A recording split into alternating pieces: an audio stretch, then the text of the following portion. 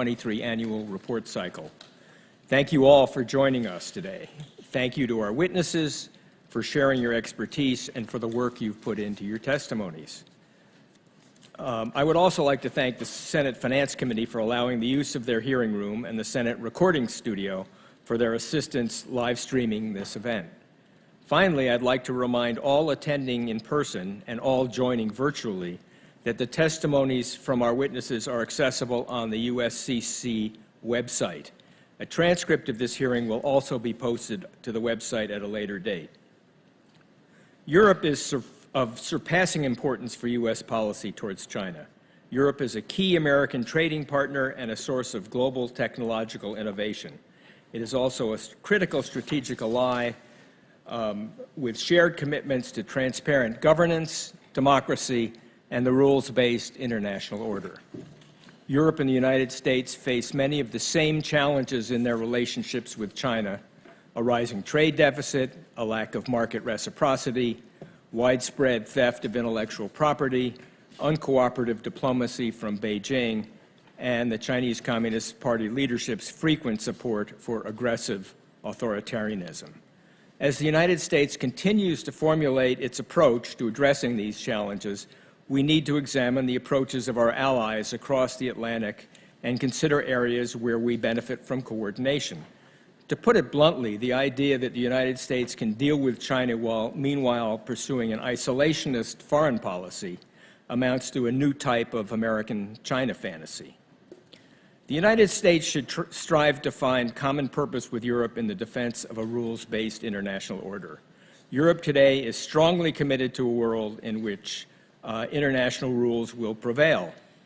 The European Union of today grew out of a shared aspiration to bring an end to contests of power that claimed so many lives in the two world wars.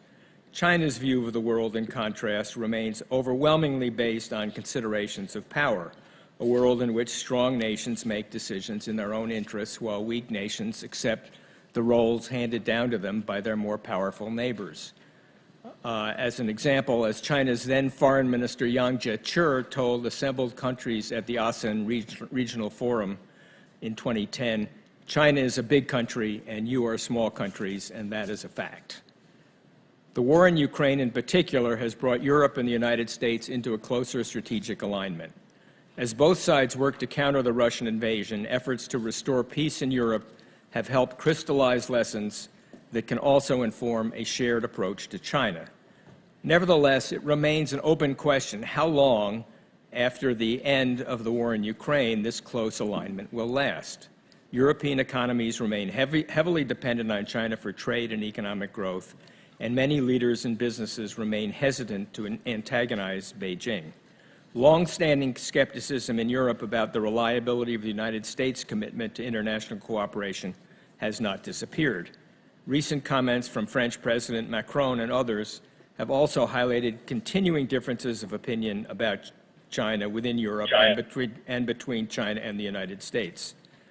One can sometimes detect what might be called the European China fantasy, the belief that Europe can simply pursue commerce with China and leave problems like Taiwan up to the Americans, relying on the U.S. at the same time for such a large share of arms and money to support Ukraine, and that will have no major impact on Europe's own security. For its own part, China is working continually and intensely to create and accentuate divisions both within Europe and between Europe and the United States. Any estrangement between the United States and its European allies strengthens China and weakens U.S. policy towards it. The United States and Europe should deepen their common bonds based on the notion, recently re-articulated by the European Union, that China is a systemic rival. We hope this hearing can contribute to that effort by increasing understanding of where approaches align and where differences remain, as well as by uncovering opportunities for deeper alignment. I will now turn the floor over to my colleague and co-chair for this hearing, Commissioner Aaron Friedberg. Thank you very much, Commissioner Mann. Good morning, everyone. I'd like to also thank our witnesses for joining us today and for the effort that they have put into preparing their testimonies. The purpose of today's hearing is to explore the prospects for convergence and divergence in U.S. and European policies aimed at meeting the growing economic, technological, and military challenges from China.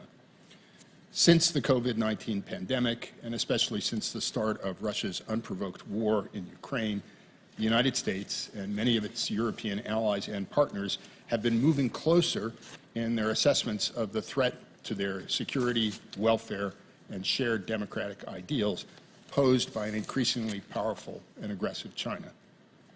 While the process of convergence has been uneven, with progress in some areas more than in others, there is growing transatlantic agreement on the need to disentangle risky economic ties, to protect sensitive and emerging technologies, to defend democratic societies against political interference, and to bolster deterrence by reaffirming shared security commitments. Despite this recent progress, it remains to be seen whether the U.S. and European perceptions and policies will continue to align more closely. There are still significant differences of opinion regarding the extent and urgency of the challenge China presents, both across Europe and within several key European countries, as well as between Europe and the United States. Countering China's mercantilist economic policies effectively will require the U.S. and its democratic allies in Europe and Asia to overcome long-standing disagreements regarding technology development, industrial subsidies, and data privacy, among other issues.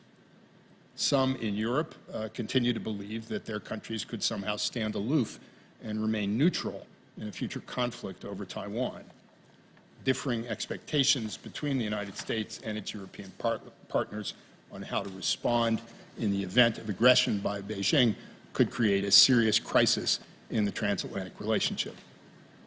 Some European governments may also be reluctant to align too closely with the U.S. because they have doubts about the future direction of our foreign policy. The Chinese Communist Party leadership is aware of these underlying tensions and potential fault lines, and the party is working hard to prevent a unified response to its increasingly aggressive behavior by trying to drive wedges between the U.S. and its European allies and between the countries of Europe.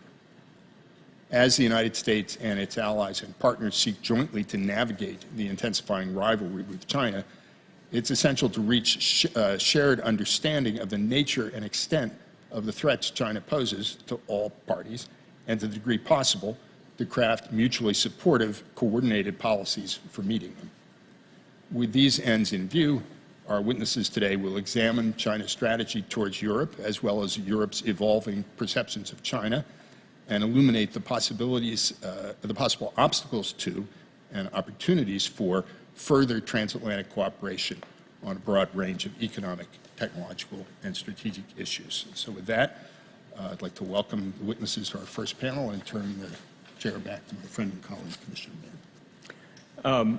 Our first panel will provide an overview of evolving European and Chinese perceptions and policies, as well as highlight the perspectives of two European countries, Germany and the Czech Republic. We'll start with Mr. Andrew Small, who is Senior Transatlantic Fellow in the Indo-Pacific Program at the German Marshall Foundation in Berlin. His testimony will provide an overview of China's approach to Europe. Next, we'll hear from Mr. Noah Barkin, who is appearing virtually. Mr. Barkin is a Senior Advisor with the China Practice for Rhodium Group, and he will provide an overview of European approaches to China. Third, Dr. Volker Stanzel, who is also appearing virtually, will provide his testimony. Dr. Stanzel is a Senior Distinguished Fellow at the German Institute for International and Security Affairs, and he will address Germany's relations with China. And finally, we'll hear from Dr. Ivana Karaskova, a China Research Fellow and China Projects Lead for the Association of International Affairs, and founder of MAP Influence, as well as China Observers in Central and Eastern Europe. That's CHOICE. Her testimony will address the Czech Republic's approach to China. Thank you all very much for your testimony. The Commission is looking forward to your remarks. I ask all witnesses to please keep their remarks to 7 minutes. Mr. Smart, we'll begin with you. Thank you very much, Chairman, Commissioner Mann, Commissioner Friedberg, other distinguished members of the Commission. I'm honored to have the opportunity to testify before you again today. For my testimony, I was encouraged primarily to focus on PRC objectives vis-à-vis Europe, which I will summarize in a moment. But I just wanted to make a general point regarding the overall picture when it comes to transatlantic cooperation vis-à-vis China. I think we're now a world removed from where we were a few years earlier, and substantially further on than we were only 18 months ago. I think it's now no longer a question, as it once was, of whether we can or should cooperate on China, whether we should do that openly, or what a transatlantic agenda might look like. We now have a lengthy agenda. It is, as we see from the G7 statements to NATO's strategic concept, an increasingly open one. It runs from summit level to the operational, to the working level. It spans the security, economic, and technological institutions of the transatlantic relationship. And it's translating practically now, from export controls to sanctions to the warnings leaders sent to China on Russia. And I think it's starting to recondition other areas of the transatlantic relationship too, from how we approach our respective industrial policy efforts to our joint financing officers as we compete with China in the developing world. None of this is to say that there aren't gaps and frustrations and differences. I think, as Commissioner Friedberg mentioned, biggest gap in my mind has still been the urgency gap between the two sides, rather than any major underlying differences on how we view the problem. But I think we start in the wrong place if we don't acknowledge just how far the transatlantic China agenda has moved and how far some of those gaps have closed. On the PRC side, I think they see this perfectly clearly. I think there's no self-consoling fiction there about Europe being too divided to agree China policies, or the belief that if Beijing's tactics are sufficiently ingenious, that it will be possible to bring about deep transatlantic rifts. I think they're realistic about the fact of US-European convergence and relatively pessimistic about where it's heading. This reflects a mix of old considerations and new ones. The PRC has long seen Europeans as part of an ideologically hostile continuum. It's Western values, Western hostile forces, Western hegemony that China has railed against. It's seen the military alliance with the United States providing the overarching framework for European security choices, and now Washington assuming even greater importance for European security in light of the Russian invasion of Ukraine. It sees the balance of European industry tilting in more critical directions as the PRC has extended its non-market practices all the way up the value chain, as well as into third markets. And it sees this combination of Europe's transatlantically conditioned security needs, greater anxiety about economic competition, and the Western ideological affinity starting to converge in ways that are detrimental to Chinese interests. I think there's good reason that Xi Jinping publicly stated that it's not just the United States, but Western countries that have implemented all-round containment, encirclement, and suppression against us. Beijing also sees many of the old tools and channels that it used to use to such great effect in Europe delivering weaker or even at some points counterproductive results. Its use of spoilers, its use of economic coercion, its ability to rely on free traders in Europe, its capacity to peel off states in Southern Europe, in Central Europe, in Eastern Europe, and even the special relationship with Germany. In the written testimony, I explain why this is the case, how a mix of political and economic changes in Europe since the days of the sovereign debt crisis and the shift in attitudes to risk resulting from the pandemic and the Russian invasion have coalesced with this bigger China rethink in Europe. None of this is to say that the old PRC channels and tools don't work at all. As we're seeing now with European firms, Beijing is coming up with more concerted ways to squeeze them, and it's finding new buttons to press, such as was mentioned in the introduction, the harping on strategic autonomy. But Beijing is simply having to deploy these tools to achieve a more limited set of objectives in Europe than it once was. And I characterize them as frustrating, complicating, and making more costly any US coalition building efforts with Europe, maintaining a level of European openness on commercial and technology access that at least gives more room for maneuver than is possible with the US, and ensuring that European states don't cross any of China's red lines on Taiwan and other sensitive issues. These are achievable and important, but very much non-maximalist aims on China's side.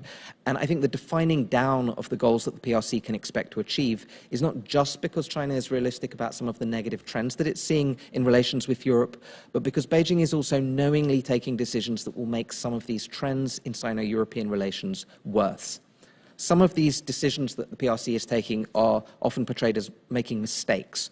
Why run ideologically aggressive campaigns out of your embassies in Europe during the pandemic? Why support Russian treaty proposals that would roll back alliance commitments in Central Europe? In practice, however, the calculation appears to be that in the struggle environment that the PRC now faces, the harm to relationships in Europe is a regrettable but necessary trade-off, resulting from choices that are simply of higher importance to the PRC's domestic and wider strategic interests. This is especially the case with the PRC's decision to openly deepen ties with Moscow at a time of war. However frustrated he at times appears to be about this in meetings with European leaders, Xi Jinping evidently understands and accepts the consequences of this decision for the Sino-European relationship, as long as the fallout with Europe can be contained. Beijing does take seriously the risk and warnings of a real rupture in relations with Europe if it swings in with systemic supplies of lethal aid to Russia, and it's also tried to find ways to placate Europe on areas of concern while making sure it doesn't give away anything too substantial in the process. Europeans are certainly among the intended audience for China's special envoy for Eurasian affairs, for the belated phone call with Zelensky, and for Beijing's 12-point position paper. I think the PRC knows that it matters to be seen to be doing something to address the conflict, even if there's very little pretense that it amounts to much. But I think that in the end, overestimating the potential scope of any charm offensive for Europe on the PRC side is a mistake. It should be understood as part of a damage limitation exercise, and there should be no assumption that a lot will be put on the table for the Europeans. Beijing will still manage this relationship extremely carefully. PRC has long understood the strategic salience of Europe in a context where economic, technological, and even discourse power is of critical importance. And there will certainly be a push to ensure that the de-risking and economic security agenda is contained. But there's an underlying assumption from the PRC that in a world of system competition and system rivalry, Europe is on the opposite side. And beyond hoping that some exogenous factors may change that, Xi Jinping is steeling China for a confrontation not just with the United States and its Asian allies, but with the West as a whole. Thank you very much, Mr. Small. Next, we'll hear from Mr. Barkin. Commissioner Mann, Commissioner Friedberg, other distinguished members of the Commission, thank you for the opportunity to speak to you today about Europe-China relations and transatlantic cooperation on China. Europe has been recalibrating its relationship with China for over half a decade, but the relationship entered a new phase following Russia's invasion of Ukraine in February 2022. Beijing's refusal to condemn the war and its deepening relationship with Moscow has cemented the view in many European capitals that China is turning into a geopolitical rival and competitor. The war has also increased awareness in Europe of the risks of a conflict over Taiwan, and it has triggered an intense debate in the big European capitals about reducing economic dependencies on China. The words that come up most frequently these days when discussing China with European officials are diversification, resilience, and de-risking. That said, there are important differences between Europe and the US when it comes to China policy, and I'd like to highlight a few of these. First, the EU is a collection of 27 member states, each with their own economic, political, and historical ties to China. On top of that, we have EU institutions like the European Commission in Brussels. This means that Europe can be slower in responding to China. It also means that Europe sometimes speaks with multiple voices and sends conflicting policy signals. We witnessed this in recent months when two of Europe's leading political figures, European Commission President Ursula von der Leyen and French President Emmanuel Macron, sent very different messages on China within the span of a week. Europe is not a monolith, but as we have seen in the case of Russia, Europe is capable of moving quickly and decisively in times of crisis. A second difference is that there is little appetite in Europe to contain, isolate, or disengage economically from China. Because of concerns about China's relationship with Russia, the risks of a Taiwan conflict, and rising tensions between the US and China, there is a view that Europe needs to go out of its way to seek dialogue with the Chinese leadership. We've seen a flurry of visits by European leaders to Beijing in recent months. These visits were driven in part by a desire to try to head off worst-case scenarios with Beijing. Third, while there is a nascent push in Europe to reduce dependencies on China, the appetite for paying an economic price in the name of national security is not as developed as it is in the US, or for that matter, in a country like Japan. And economic headwinds that Europe is experiencing from the war in Ukraine have reinforced the caution on this front.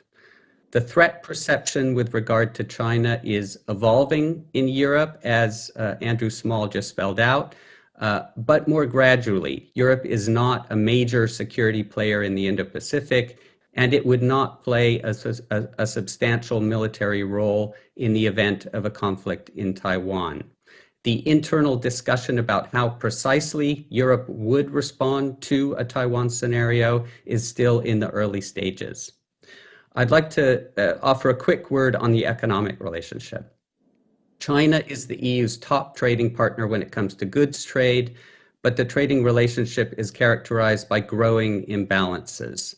The EU's trade deficit with China has doubled over the past 2 years, reaching 366 billion euros in 2022. Germany recorded its largest trade deficit ever with China last year, driven in part by shifting dynamics in the auto sector.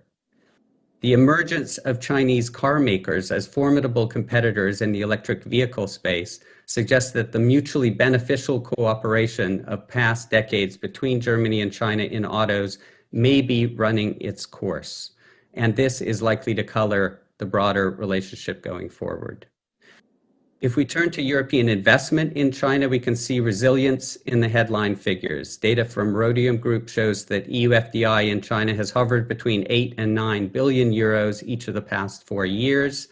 But beneath these headline figures, there are important, interesting trends. First, EU investment is increasingly driven by greenfield projects rather than acquisitions. Companies that already have a large presence in China are investing in plants and equipment, often as part of a push to localize their production. Second, EU FDI in China is increasingly dominated by a handful of big companies. Above all, German firms, which made up a record 84% of total EU FDI in China last year, according to Rhodium. At the same time, we are seeing very few new European investors entering the Chinese market, and many smaller firms are pausing or reducing investments in China. China's economic weakness coming out of the pandemic is one of the contributing factors here. I'd like to conclude with a few recommendations for U.S. engagement with Europe on China. First, the U.S. should be looking to bed down the forums that have been created in recent years, from the EU-US dialogue on China to the Trade and Technology Council, which plays an essential role in developing a transatlantic consensus on the big China-related issues, especially trade and technology. The TTC will require bipartisan support to survive under future administrations. Greater involvement from Congress can play a constructive role here. Second, we have heard in recent months that the old Washington consensus on trade is dead. That may be true, but the administration and Congress should be thinking about how they can selectively reduce barriers to trade and investment with close allies in Europe as well as in Asia. And finally, while the US should not be shy about making its arguments on China policy to Europe behind closed doors, overt public pressure can backfire, increasing resistance from certain member states, undermining those in Europe who support more transatlantic cooperation on China, and playing into Chinese narratives of Europe as a US vassal. Congress has a role to play here too. Building consensus steadily over time is likely to yield greater dividends than a confrontational public posture. Thank you for your time. I look forward to your questions. Thank you, Mr. Barkin. Third, Dr. Stansel, nice to see you again. Chairman Mann, Commissioner Friedberg, members of the Commission, I'm happy to share with you some observations on Germany's relations with China. I'll begin with a quick look at the backdrop.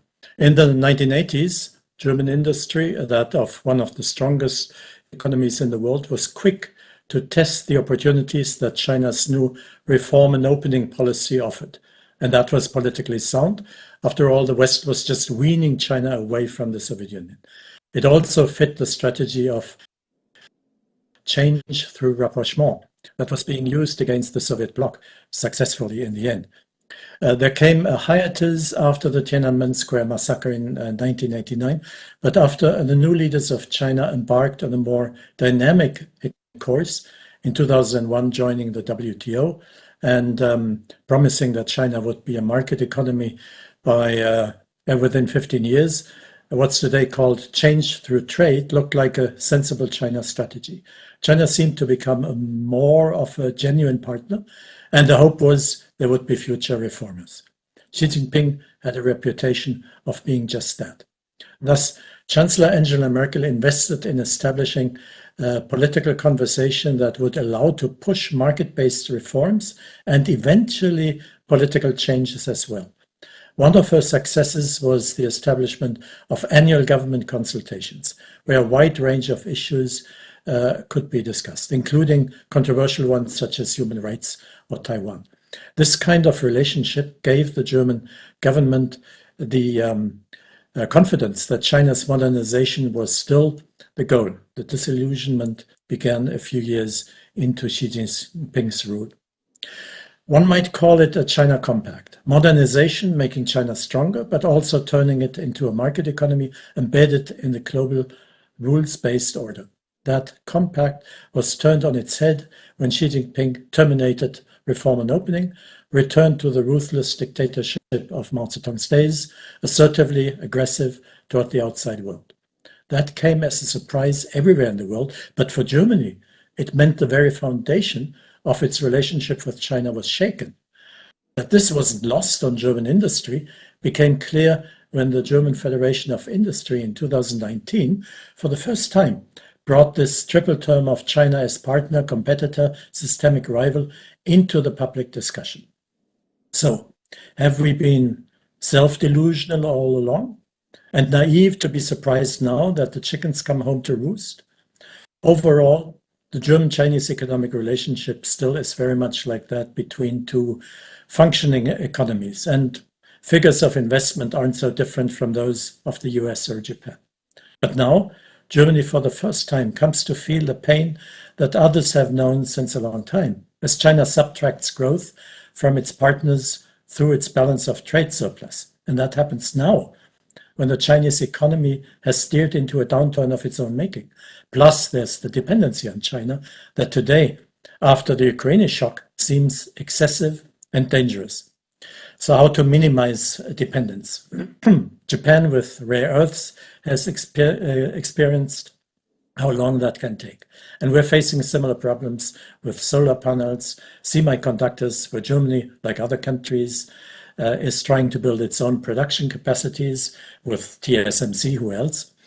De-risking is now a firmly accepted term, replacing the previous decoupling. And thanks to the G7, we now have concrete specifications of what it means, mainly diversification, adjusting global supply chains, outbound investment screening. But decreasing dependencies is going to be a long process. Mind you, Xi Jinping has expressly stated he wants to use dependence on China as a political tool. But as the way Germany dealt with Russia's gas and oil embargo shows, market economies can adapt quite flexibly. Global supply chains wholly without China will not be possible, but the role of China must be adjusted in order to avoid the wholesale transfer of German firms to China as happened in the past. We want production to take place in Germany, and for that we need to know who the investors are. An open data bank, for example, would show who is able to act in Europe according to our rules. We don't want a systemic rival acting according to Communist Party directives inside our borders. Such a kind of de-risking would presumably also go a long way in addressing the German public's general negative attitude toward China. Politically, China is no longer trying to divide and rule only the European Union, but much more. The Communist Party's attempt to unite the world against the US-led West may well lead to a global divide. The Ukraine war is a heaven-sent opportunity for Beijing to impress again and again on the Europeans the need to break away from the hegemony of the Americans and to ensure peace with Russia by exerting pressure on Kyiv. Beijing doesn't even pretend to be a peace broker. In its collusion with Russia, it acts more like a blackmailing thug. To get out of your US-imposed mess, you need us, you need China. In this situation, the relationship with the United States is the mainstay of Europe's China policy, not the least because it so far keeps the West united. That's a success that goes so far that even in industrial circles in Germany, it is now accepted that in the event of a conflict over Taiwan, Germany would stand at the side of Taiwan and the United States. That this would mean a global economic crisis is understood quite well, though grudgingly, with the result that Europeans as a whole vacillate between the hope that neutrality between the US and China somehow might still be an option, and the acceptance the need to get more engaged in security matters in the Indo-Pacific right now, as was shown and demonstrated during the Shangri-La conference with the European participants, and as was shown yesterday when Chancellor Scholz presented the new national security strategy of Germany. I thank you for your attention. Thank you, Dr. Stancl. Dr. Karaskova, please. Chair, Vice Chairman, Commissioners, ladies and gentlemen, thank you for offering me the opportunity to present to the committee my views on the Czech Republic's foreign policy towards China. The insights I present in both written and oral testimony are derived from extensive research conducted through 2 international projects that I lead, MAP Influence and Choice. In my written testimony, I discuss the broader framework of Czech-China relations. In my oral testimony, I intend to highlight the factors that led to the Czech Republic's skeptical position on China, while offering suggestions to enhance transatlantic collaboration regarding China-related matters. The incumbent Czech government, assuming power in December 2021, has exhibited a discernible level of doubt concerning China. This skepticism is apparent in the government's declaration to revise the nation's China strategy, indicating a departure from the previous administration's emphasis on economic diplomacy with China. In a parallel process, the Czech Republic undertakes the revision of its security strategy. The drafted document explicitly recognizes China as a security threat alongside Russia. Please note the language. It's not labeled as challenge, as NATO concept, or it's not labeled in the trifecta of competitor, partner, or rival. It's labeled security threat. By openly designating China as a security threat, the Czech Republic signals its concerns regarding a range of issues, including China's interference in democratic processes in the Czech Republic and China's pro-Russian neutrality in the war in Ukraine. The recent election of President Petr Pavel, a former chairman of the NATO Military Committee, has further bolstered the government's position. President Pavel has been supportive of strengthening the Czech Republic's ties with Taiwan. Shortly after his election, he accepted a congratulatory call from the Taiwanese President Tsai Ing-wen, and he also expressed his willingness to meet her. Even more willingness to openly engage with Taiwan has been exhibited by the Czech legislators. In March 2023, a 150-member strong delegation headed from the Czech Republic to Taiwan. Significantly, it included the directors of the Czech Counterintelligence Service and the Czech Cybersecurity Watchdog. This visit clearly indicates the Czech Republic's willingness to deepen its relations with Taiwan beyond purely economic and cultural dimensions. To fully comprehend the current stance of the Czech politicians towards China, it's important to consider the domestic drivers and the context and historical narrative that has shaped Czech Republic perceptions of China. Since gaining independence in 1989, China has been a recurring yet relatively peripheral topic for the Czech domestic political debates. The foundations of Czech foreign policy were established by President Václav Havel and his administration, who drew upon their direct negative experience with communism. Consequently, China was viewed as an authoritarian regime with morally objectionable policies and initiatives that warranted opposition rather than acceptance. This perspective has encompassed Tibet and Taiwan, which were perceived as smaller entities surrounded and threatened by a larger authoritarian regime. This historical memory of Czechoslovakia's occupation by Nazi Germany and later by Warsaw Pact troops holds significant influence over the perception and also over the international affairs among Czech politicians and the general public alike. However, the long-standing value-based approach towards China showed first cracks during the economic slowdown at the end of 1990s and further eroded during the financial crisis of the late 2000s, prompting political representatives to gradually embrace a more favorable view of China as an economic opportunity for the Czech companies. At the same time, China started displaying interest in the markets of Central and Eastern Europe and initiated an establishment of the so-called 16+1 platform. The Czech Republic joined the format, regarding it as a strategic mechanism to maintain China's interest in the country, to attract Chinese FDI, and also to give Czech policymakers a privileged access to influential circles in Beijing. However, the economic benefits expected by the Czech Republic have not fully materialized. While China ranks as the Czech Republic's second largest economic partner, following Germany, it has been imports which dominate the bilateral trade. When it comes to investments, Taiwanese investments have been responsible for creating more jobs, as Chinese investments have primarily taken the form of mergers and acquisitions. Moreover, China started to employ intimidation towards countries that prioritize relations with Taiwan, such as the Czech Republic. An illustrative example is the case of Miloš Vystrčil, the president of the Czech Senate, who faced warnings of paying, I quote here, a heavy price, unquote, following his official visit to Taiwan in 2020. Lastly, China's decision to back Russia's narratives and demands concerning the war in Ukraine struck a particular nerve. It served as a stark reminder of the importance of security for the Czech Republic and prompted a reassessment of the country's inadequate military spending. It also led to the decision to sign a security cooperation agreement with the United States. The war in Ukraine may have had, however, some unintended positive effect. The proactive and confident foreign policy demonstrated by the Baltic states, Poland, Czech Republic, Slovakia, and others, in response to the Russian aggression, reflects their desire to play a more active role within the European Union. Previously viewed as lacking ambition to shape EU policies, these countries are now undergoing their own transformative process. Once fully embracing this experience, their concerns may not be limited to Russia alone. If China is perceived as aligning with the Russian objective of pushing NATO back to its pre-1997 enlargement state, it can be expected that Central and Eastern Europe will view Beijing as an explicit threat to its security, a position which the current Czech government seems to adopt in its draft of the security strategy. Against this backdrop, the United States should contemplate deepening the cooperation with Central and Eastern European countries to tackle the challenges presented by China. Furthermore, the US Congress should advocate for the cultivation of China expertise within European institutions, academia, and policy circles. And I will stop here, and I'm looking forward to the discussion. Thank you. Thank you very much.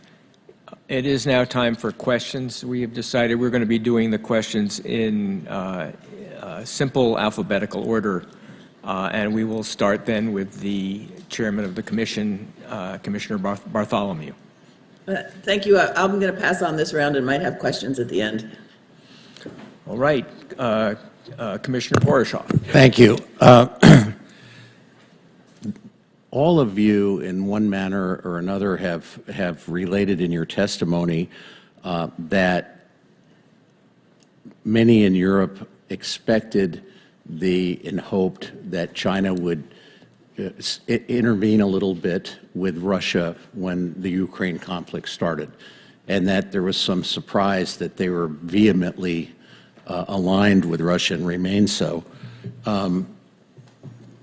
I'd like to hear from any of you that would like to talk about it, but I would start with you, Mr. Small, because you talk about it in your written testimony. Do you, given the incredible amount of economic activity that has occurred in the past between Germany and China, Czech and China, and the other EU countries, is it possible that there will be, do you believe that there will be a change in that tremendous leaning toward Russia, or is it really an inexorable decision? And if it is one that they aren't going to change, what in your opinion is the reason that they view Russia so important to them versus the possibility of alienating all of Europe eventually? Thank you very much for the question, Commissioner. Yes, absolutely. In the run-up to the invasion, European officials, German officials, went to the Chinese government and said, we would like you to at least do what you did in 2014, something that looks like real neutrality, as you exhibited for Crimea. That would still be helpful. We don't expect very much of you beyond that, but we would hope you will do at least that. And they were rebuffed at that point. And then, of course, you had the joint no limits statement. This already kind of raised alarms. There was a period of some hope that there may be some level of distancing, particularly when you saw the statements from Putin at the Samarkand summit with Xi Jinping about Chinese concerns, and the willingness on Xi Jinping's part to repeat pretty much boilerplate statements on nuclear weapons use. I think you saw a sort of surge in European hopes around this time, around Bali and things like that, that China may occupy a more constructive role. By the time you get to Xi Jinping's visit to Moscow, I think people have been essentially disabused of this notion. I think this was trailed as a peace mission by Chinese diplomats, and I think it was absolutely clear that Xi Jinping had no intention of even pretending that that was the case. And the European Council meeting that took place after the Xi Jinping trip to Moscow, I think was characterized by real concern on the part of European leaders about what the trajectory of China-Russia relations actually was. I think the analysis on the Chinese side is still that in the wider scheme of competition with the United States and to a certain extent with the West as a whole, that Russia is an important enough across-the-board ally to be worth paying a price for the deepening of this relationship, that there is no other partner in the context of this struggle that adds as much and that China benefits from as much comprehensively in terms of military support, ideological coordination, political coordination, some of the kind of, in some ways, more limited economic benefits, evidently contrast with what they're able to achieve with Europe, but also that the fallout can be contained, that it can still be possible to maintain a certain level of an economic relationship with Europe consistent with the sort of deepening ties with Russia that they see. They know that if they cross certain thresholds, and they've had the warnings made very clearly to them by European leaders, that things could get a lot worse. It's one of the only absolutely consistent lines that European leaders have been giving to China in the last few months, that there could be a real rupture in relations if China were to proceed with lethal aid. So there is an understanding that they want to limit some of the fallout and that they think they can limit some of the fallout, but some of these costs that they see in Europe, and the costs are made very clear, as Dr. Kraskova mentioned. I mean, in Central and Eastern Europe in particular, the damage to relations has been incredibly pronounced, but I think it's reconditioned thinking in Europe so that there's a different level of understanding, essentially, of China as an enabler to security threats in Europe. But it has, in the scheme of, I think, their assessment of the strategic context that they face, they appear to see this as a price worth paying. I think I asked a question that we don't have enough time for everybody to answer, and forgive me for that. So I would like to revisit that later if we have time. Thank you very much for that answer. Commissioner Cleveland. Thank you. Thank you all for coming. I'd like to understand Germany's position a little more clearly, given that all of you have characterized Germany as Sorry? You've all characterized Germany as having a fairly dominant relationship. Mr. Barkin, if you could elaborate a little bit on your characterization that German companies are doing well and making good profits, and that there has been some shift to this localization of in China for China approach. I'm interested in whether or not there's production, manufacturing, and sales of German products in in China, or there's production manufacturing for sales overseas. And to that end, Mr. Stanzel, you talk a little bit about exporting. I'm wondering if a company like KUKA is viewed as now a Chinese company, or is it still considered a German company? And are they selling in China, or are they selling for the overseas market?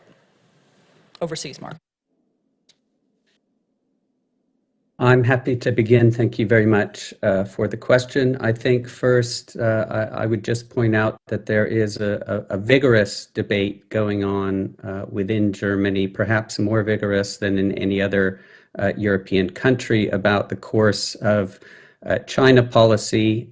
We have the government is going to be coming out, we think perhaps early next month, with a China strategy.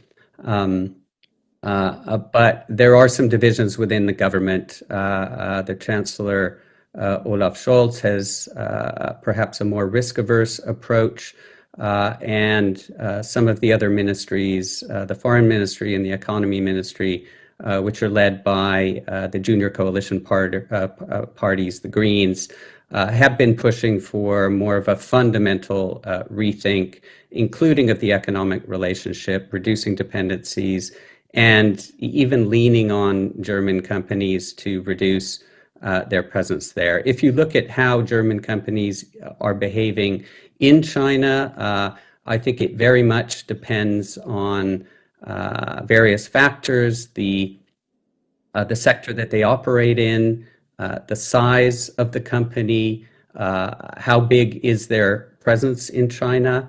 I think we have a sort of dual phenomenon at the moment going on. Some of the big companies who are heavily invested in China are adopting a sort of in China for China strategy. That means localizing production, localizing supply chains. By the way, this is also something that is encouraged by China's leadership. And on the other hand, and this means more investment, certainly in the short and medium term. On the other hand, we're seeing a diversification trend, and many companies are doing both at the same time. We had an announcement from the Siemens CEO today from Singapore announcing 140 million euro investment in their in a plant in China that does industrial software, and 200 million euro investment in Singapore in a factory from which they're going to be exporting to South Asia and Southeast Asia. So we have this dual phenomenon. I would say one trend that we've seen is that the big companies are doubling down, and the smaller companies dealing with compliance costs and other difficulties in the Chinese market are either reducing investment or pausing investment.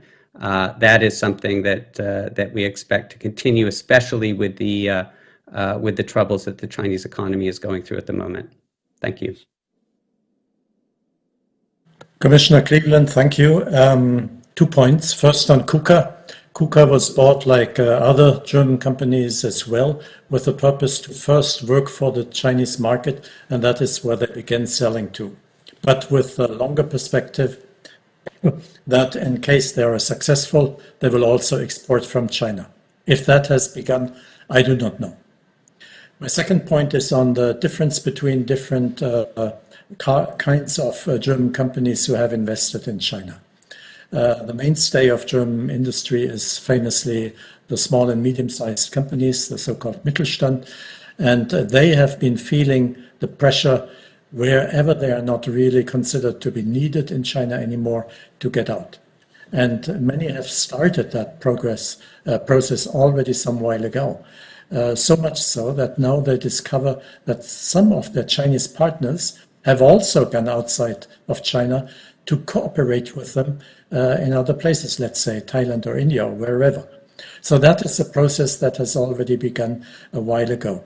The larger companies that Noah Barkin has also been speaking about have not been feeling that kind of pressure so far, because they've been doing very well in China and outside of China as well. Now, with the downturn of the Chinese economy, they are feeling that their exports are going down as well.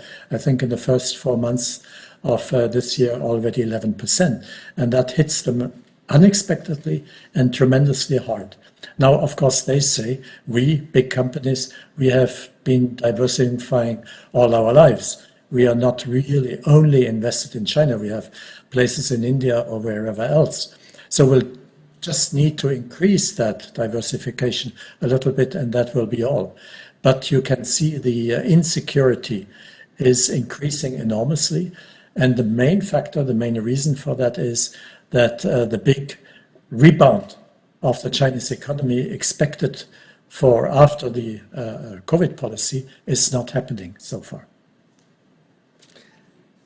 Thank you. Commissioner and Co-Chair Friedberg. Thank you very much, and thanks again to all of our witnesses. Mr. Small, it seems to me that you've captured quite brilliantly the essence of Xi Jinping and the CCP's view of the current state of affairs in the world, and which is to say I agree with you. So if I could sum up what you've said, Xi sees China as locked in an intensifying rivalry with the West, of which Europe is an inextricable part. It's inevitable. The aim of his policy then is towards Europe is to slow things down to the extent possible, to continue to extract whatever benefits he can from Europe, and to prevent or slow a unified response, Europe and the United States in particular.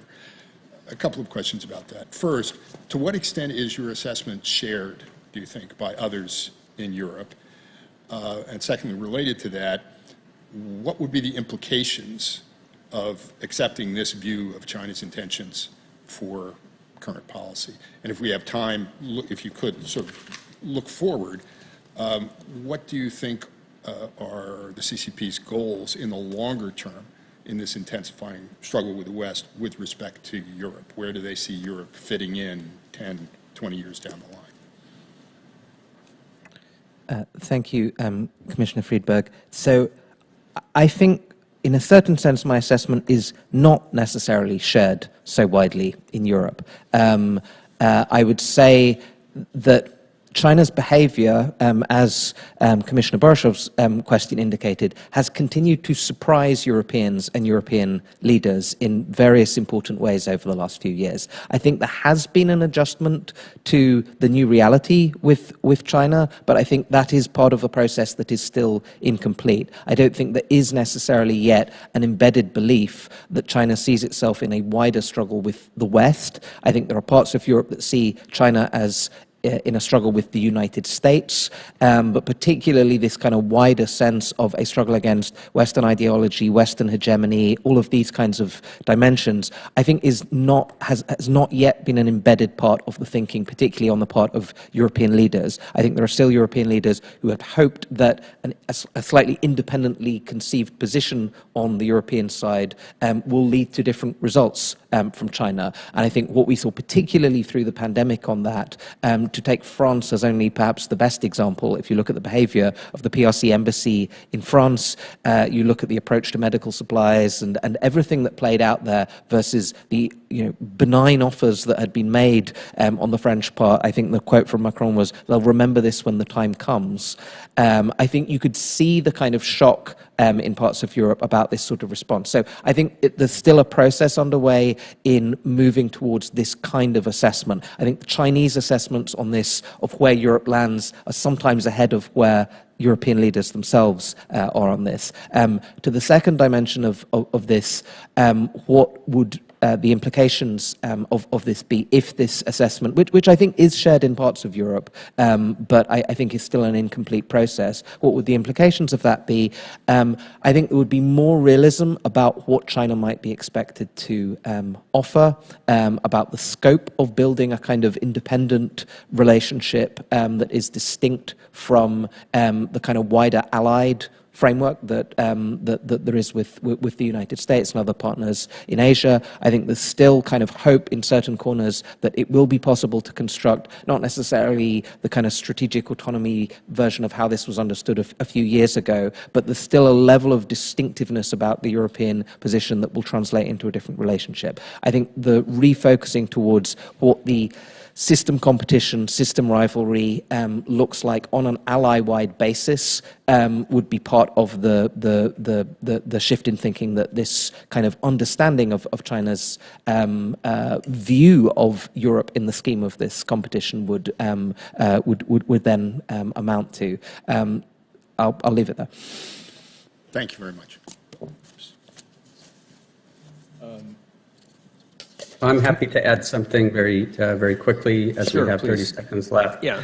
I think a big part of China's motivation is driven by economic considerations. China needs access to the European market. It would like to retain access to European technology. In conversations with Chinese interlocutors in recent months, European officials have heard this on many occasions. The message is more coming. I think there was China was spooked to a certain extent by the Dutch decision to go along with the U.S. and Japan, and they're very concerned about further moves by Europe in this direction. Thank you. Commissioner Glass, I believe, is not with us till this afternoon. Is that correct? Commissioner Goodwin. Thank you, Mr. Chairman, and my appreciation to the panel. I'm going to pose this question to the panel, and I'd just like to hear a little bit more about European efforts to de-risk and how those compare to our own efforts here in the United States. Particularly, I'd like to hear how you might reconcile or square some of the European criticisms of the Inflation Reduction Act with this own de-risking strategy, which I believe certainly prompted by a lot of the same concerns over securing supply chains, a desire to be more competitive in a lot of critical industries, including clean energy. And the first pillar, which according to the President of the European Commission, was to make the European economy and European industry more resilient and competitive, which sounds precisely how the administration might describe the Inflation Reduction Act. So how do you reconcile that tension between what the Europeans are planning to do, how they've described what we understand when they say de-risking, with these criticisms that we've heard over the past few months of the Inflation Reduction Act?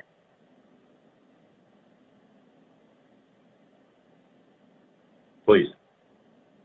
Commissioner Goodwin, I think that in the view of mainly Brussels and major capitals of Europe, the Inflation Reduction Act was a lesson to both sides, and it is as thus a thing of the past. I think many Europeans take it as something to which the first instinct was the reaction will do the same. And then that was being discussed. And it turned out that that has many negative consequences, which were discussed with the American side. And the feeling in many places in Europe, at least in Germany, is that this is understood on the American side. And something like the IRA, in the same kind of way, especially without prior consultation, is not going to happen in the same way again. And I think that would be a positive development, because otherwise this surprising unity we find across the Atlantic presently, both on Ukraine, Russia, and China, is something extraordinary. And we need to make efforts to keep it intact. Thank you. I'm happy to jump in on de-risking very quickly. I agree with Ambassador Stanzel on the IRA, how Europe views that.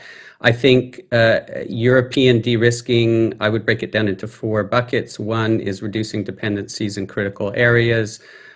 2, building resilient supply chains. 3, protecting critical infrastructure. And 4, preventing transfers of technology that would bolster China's military. I think there's consensus on the first 3, reducing dependencies, resilient supply chains, and critical infrastructure, although Europe has a bit of a spotty record on the latter. On the last one, establishing red lines in the technology relationship with China, I think there is a lot less consensus. I think what we're talking about here is both inbound screening, export controls, outbound screening. And this is the debate that I think is going to be taking place in Europe over the coming months once we get a communication, an economic security strategy in the coming weeks from the European Commission. This is going to be the big debate, and I think this will be the big debate in the transatlantic relationship, where the U.S. wants to ensure that if it's preventing its own firms from doing business with China in certain fields that European firms are not backfilling or filling those holes. Thank you. Any other witnesses? All right. Thank you, Mr. Chairman. Thank you. Commissioner Hellberg. Thank you, Mr. Chairman, and thank you to our panelists. My question is for Mr. Small. Would it be accurate to deduct from Xi Jinping's statements and policy that he believes a politically fragmented Europe is in China's interest? Thank you, Commissioner. I think that has been one of the big shifts on the Chinese side. If you go back to the early 2000s and the mid-2000s, I think there was the hope of this kind of independent European pole emerging. There was a lot of investment in the European institutions. There was a belief, and there was around the time of the Iraq War, that you were going to see Europe almost emerging as a sort of soft counterbalance to the United States. The advisors around the Chinese leadership at the time really stressed the distinctiveness of what Europe could emerge as in the scheme of a kind of multipolar world for China. I think that thinking has shifted quite markedly. I think the belief has instead become that it's better to be able to deal with individual European member states on an individual basis, that it's better to be able to kind of carve up Europe, as we've seen in efforts directed at Central and Eastern Europe, at Southern Europe at certain junctures, and the playing off of some of the big three countries. Some of this was once done under the auspices of a continued perceived value in still seeing the EU emerge as kind of a pole that still had the capacity to resist the United States on certain fronts. But I think the concern in the last decade has been that the EU and the Commission are actually more at the forefront of the most critical approaches and policy areas vis-à-vis China, and that the kind of collective efforts, when even if individual member states will deal with China using certain kinds of language and with a certain level of care, there's more and more that will be kicked up to the Brussels end to do the hard-edged piece of this, as we saw from the speech, of course, recently from the Commission President Ursula von der Leyen, which I think went further than you would have seen from any national leader in its identification and characterization of China and what needed to be done. So I think the approach on the Chinese side and the assessment of Xi Jinping will certainly be that fragmenting Europe on this and complicating the capacity for Europe to pull together on these questions is a course of action that they should proceed down. But I think there's less hope than there was a few years ago that it's actually possible to achieve this. I think the carving out of different bits of Europe has diminished, as we've heard on the 16+1 and 17+1. Some of the European countries in the south that were once more disaffected and willing to kind of play the China card in their relationship with Brussels or Berlin have become less willing to do so, partly because of the kind of fiscal agreements that have been reached within Europe through the pandemic. And spoilers are less useful for China than they used to be. It's different if this is done at kind of lower committee level, human rights committees, or when this is kicked up to leaders level, as a lot of the China decisions now are in Europe. Even a Viktor Orban doesn't necessarily stand up as actively when it involves really spending political capital. So I think, although that's the objective, certainly on the Chinese side at the moment, I think they found it harder and harder to pull off than even a few years earlier. Does Xi Jinping believe that the dissolution of the European Union would be in China's interest? I don't think he would see that as a realistic objective. I don't think it. I mean, we've seen the way that China has approached past crises in Europe. Further back in time, I think there was still a sense that China's economic interests, because of the importance of the European market, did rely on the EU, the institutions, and various of these things holding together relatively effectively. We saw that particularly through the sovereign debt crisis. The interesting thing through the pandemic, if you look at some of the Chinese propaganda and information activities in Europe, was that it was the first time you started getting some of these directed critically at the EU and its institutions, particularly in Italy and a couple of other locations, to sort of poke at some of the differences that were there.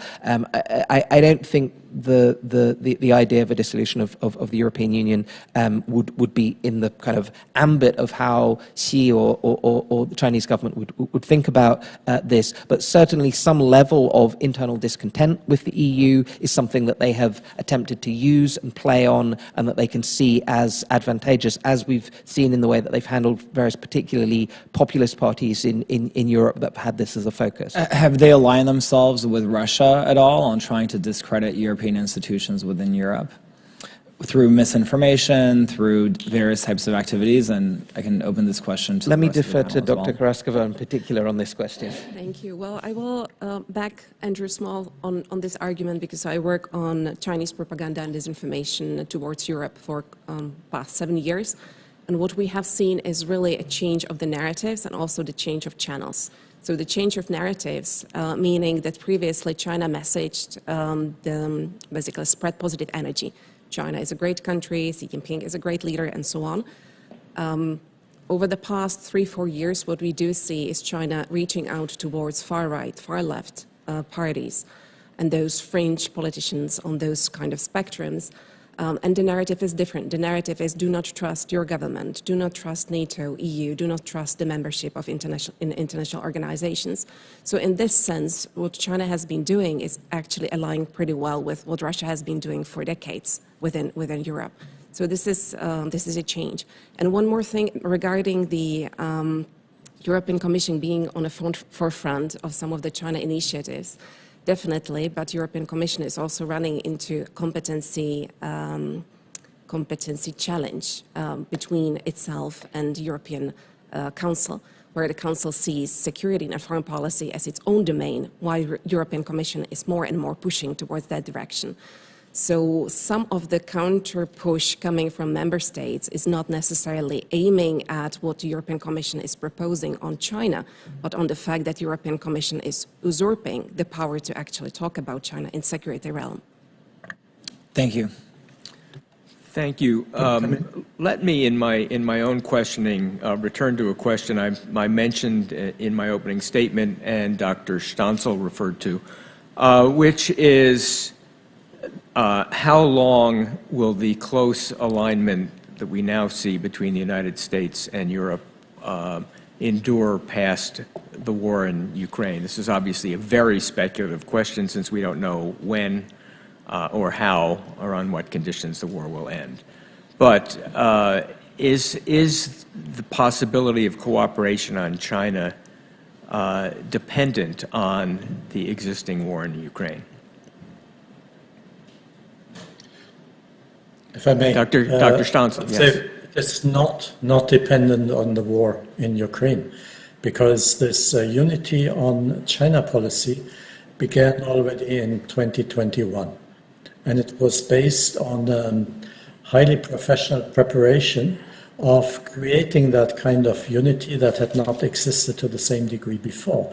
But if you look at the first statements coming out of the G7 in 2021, then the NATO summit 2021, and later when the president of the US attended the EU summit, they speak with one voice.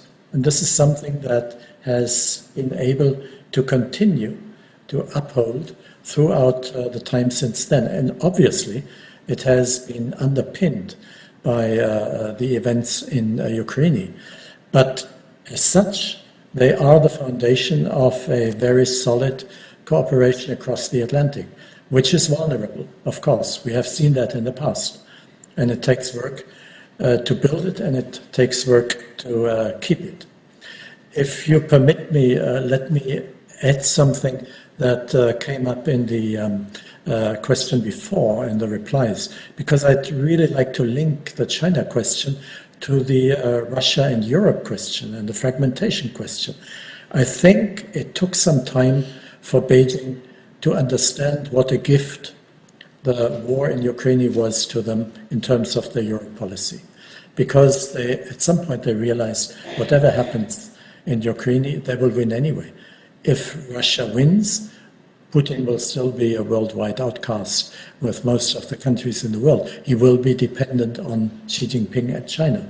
If he loses or turns out as the weaker side of the negotiations, he will also be needing Chinese help. So in the end, concerning Europe, Russia, which after all goes all the way to Belarus, Russia is a bridge for China into the European Union, into Western Europe. And I think if there is a perspective of supporting fragmentation of the European Union, or even dissolution of the EU, which I think is a goal they have not given up on, then this is facilitated enormously because of the war and the consequences, whichever it may be, because of a weaker Russia. Thank you. Other witnesses? I'm happy to just... Mr. Parkin, yes. Yes, thanks. I think you asked about how long will the close alignment endure past the war in Ukraine, and I think I agree with Volker Stenzel that this is the war. The end of the war in Ukraine is not necessarily going to affect EU-US cooperation on China. I think I would say that we did see under the prior US administration the birth of strategic autonomy. Some people forget that the anti-coercion instrument that was recently finalized in Brussels was born of the Trump administration rather than China. I think the focus of it has shifted in the intervening years. We saw the CAI. We saw a great deal of resistance to U.S. pressure to exclude Huawei from 5G networks. So I do think that the U.S. administration that is engaged, that is working, consulting with its allies in Europe is important. That does not mean that Europe's view of China will change under if we have a change of administration in the U.S. And it doesn't mean that having a very transatlantic administration like we have at the moment isn't without its bumps. You know, if we look at the IRA, AUKUS, and Afghanistan, for example. But I do think that European leaders will have more of a tendency to hedge if they don't have a partner in Washington that they feel they can rely on. Thanks. All right. Commissioner Price. Good morning, everyone, and thank you all for your excellent testimony today. I have several questions, but I think I'm going to start with Mr. Barkin. And in your testimony this morning, you talked about, and your recommendations. I always find the recommendations so important. You talk about overt public pressure on Europe to move China policy and the possibility that could backfire. In your written testimony, you called it curb your enthusiasm. Can you expand on that a little bit, perhaps with an example? Sure. I think I mean, it's a very good question. I think you know, as I just laid out in my prior answer.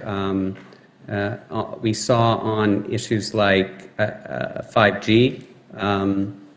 I think the Trump administration was very active in Europe in pushing European countries to exclude Huawei from their 5G networks. We all remember last-minute trips to London by administration officials to convince the government there to reverse course.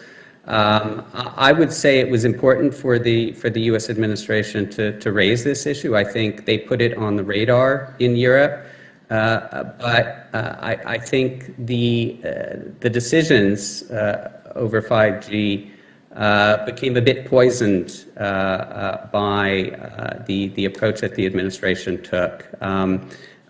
In the sense that it became a debate, not a debate about what is in Europe's security interests in terms of what suppliers were in its 5G networks. It became a question: Are we gonna do what Donald Trump tells us to do? So I think I'm quite complimentary on the Biden administration's approach. It's worked, I think, over time to consult with the Europeans.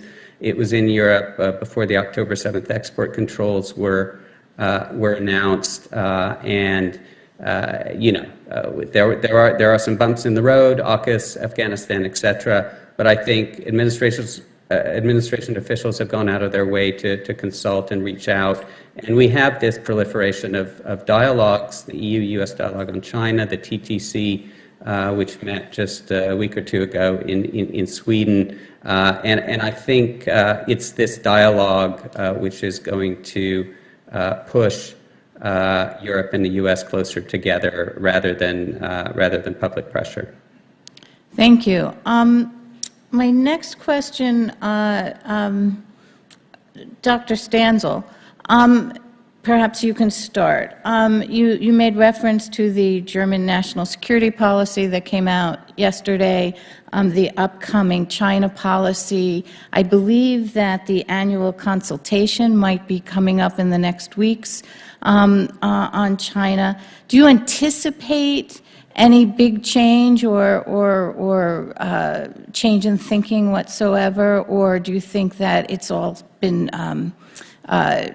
communicated in different ways already, and that we shouldn't expect much new to come out of them? Thank you, Commissioner Price. Well, things that Noah Barkin described before are coming to a head these days. Noah Barkin spoke about the differences of opinion between various parties in Germany, and first they had to agree now on the national security strategy, which also contains some paragraphs on China. That will be followed by a China strategy, but that will not come out before the annual consultations have taken place, which will take place on the 20th, that is next week, you're quite right. And to prepare those with the Chinese who are reading the papers, who have read the national security strategy, and who have heard what ministers, especially our foreign ministers, have been saying about them, and they want to have clarification. So that kind of what I just called clarification is something that's going to happen inside Germany in the course of this week, the next and the week after that. And I think we have a tendency that on the one hand, let's call it the G7 agreement, de-risking in a wider sense, is something that is solid basis for all parties to agree on. It's not that specific, however, and once you go into the details, it gets more and more difficult. So if our foreign minister yesterday said that she wants a secure Germany to be so secure that people don't have to be afraid for the safety of their cell phones, nobody listens, nobody manipulates them, etc., then that goes a long way in criticizing China. On the other hand, you have the major coalition party, the Social Democratic Party, which is strongly influenced by business, especially via the trade unions, and who would like to go on as long as possible to keep a solid economic relationship with China, and thus not to antagonize them, especially when the Chinese prime minister is coming to Germany. So after that, the various parties will have to agree on that China strategy, and I can see we will see a lot of controversies, and I cannot see how the outcome will be like. Thank you. Thank you. Commissioner Schreiber. Thank you, Mr. Chairman, and thank you to our witnesses. We haven't talked a lot about security and military issues thus far, so a couple questions on that topic. Mr. Barkin, you alluded to the fact that while there's growing interest in the security issues, we know there's some increase in presence, South China Sea presence, even Taiwan Strait transits, but you implied there's a pretty hard limit there of what we might expect. I'm wondering if you could talk a little bit more about what that limit is it and why? Is it a capacity issue? Is it a divergence of views on security issues? Is it an expectation of division of labor? Mr. Small, nice to see you again. I want to take advantage of your expertise on NATO and interests in Asia.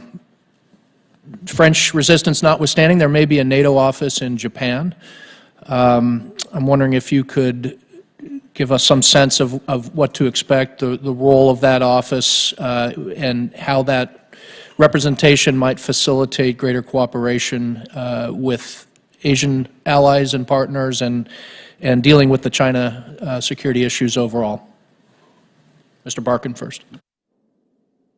Thank you for the question. I think the first point I would make is that, and I think I touched on this in my testimony earlier, that the awareness in Europe of the risks surrounding Taiwan has increased significantly over the past year, especially since Russia's invasion of Ukraine, and of course also in the wake of China's military maneuvers that followed the meetings of Taiwan's president with the two House speakers, Pelosi and McCarthy. That said, I think Europe has a war in its backyard, and I think it's very much focused on the war in Ukraine. There are capacity issues. I think we have seen Europe develop an Indo-Pacific strategy. There's a great deal of focus on engagement with countries in the Indo-Pacific. A country like Germany sent a frigate through the South China Sea about a year ago. This would have been unheard of a few years before. If you look at where leaders are traveling, Olaf Scholz, the German Chancellor, has been to Japan 3 times in his 1.5 years in office. I think his predecessor in 16 years was in Japan 5 times. He's been to India, South Korea. So the engagement in the Indo-Pacific is increasing, but I think the idea that Europe could play a major military role is probably fanciful, given its ability to project power. There are countries like the UK and France that have a bigger role in the region, but I think a military role is seen as unlikely. Where there is a big discussion in Europe is about how it would respond economically, and I think here this is a discussion which is going on, but it is. I think the European approach is to remain ambiguous and not talk about this too loudly. I think there's a lot of concern about provoking a crisis by talking about these issues too loudly.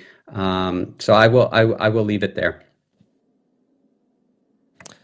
Thank you, Commissioner Schreiber. On the NATO question, and particularly NATO, the Tokyo office, I think there is now just an understanding, particularly as a result of what the engagements with partners in the region have been through the war in Ukraine, of the more intertwined nature of security threats in the Indo-Pacific and the Atlantic theaters. I think we're really seeing that embedded in NATO in the last few years in a way where there was a lot of tentativeness at the beginning, as I'm sure you will recall. But I think institution-wide, there's just now a lot more creative energy being deployed to think through how partnerships in these two theaters can be stitched together more actively. I think the Vilnius summit is understood to be a kind of marker point for that we're going into another phase with the AP4, even if the countries don't want to be called the AP4, but just for shorthand purposes, the AP4 in terms of kind of thinking through what the next generation of these partnerships might look like.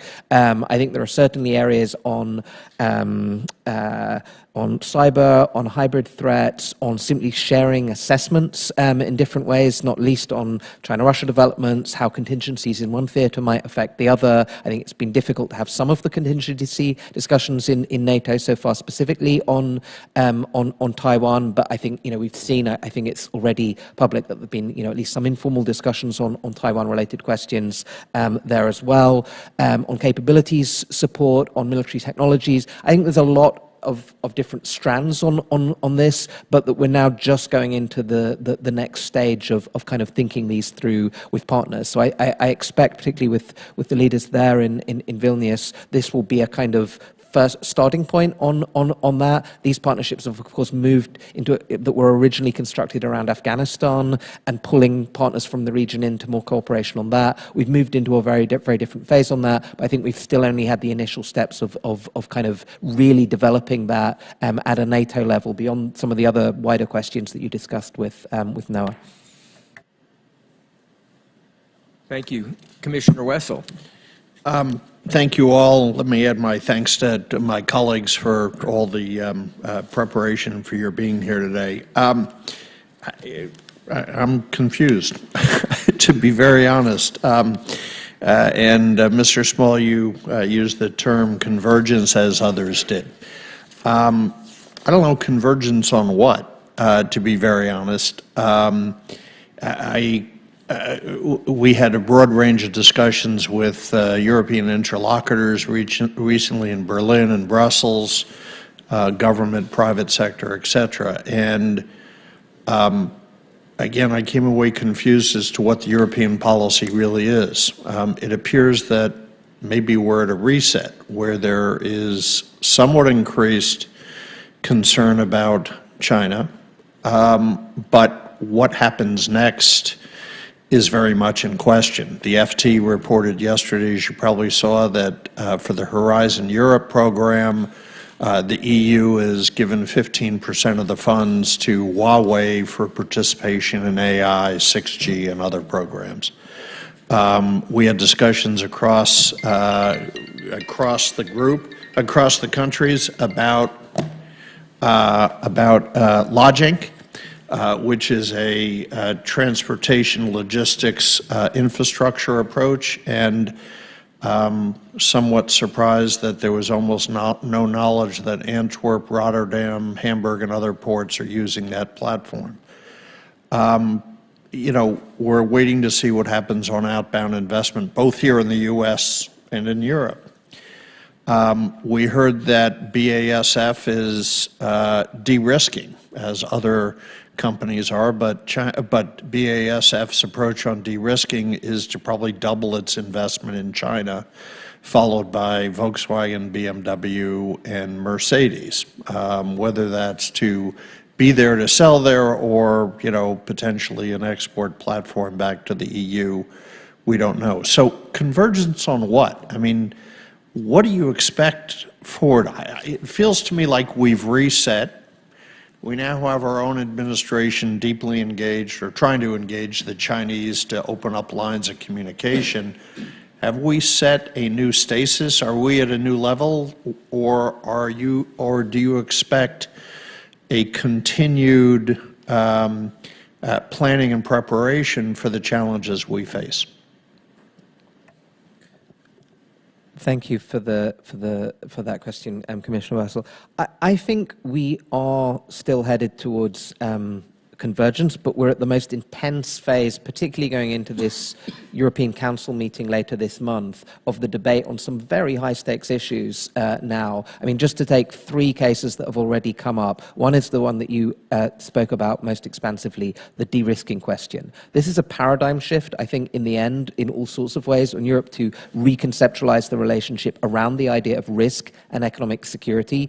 We are going to get the minimal version I expect in the first cut at this in terms of what this amounts to. We may get somewhere on outbound investment screening. We will make some progress on export controls. We already have, of course, on a bilateral basis on semiconductors. I think that will go further. I think there's an understanding on critical technology exports. And I think we're getting this on things like critical raw materials. But that's the minimum definition. I think it's as important that you're getting a shift in the entire understanding of what this relationship needs to look like, and therefore where we will go next on this. Because everything that you've identified, and I can go through an even longer list looking at European digital infrastructure and the huge deficiencies that we still have, Huawei's presence, not just in 5G, but in other sectors, I think it's quite clear that there are a huge number of gaps that still need to be addressed on this, and that we're only in the early stages of being able to deal with them.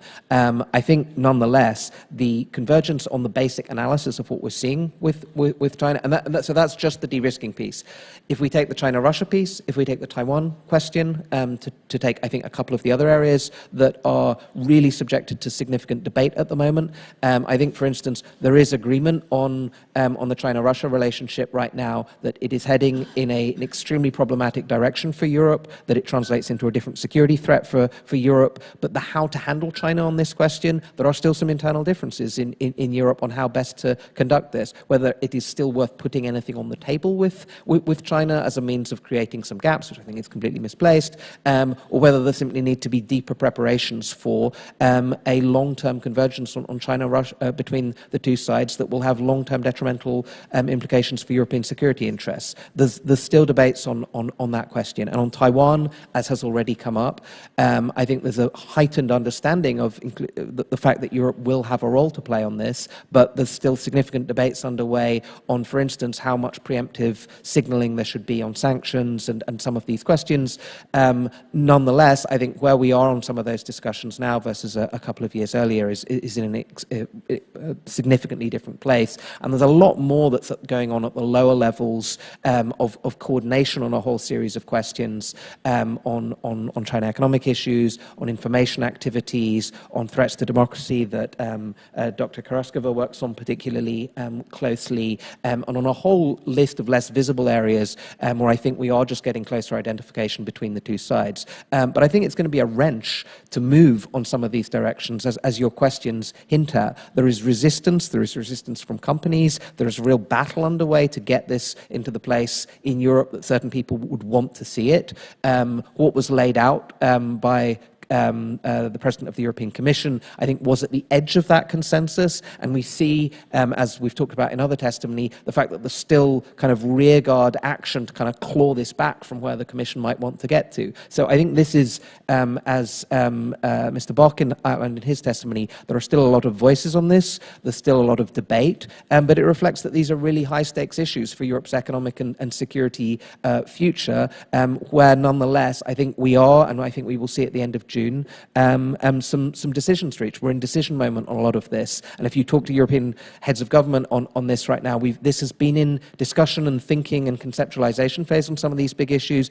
And now we're in the kind of crunch phase on actually reaching some decisions on where some of these big questions that you identified really need to get to. But I think we're doing so in an environment that's much more convergent transatlantically and even within Europe than we were a couple of years ago. Thank you. Thank you. Vice Chairman Wong. Thank you. Mr. Barkin, one of your recommendations talks about the U.S. interest in getting Europe to take on a bigger security role and kind of a wider, more global security concept, and I think that's a fine recommendation, but it implies that Europe should enhance its defense spending, and I guess my question is whether you see moves in various capitals to be not just say the words of enhanced defense spending, but actually making the hard legislative moves to put those resources to bear. And I want to add a little commentary here. Yes, Europe can increase defense spending in kind of a unified concept with the United States, but you also mentioned in your testimony thoughts that Europe has concerns about U.S. commitment and wants to hedge. And one way to hedge is self-help. So whether it's in a unified concept or there are worries on where Europe has to hedge, it would seem to me either way they should be increasing defense spending. So I'm curious to see if you see signs of that. Sure, that's a very good question. I think we have seen a major shift here, and largely due to Russia's invasion of Ukraine. In February of last year, the German chancellor got up in the German parliament and made a speech in which he broke three German taboos: arming Ukraine, cutting off, agreeing to phase out Russian energy, and investing 100 billion euros in the German military.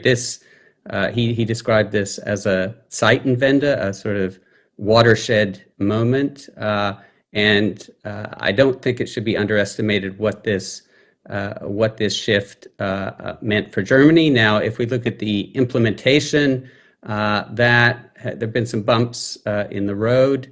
But we have a new defense minister in Germany who seems very intent to implement this.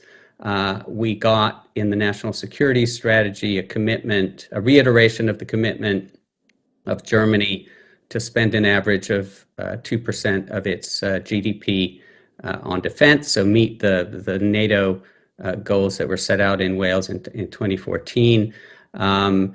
This is not going to be a straight line, I think. I think Europe is still heavily reliant on U.S.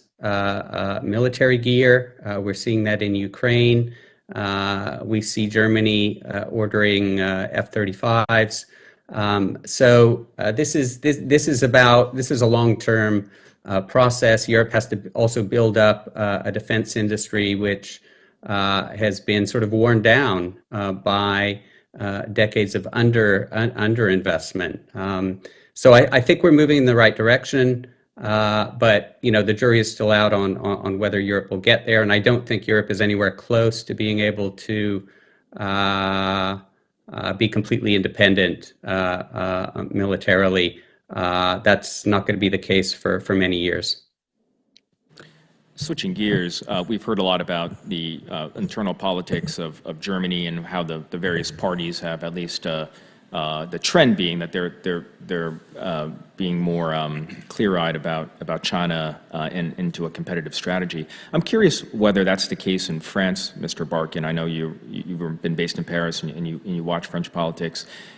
Particularly in light of Macron's statements regarding Taiwan and stepping away, at least, or creating some space between the United States and France on China.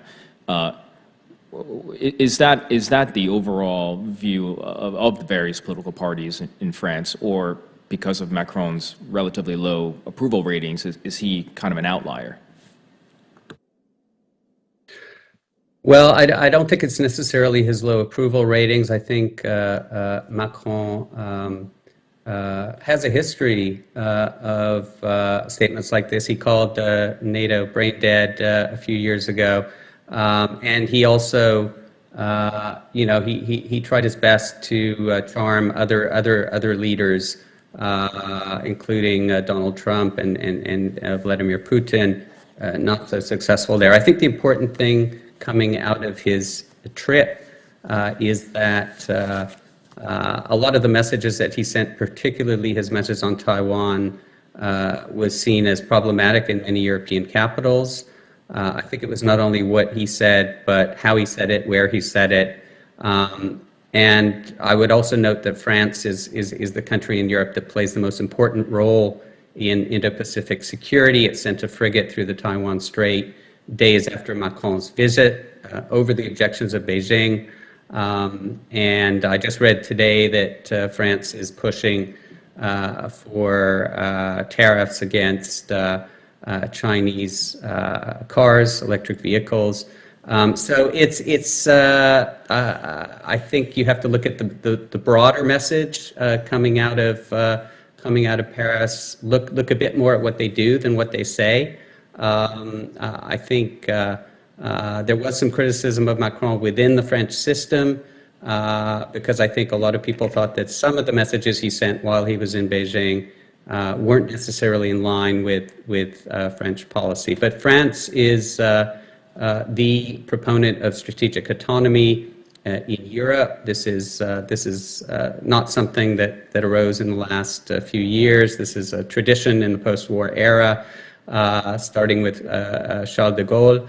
And I don't think this is going to disappear. I think France's vision is a strong Europe that isn't too dependent on China or the U.S. So I think we're always going to get messages along these lines coming out of senior French politicians.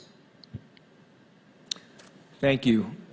Chairman Bartholomew, did you have questions at this point? I do. Thank you very much. Thank you to our witnesses for interesting testimony and very interesting discussion and responses to questions. Before I have my question, I just simply want to acknowledge the work, well, the fortitude of the Czech Republic and Lithuania for their relationship with Taiwan, which has come, of course, at some cost of economic coercion by China. So I think that they are a very strong model and appreciate what they've done.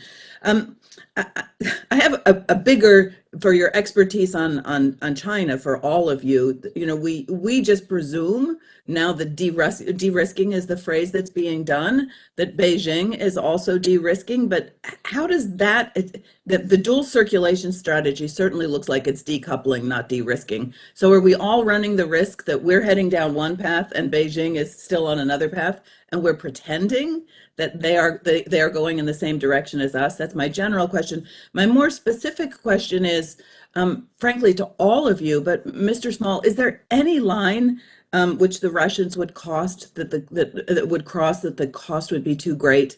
Ambassador Stanzel, you mentioned, you know, that basically China wins in this relationship, whether Russia wins or Russia loses. But are there things short of, I suppose, a nuclear explosion? And I note that particularly because the news broke this morning that the Russians have cut off access to the radiation sensors at the ZNPP, which certainly should be troublesome to people who've had to live through what was going on with Chernobyl and everything. So I guess, again, so there's the general China question, and then there's the more specific China-Russia. Are they just in for a dime, in for a dollar, and it doesn't matter what the Russians do? For any of you. Thank you, Chairman Bartholomew. Since you directed a bit of the China-Russia question towards me, I'll jump on that. I don't see lines that Russia crosses that result in a different approach on China's part.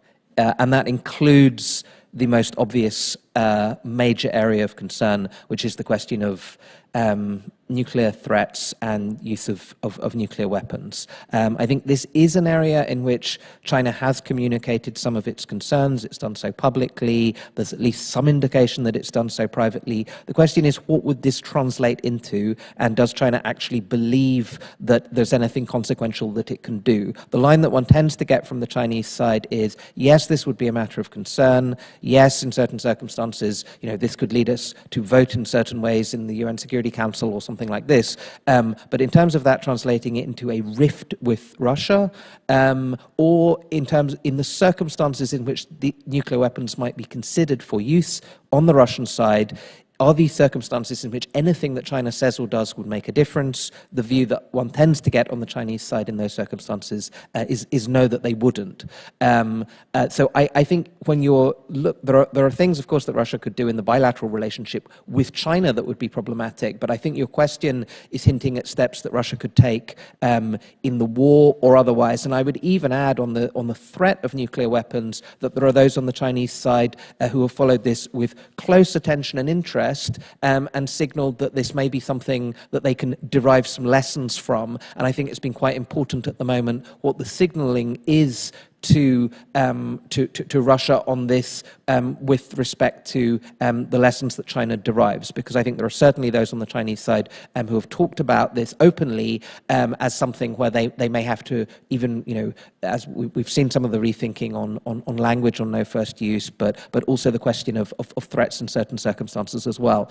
So I think the the assessment on the Chinese side is that this is a deep, long-standing relationship that they're committed to and they're willing to bear some costs on, and that doesn't change as a result of Russia's behavior. Really, very briefly on the de-risking and decoupling, I think dual circulation is also in part an effort to embed risk on the part of others. I think that's absolutely what we're seeing with certain European companies. This goes back, I think, to the question that Commissioner Wessel asked as well. I think there's an attempt with specific companies to deepen their involvement in the Chinese market and to go through selective decoupling, but in certain cases to build those dependencies in certain areas to be able to use them as leverage.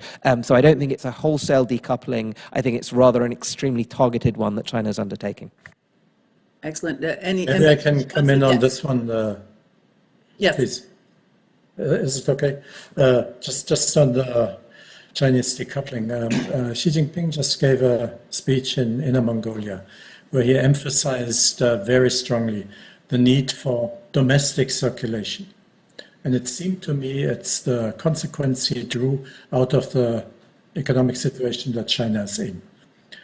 China has to do more to promote domestic consumption. So that ties in very nicely with his old concept of dual circulation and now focusing on domestic circulation. And if China focuses much more on what it does with the its international partners, then it risks losing its own population that presently saves money instead of spending it, that doesn't find jobs to a high degree. So what he needs to do is to do something to satisfy the needs of his own population. And I think for him, the way he thinks, it is quite natural to have a country, a state, a government that directs the people to consume more, to buy more Chinese stuff, and thus, at the same time, fulfill his dream of getting more and more independent of involvement with abroad, other countries, as long as they are not ones that he needs for getting raw materials or whatever. So I think even though China's in dire straits presently, this is something that ties in nicely with Xi Jinping's idea of how his country must be run, which is a more isolated country than it used to be in the past. So that is something for which the term decoupling actually fits quite well, even though he means it in a very different way. Thank you. We're over our time. Mr. Small, could I just ask you to explain again the lessons you think China draws from Russia and the threat of nuclear weapons? Thank you, Commissioner. I think this is being debated. We see these debates underway on the Chinese side. What's been publicly signaled has been that the threat of nuclear weapons use may have helped to deter certain deeper levels of Western military involvement. I think this has been the real question in terms of the signaling on this issue, to make clear that in practice the certain areas of restraint shown in terms of NATO involvement, in terms of US involvement, was not related to nuclear weapons threats, and the lessons that China therefore derives from that, because we have seen openly talked about from certain Chinese commentators the idea that if this is the case, then it may be something that China should think about harder in terms of how it would have approached these questions. It may have come to those conclusions on the utility of this anyway, but I think this has been kind of highlighted, particularly in some of the commentary on the Chinese side, as a possible lesson to internalize on this, vis-a-vis Taiwan, of course. Thanks. We do not have time for another round of questions, but we have a few minutes for further questions. Does anyone? No. All right, then thank you especially to the witnesses. Thank you for everyone. And this part of the hearing is over. Thanks. Oh, when are we back? We will be back at 11:35.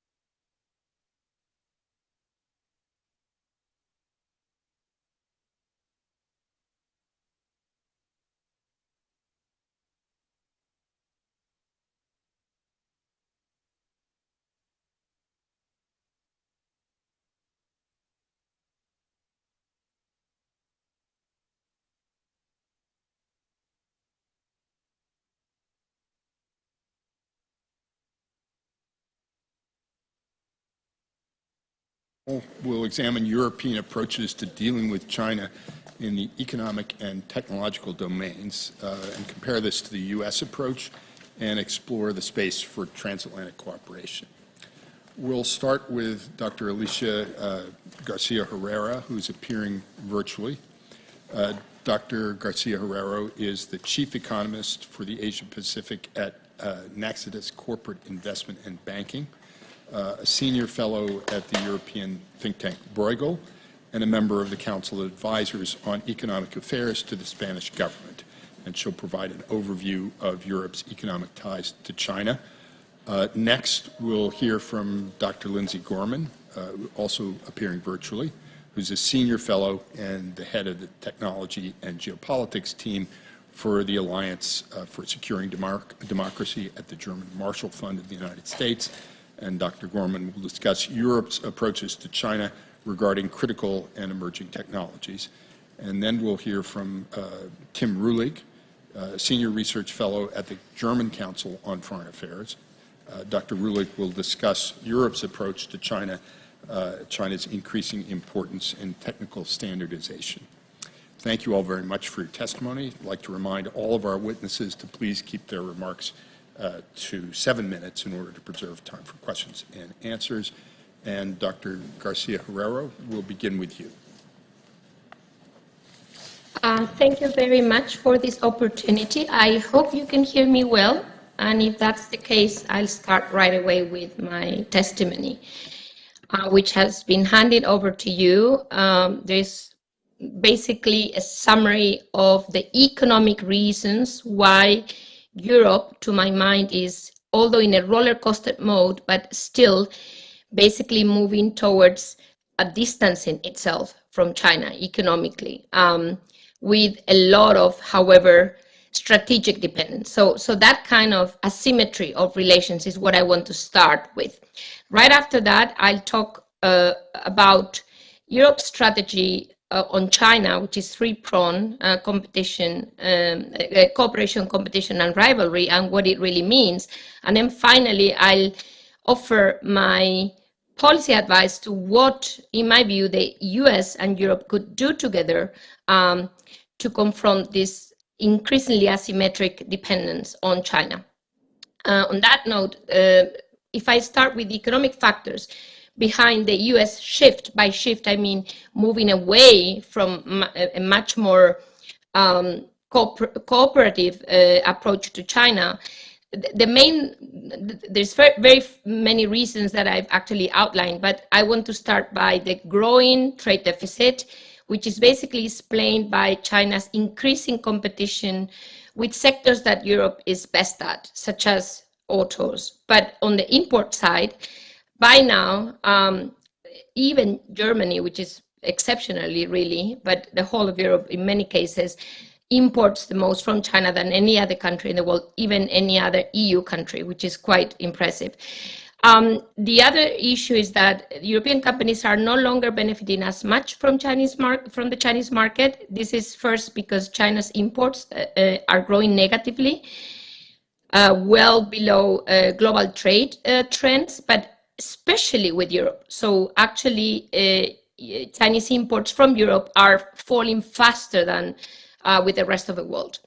As regards investment, Europe is investing less than the rest of the world on Europe now, and China is also investing less in Europe than it used to. So this is kind of the idea of, in a way, de-risking before we even start talking about de-risking.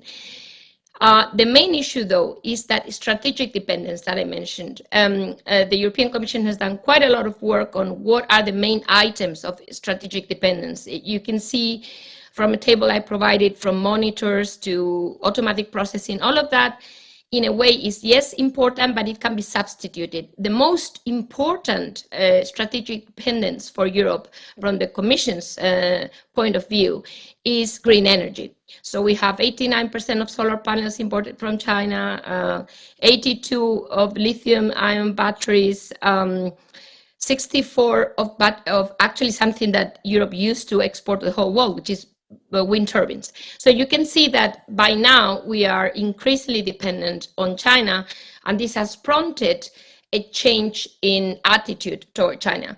My testimony actually goes also into security and political issues that are pushing us, Europe, somewhat away from China.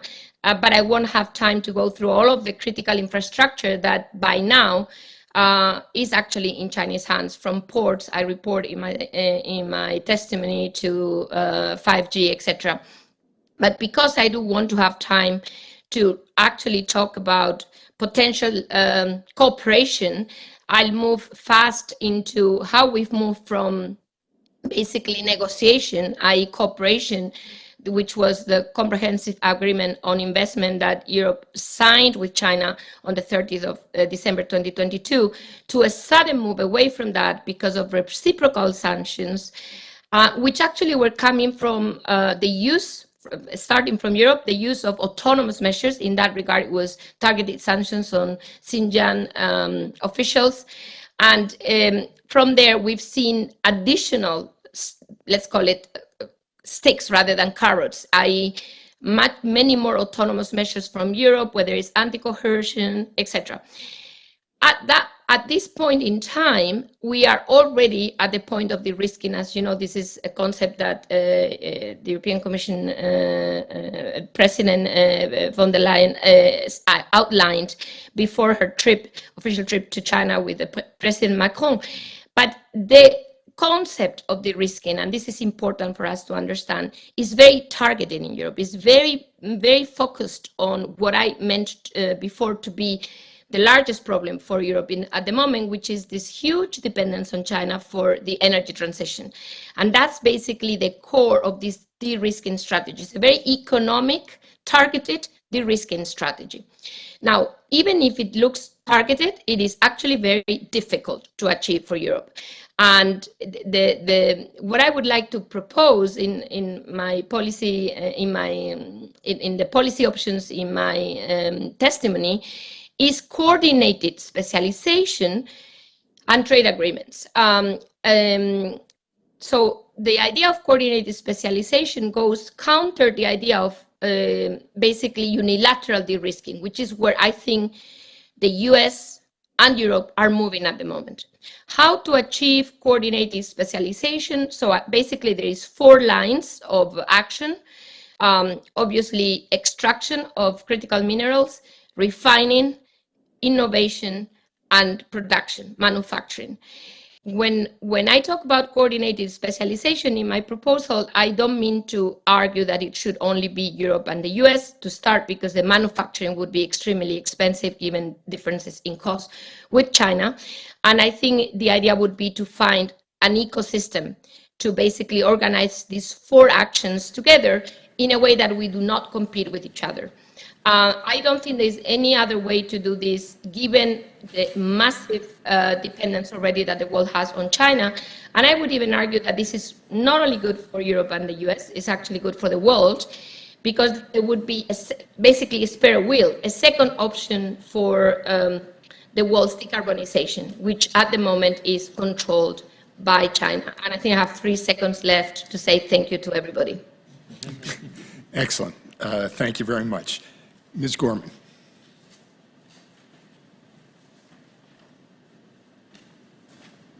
Let's see, we can't hear you.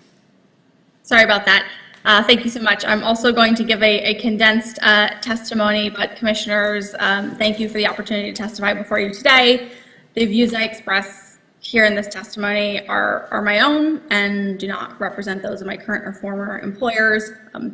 I serve as the head of the technology and geopolitics team at the German Marshall Fund's Alliance for Securing Democracy, where I lead a research initiative studying how democracies can together outcompete autocrats, chiefly China, in emerging technologies. I recently also had the privilege of serving at the White House, where I crafted technology and national security competitiveness strategy for the US government and developed initiatives to implement that strategy, including through multilateral initiatives such as the Trade and Technology Council, where I led the TTC's work on AI. My testimony today will focus on the underpinnings of European technology competitiveness and its convergences and divergences with the US at the strategic level. CCP technology transfer as a case study for the interplay among technical, economic, and national security objectives that define competitiveness, AI regulatory models across the EU, US, and PRC, prospects for the US-EU Trade and Technology Council, and recommendations for Congress. At least that is what is in the written testimony, and I may skip over some of these in the interest of time. But let me start by emphasizing that on the question of US and European views on PRC technology competition, the direction is unequivocally that of convergence. Precise transatlantic alignment may never materialize, but enthusiasm in the TTC is high on a new approach to transatlantic technology policy, one that is more connected, more allied, and ultimately more conducive to both sides' strategic goals. The United States must seize on this motivation, cement channels for technology policy coordination, and deliver concrete joint outcomes. Europe's technological competitiveness agenda, particularly the aspects that involve the PRC, must be understood in the context of the changing geopolitical climate around the global threat of authoritarianism. For years and even decades, European discussions around technology competitiveness have focused on the United States, not the PRC, as the main pacing competitor. In recent years, however, and especially due to Putin's invasion of Ukraine and Xi's growing closeness in spite of it, the rising tide of authoritarianism has become concrete for Europe, leading to a gradual return to a more strategic posture on security and prosperity. Democratic values, too, are increasingly part of European rhetoric, including on technology. Yet still, key differences with the United States approach to technology competition remain. First, the United States' view of technology competition is more centered in and animated by systemic competition with the PRC. The threat of PRC global and technological international leadership is a kick in the pants and a rallying call for bipartisan action in the United States, as evidenced by conversations around the CHIPS Act and the House China Commission.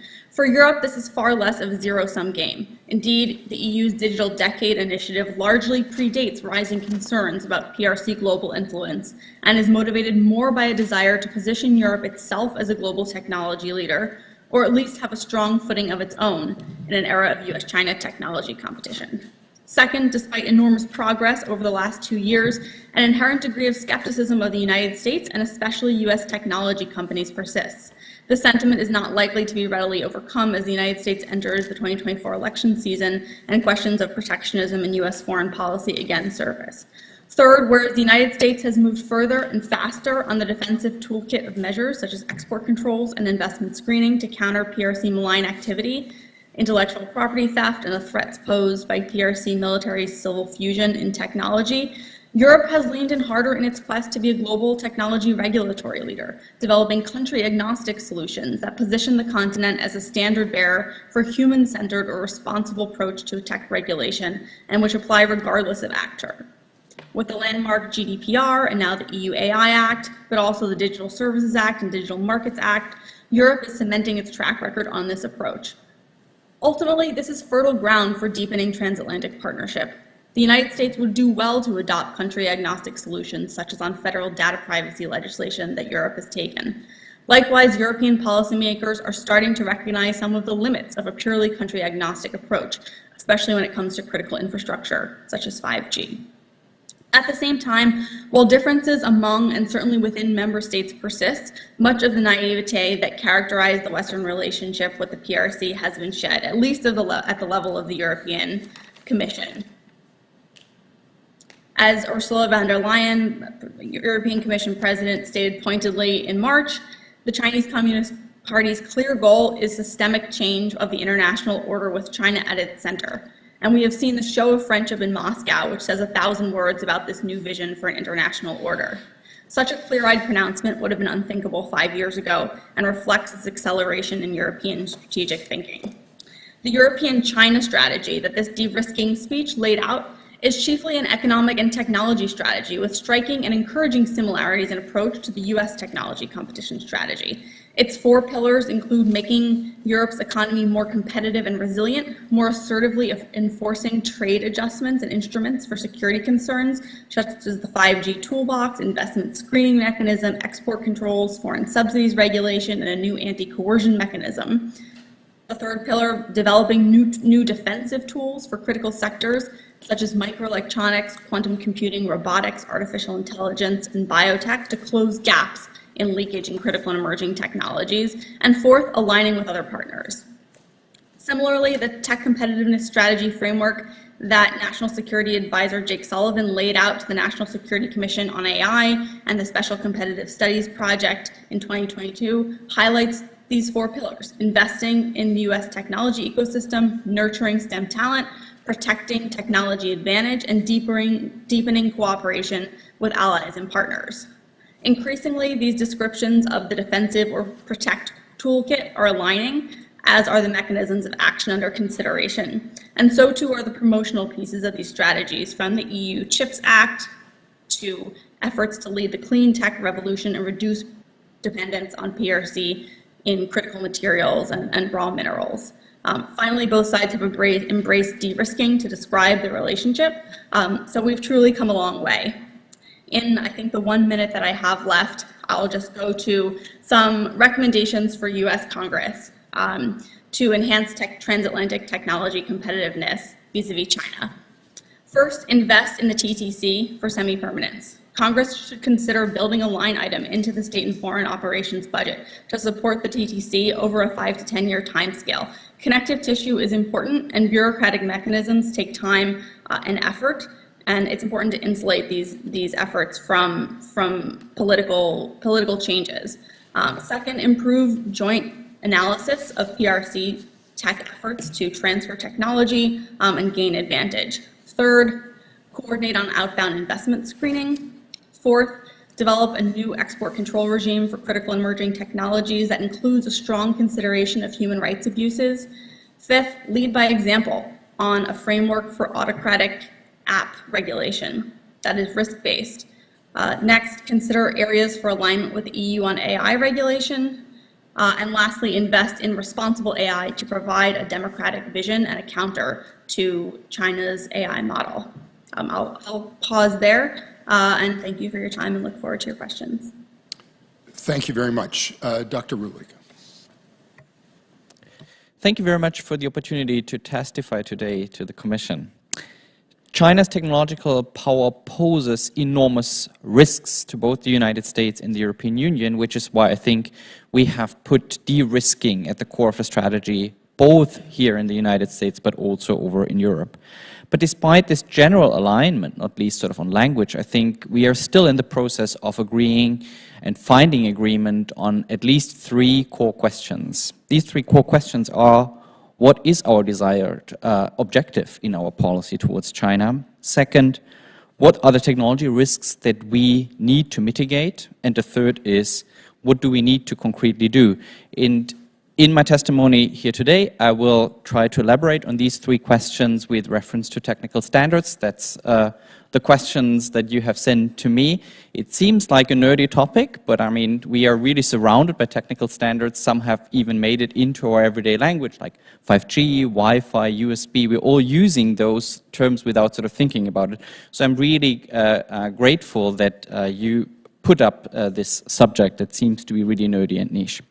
So first, what is our desired objective? And I think sort of broadly speaking, there could be 2 answers to that question. One is, of course, that China should abide by rules and institutions, so we should sort of make China comply. The second, of course, is here that the systemic differences that exist in our economic and political system with China are so impactful that we actually have no choice but try to limit China's influence on the global stage. Now, I think there's good reasons for both of these perspectives to make. I don't view them sort of as mutually contradicting, but rather sort of as 2 extremes on a continuum that we always need to sort of figure out where to place. And let me illustrate that with a reference to technical standard setting. On the one hand, of course, technical standards require a broad acceptance of the market. So if you develop, I don't know, USB and no one is using it, then the technical standard is not effective. It may exist on paper, but there's no power to it. So technical standardization is always about consensus building, and that somewhat, of course, includes also the Chinese. So standardization follows an inclusive rather than exclusive logic of action. But on the other hand, we are, without doubt, in a systemic competition with China over their approach to technical standardization. In China, standardization is very crucially and decisively shaped by party-state actors, while despite all differences across the Atlantic, we both believe that the private sector should actually set technical standards. Also for China, standardization is a matter of industrial policy making, while we at least ideally believe that it should be the technical merit that's actually shaping standard setting. So that leaves us with, on the one hand, that we need to try to defend the existing private sector-led and inclusive approach, but at the same time step up to the party states' political objectives. So China should play by the rules, but also we want to limit the politicizing influence of China on standard setting. To sort of grapple with that dilemma in our approach, I think it is good to look at the other two questions, what are the risks and what should we concretely do? So to adequately navigate this dilemma, we need to differentiate, I think, 4 sets of very different risks. The first set of risks is to supply chain security. China is deeply embedded in global technology value chains, and geopolitical conflict could really cause unprecedented supply chain disruptions far beyond what we've seen during the pandemic. And standards can actually help mitigate some of those risks because they create interoperability and thereby enable and ease diversification. But that's only the case if standards are effective as global standards. So the alternative is, of course, that we see a fragmentation of standard setting that could then lead into lock-in dependencies. And part of this is what we're seeing with China's strategy in the Belt and Road Initiative, that infrastructure investments are actually then creating spheres of technological influence and thereby also lock-in effects. So what should we do? I think the US and the EU, in sort of the context of the G7, should really bind infrastructure investments to international standards. And another concrete thing we can do is, I think, agree on concrete standards to promote them to be accepted internationally.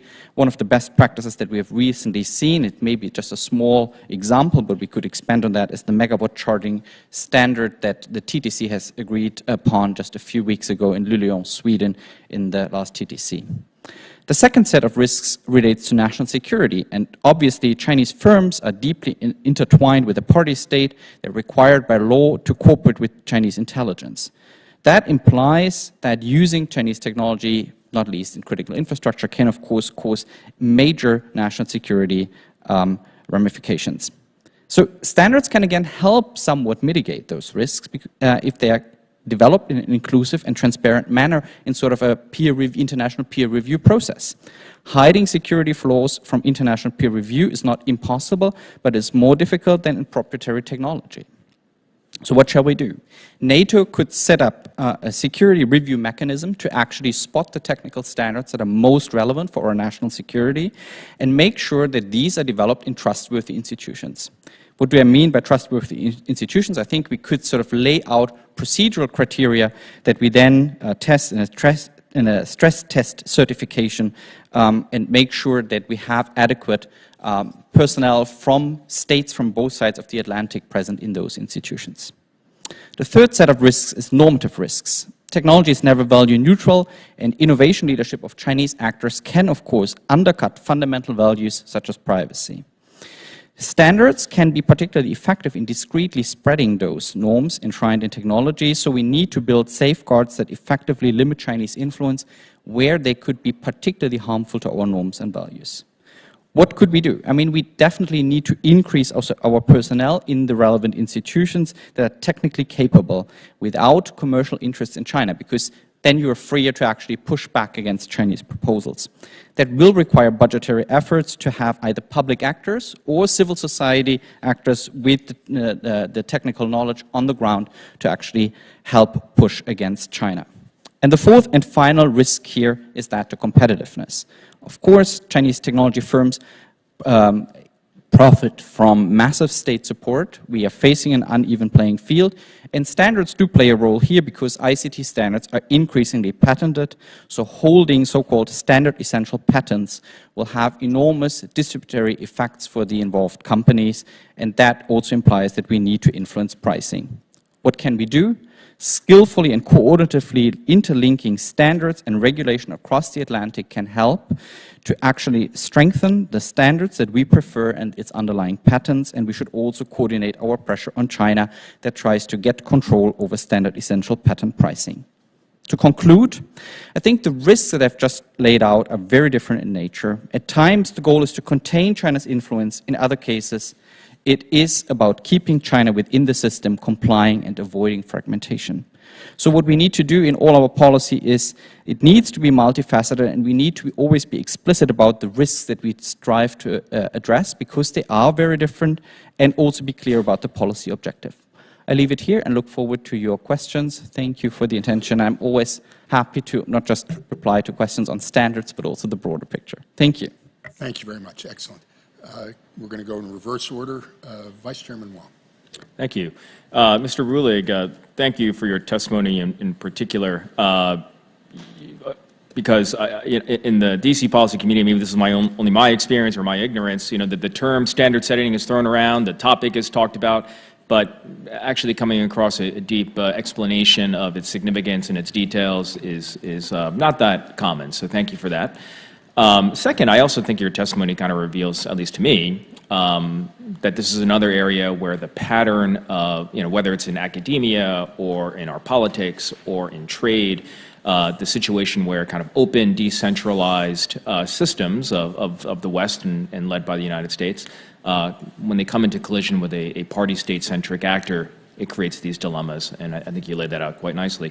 I want to focus on some of your recommendations with regard to the national security kind of pillar of your analysis. You recommend proactive mapping of upcoming technical leadership vacancies and some kind of coordinated action among the U.S. and its partners.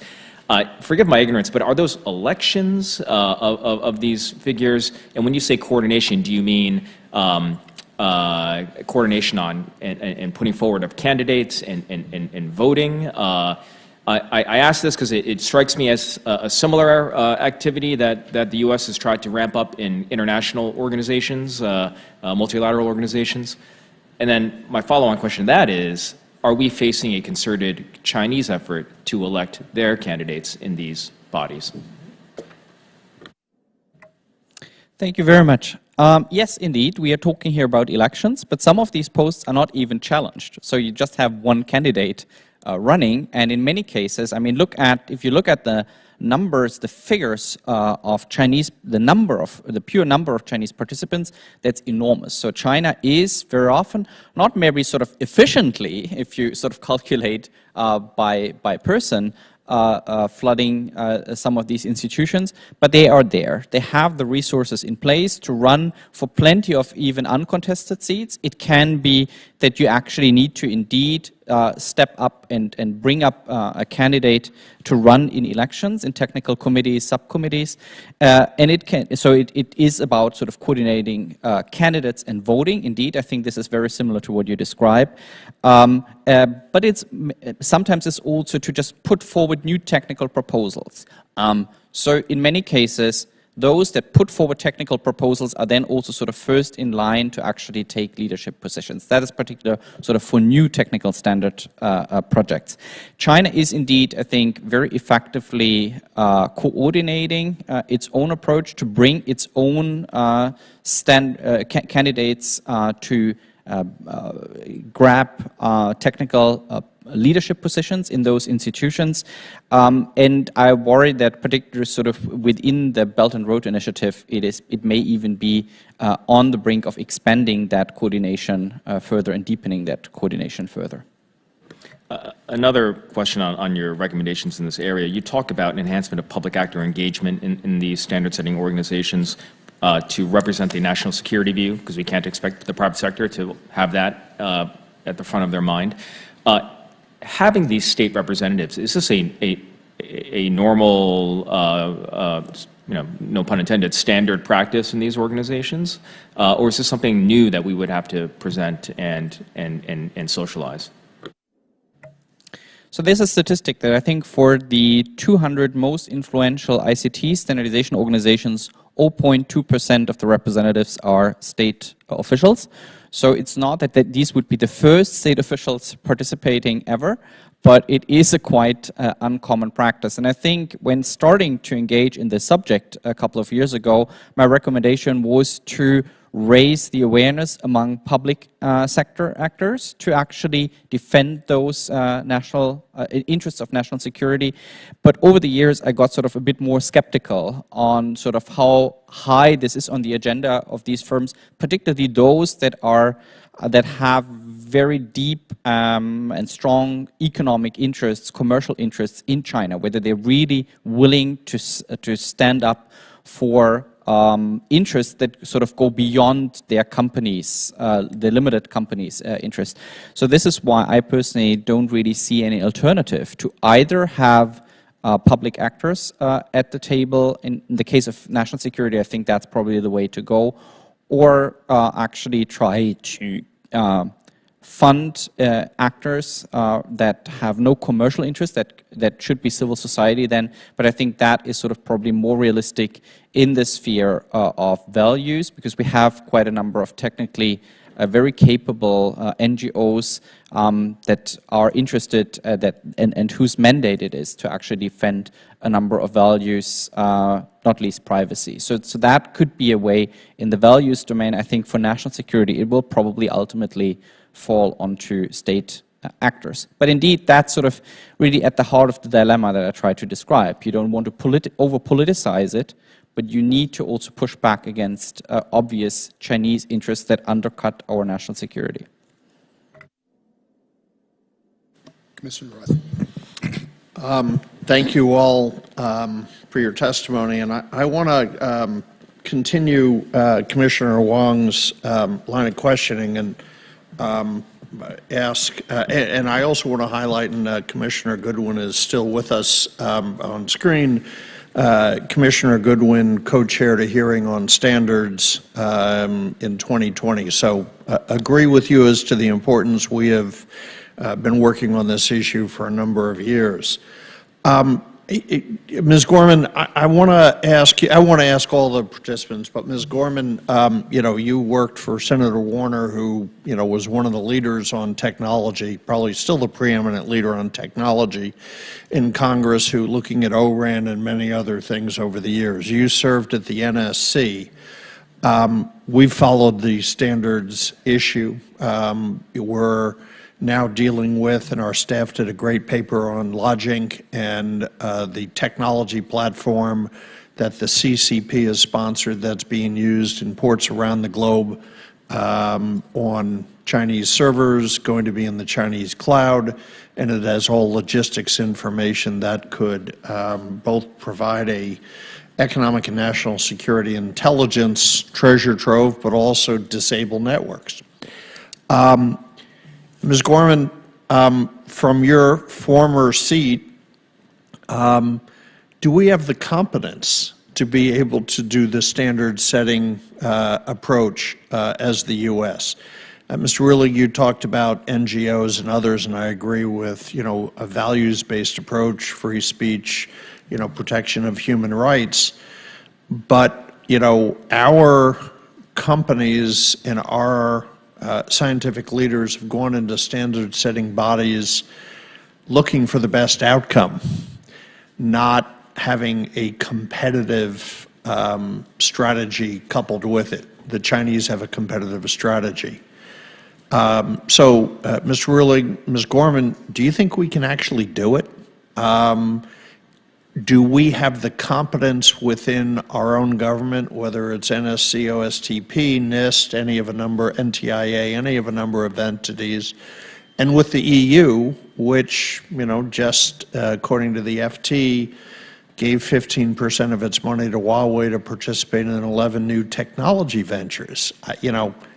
I agree with you completely on standards. Are we up to the task? Ms. Gorman, do you want to start?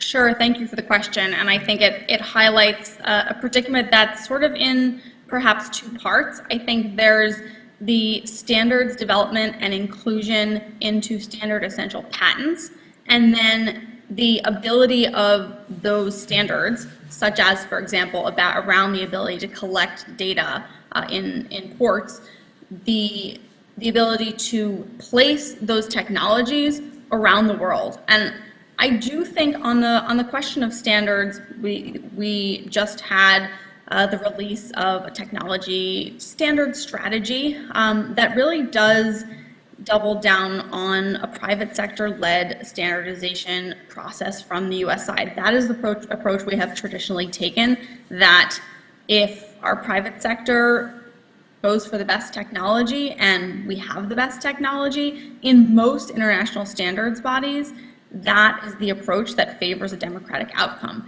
Now, there is, I think, one very unique standards body, the International Telecommunications Union, where the statistic that Tim cited about the 0.2% of the government actors, they're probably all in the ITU, because that is a state-led standards organization, and that's where China has really succeeded in corrupting the process and using these anti-competitive tools to advance its own standards into standard essential patents and then distribute those in MOUs across the BRI.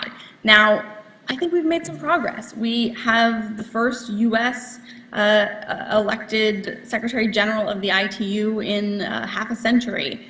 And we are sort of turning the tide. We, at the TTC, we have created standard contact groups to kind of look for that kind of selective state-backed promotion. So it's not my view that we need to take the Chinese approach right now of saying, let's invite all of our government representatives and come up with a top-down strategy.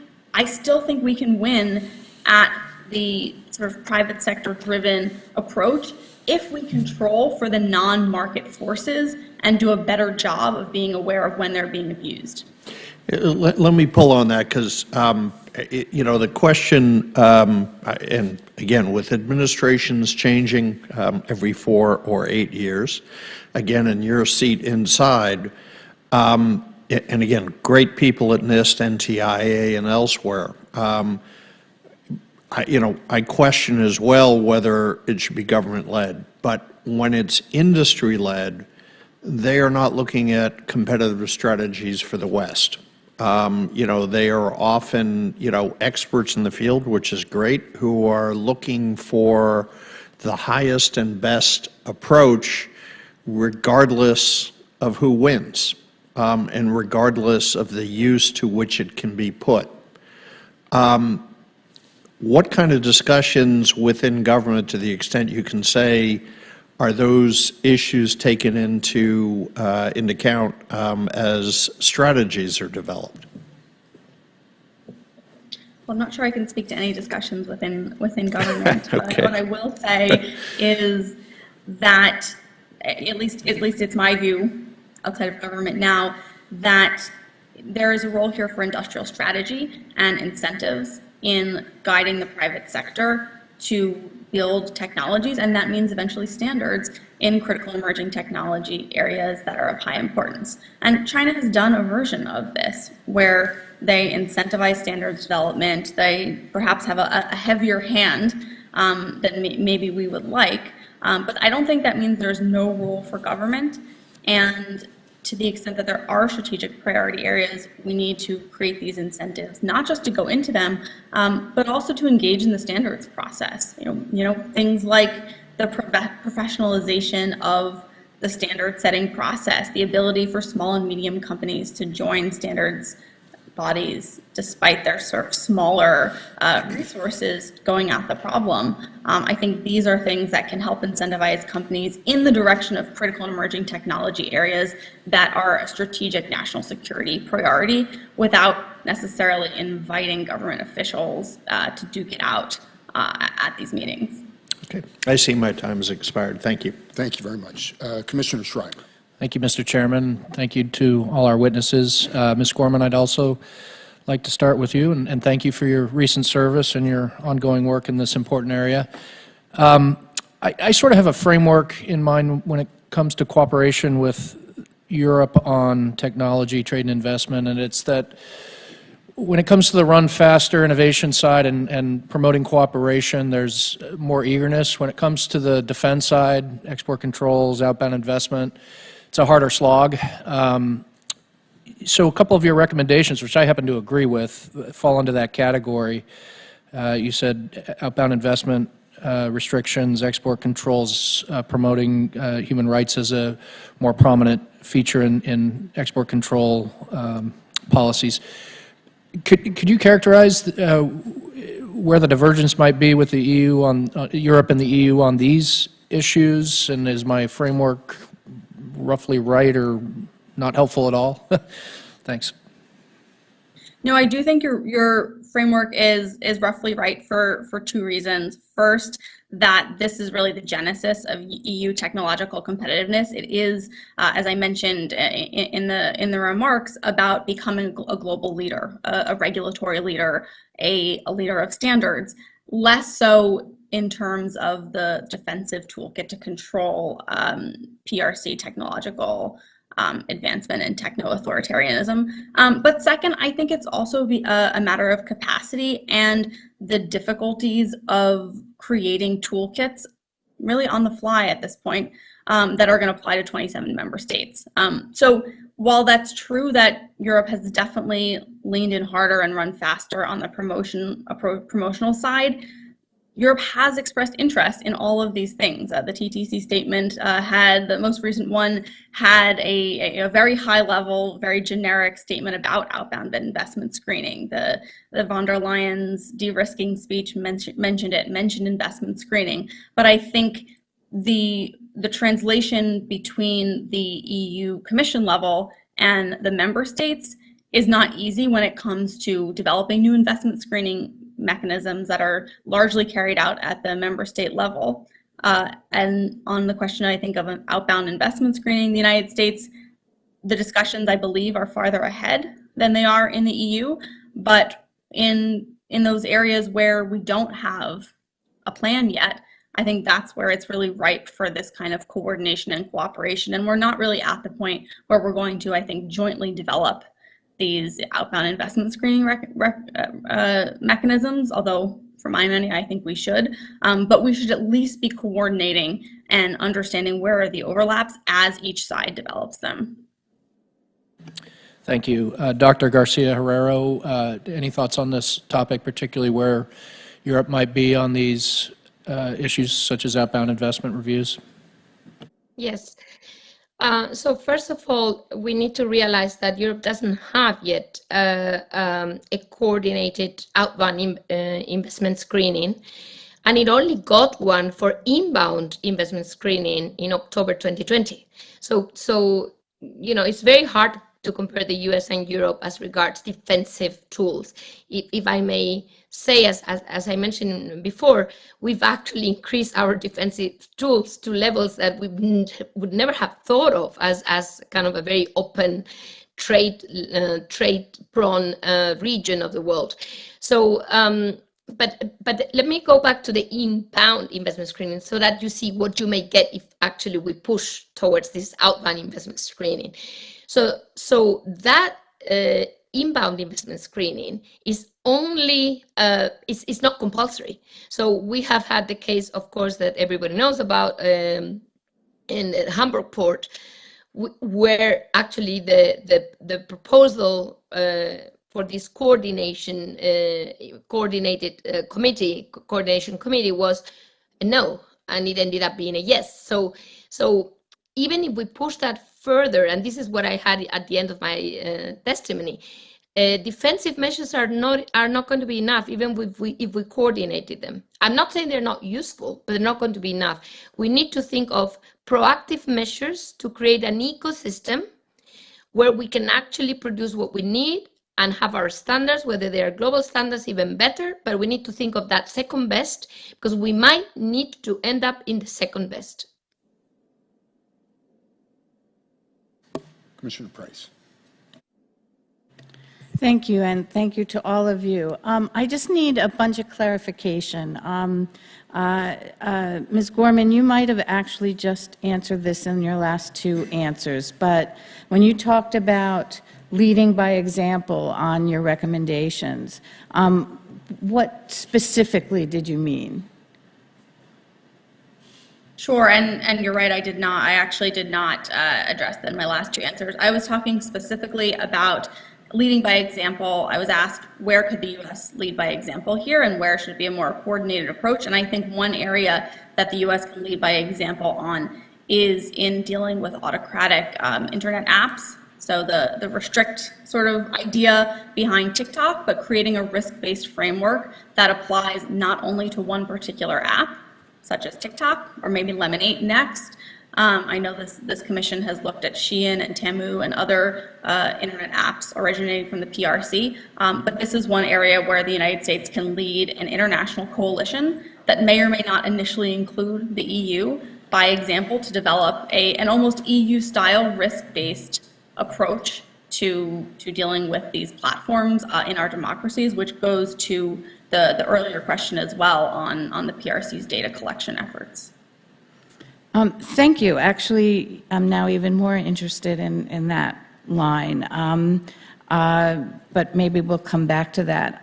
Dr. Garcia-Herrero, you talked about coordinated specialization on trade, but I wasn't clear if you meant within a current ecosystem or something new. Thank you so much. I couldn't talk about trade because I was, I was trying to get my statement to the time allowed. But let me go through the two things which are actually separate.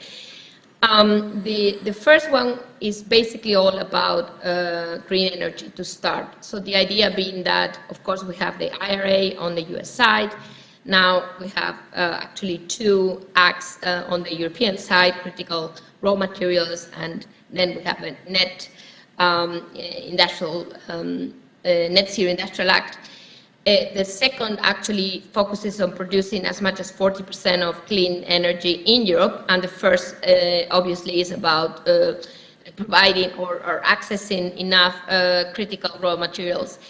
But the point is we're competing for the same amount of stuff out there, let alone countries that could eventually produce the electric vehicles or you name it that we will not be able to produce in Europe or the US only. And I say only. Of course, I understand that some of them could be produced, but at the end of the day, it's a question of cost and the amount of vehicles you want to. So for me, coordinated specialization would mean like-minded countries, and to be defined, would basically operate in this square by which you have innovation, and a lot of G7 countries could be there, and then you could have extraction, and you could have Canada, you could have Australia, you could have others. And then manufacturing, in my view, you would need India, and then you would have refining to be defined, because that's very hard to find places where you can actually refine. But the point is, you would need to find this ecosystem. I don't mean to say it should be a closed ecosystem, but whoever comes to the ecosystem would need to follow the rules of the game. And I think we would need to coordinate our subsidies here, because if we don't, I think again we go back to full competition, and the big beneficiary of our competition is the PRC. So that's it. On trade, what I meant to say there was that, and I know this is probably not, I'm not sure how this applies in the US, but to me, we need to come up with some sort of trade agreement as soon as possible with Asia, and try to expand as much as possible to the Global South, because we are losing the Global South. So if we don't offer trade and investment deals, at the end of the day, they only see the defensive measures. And that's what the PRC basically pushes forward in its narrative. So trade is very, very important as a signal, and I think it would be so much easier, which was my proposal, just to jump, as the UK has done, on the CPTPP. Why? Because it's easy, it's clear, it's there, and it won't take too much for any of us. The EU doesn't want to do that, let me tell you, whatsoever, because we argue we can do better. But it's not about doing better, it's about doing quick and giving a very, very strong signal that we're there. That's all. Thank you very much. Thank you. Commissioner Hellberg.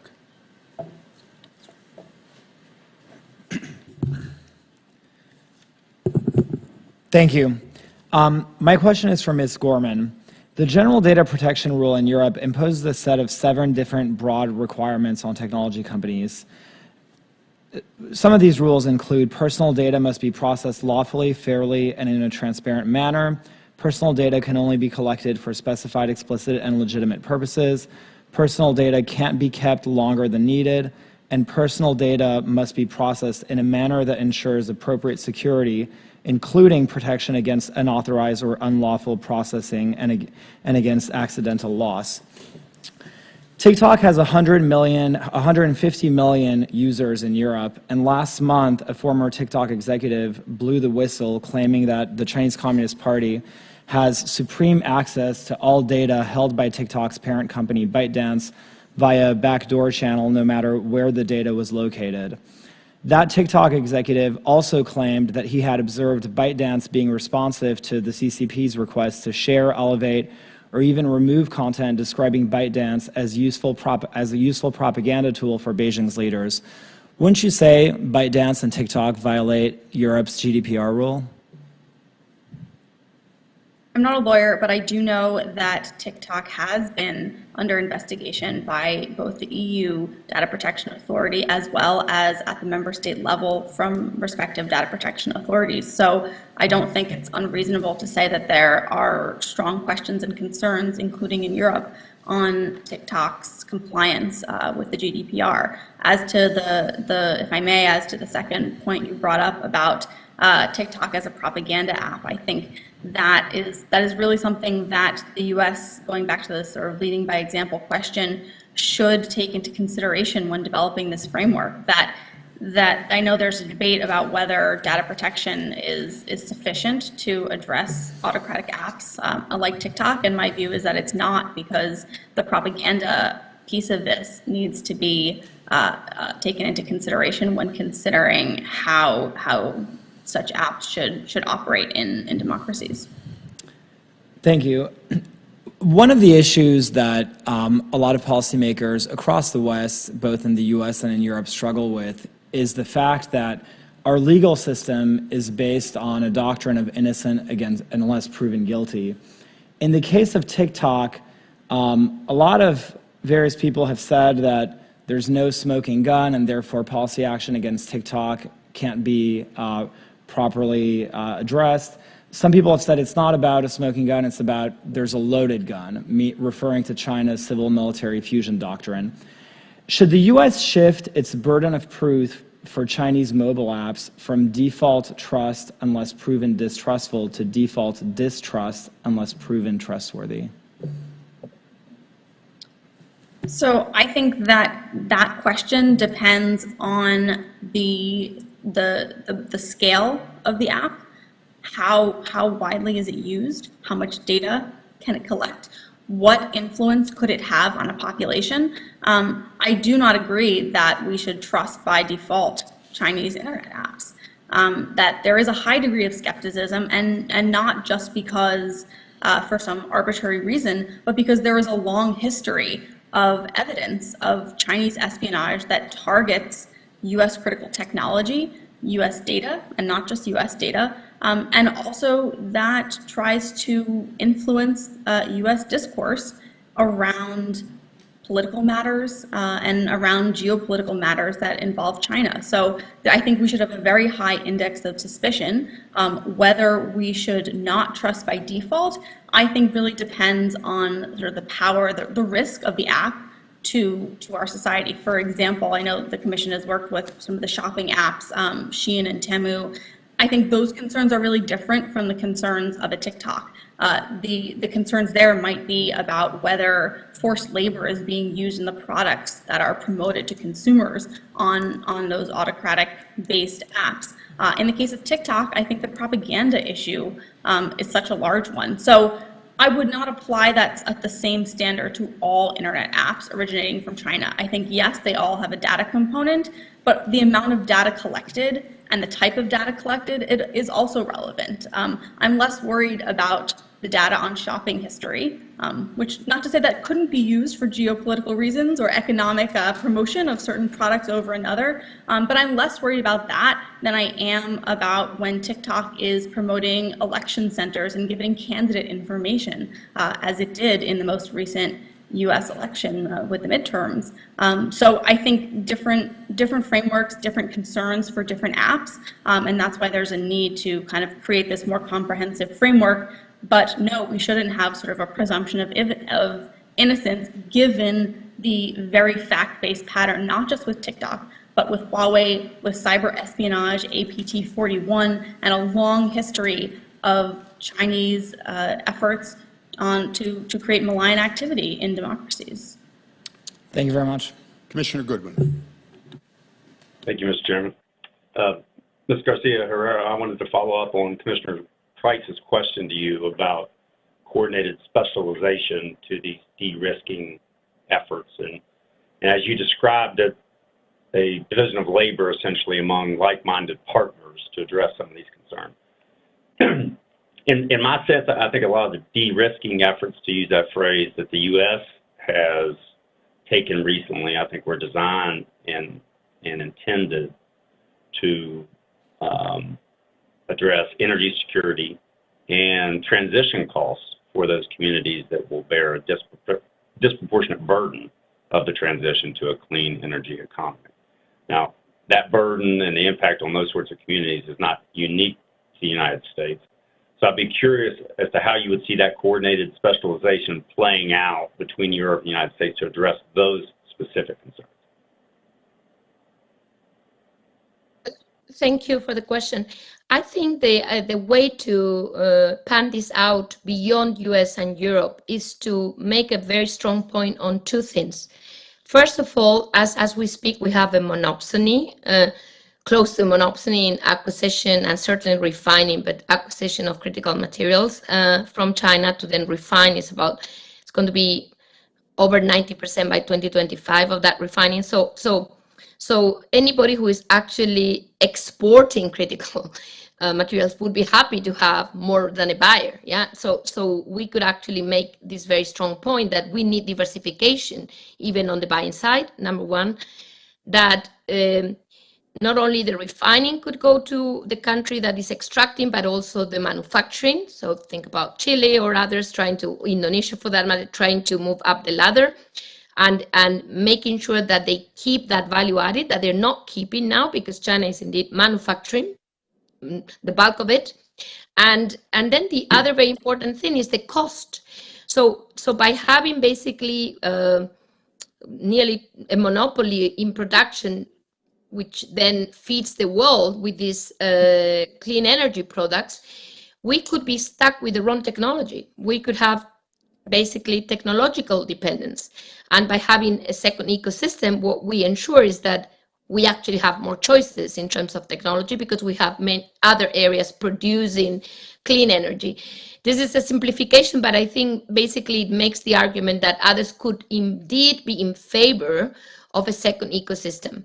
And for that, we need to be inclusive. That's very clear. It's actually in our own interest to be inclusive, because that will reduce the cost of decarbonization globally for us. And by the way, it will also allow more space for China to decarbonize, which frankly speaking, given since not this 2 sessions, but the previous one when China lifted the yearly targets for emissions, we don't have much information of what was going on with emissions in China. So we would actually make China have more space for its own decarbonization. So in that regard, I think it's kind of a win-win, or it can actually be portrayed as a win-win strategy beyond the US and China, the US and Europe, sorry. Thank you. Dr. Rulick, I want to touch very briefly on technical standards. As Commissioner Wessel alluded to, we did have a hearing on this 3 years ago and made some recommendations to Congress. I think, to my fellow commissioners, China's approach to technical standards will seem pretty familiar. Like the law, I think they view these standards as tools to achieve strategic interests and tools of industrial policy, market access, or simply to accomplish certain geopolitical objectives. As part of our recommendations 3 years ago, we recommend that Congress take steps to elevate the importance of these standards and coordinate U.S. policy across different sectors, and recommended setting priorities, namely identifying those standards and those standard-setting bodies with the greatest potential impact on competitiveness and national security. From a European perspective, what standards and bodies do you think Europeans would prioritize? It sounds like from your testimony, critical infrastructure would probably make that list, but curious as to what else in 20 seconds you might identify. Thank you very much. So, I mean, from the European perspective, the prioritization of certain standard developing organizations is very easy. I mean, there are 3 standardization organizations internationally that the European Union recognizes as such. This is the International Standardization Organization, ISO, the International Electrotechnical Committee, IEC, and it is the International Telecommunications Union, ITU. At the same time, of course, this is sort of the standard policy answer here, that this is what Europe recognizes. But there are, of course, a number of other international SDOs that are standard developing organizations that are on Europeans' minds. This is certainly the third generation partnership project, but it's also actually US-based industry consortia such as IEEE, IETF. So there are quite a number here to name, but I think it may be sort of the most relevant actually to identify the criticality of technologies and from there sort of trace where are actually decisive standard developing organizations internationally that really do shape the standardization landscape in those fields rather than sort of start from the SDOs. And I think what we see is that ITU gets lots of credits and lots of attention, not just in the West, but also in the global South, while sort of, if you look at the companies, many sort of really see ITU as sort of rather secondary, and the real technological stuff being developed in truly privately driven standard developing organizations. Thank you. Commissioner Cleveland. Thank you, Chair Friedberg. I actually want to follow up on this very question, so I appreciate Commissioner Goodwin raising it. In your testimony, Dr. Ruling, you indicate that between 2015 and 2019, China gained Secretariat leadership positions in the ISO and IEC in rare earths, foundry machinery, transaction assurance, e-commerce, smart grid user interface, low voltage auxiliary power systems. And then in 2022 alone, they gained ISO and IEC secretariat positions in 5 of 9 new leadership positions, including on brain computer interface, enhanced oil recovery, heat supply, and hydropower. These all seem pretty important. I'm wondering where they haven't gained leadership positions in the first. I mean, that's sort of a separate question, but I'm wondering what the practical implications are, because you did such a beautiful job on explaining why USB is a relevant standard. That, to me, makes it very, very practical. But in your view, what are the practical implications of the fact that the PRC has gained in 2022 alone 5 of 9 new leadership positions in fairly significant areas? Does this mean they're influencing fees, licensing, patent enforcement? What is it that this means? And then secondly, are there any differences between the EU and Europe, the US and Europe, when it comes to the fact that China has executed this strategy? Sorry, could you repeat the second question? Right. So this seems to be a pretty aggressive strategy that can aligned with China's industrial policy. And I'm curious, in the context of this hearing, whether or not you view the US and Europe as aligned in concern when it comes to this Chinese strategy, or are they on the same page, or are there differences? Yeah, I start with the latter. I actually think we are quite aligned in sort of the awareness. At roughly a similar time, I think, did technical standard setting, maybe the US a bit ahead of Europe as in many cases, but I think at roughly the same time, the issue of technical standard setting and the realization that China is really aggressively and also sort of proactively striving to get influence on technical standards, but particularly on those of strategic relevance, I think, has come to the fore. And if you compare the US strategy that Ms. Gorman mentioned before to the EU strategy that was published in February last year, I think both sort of grapple with the same dilemma, both commit to a private sector-led approach in sort of the analysis of China's behavior. I think both are really very similar.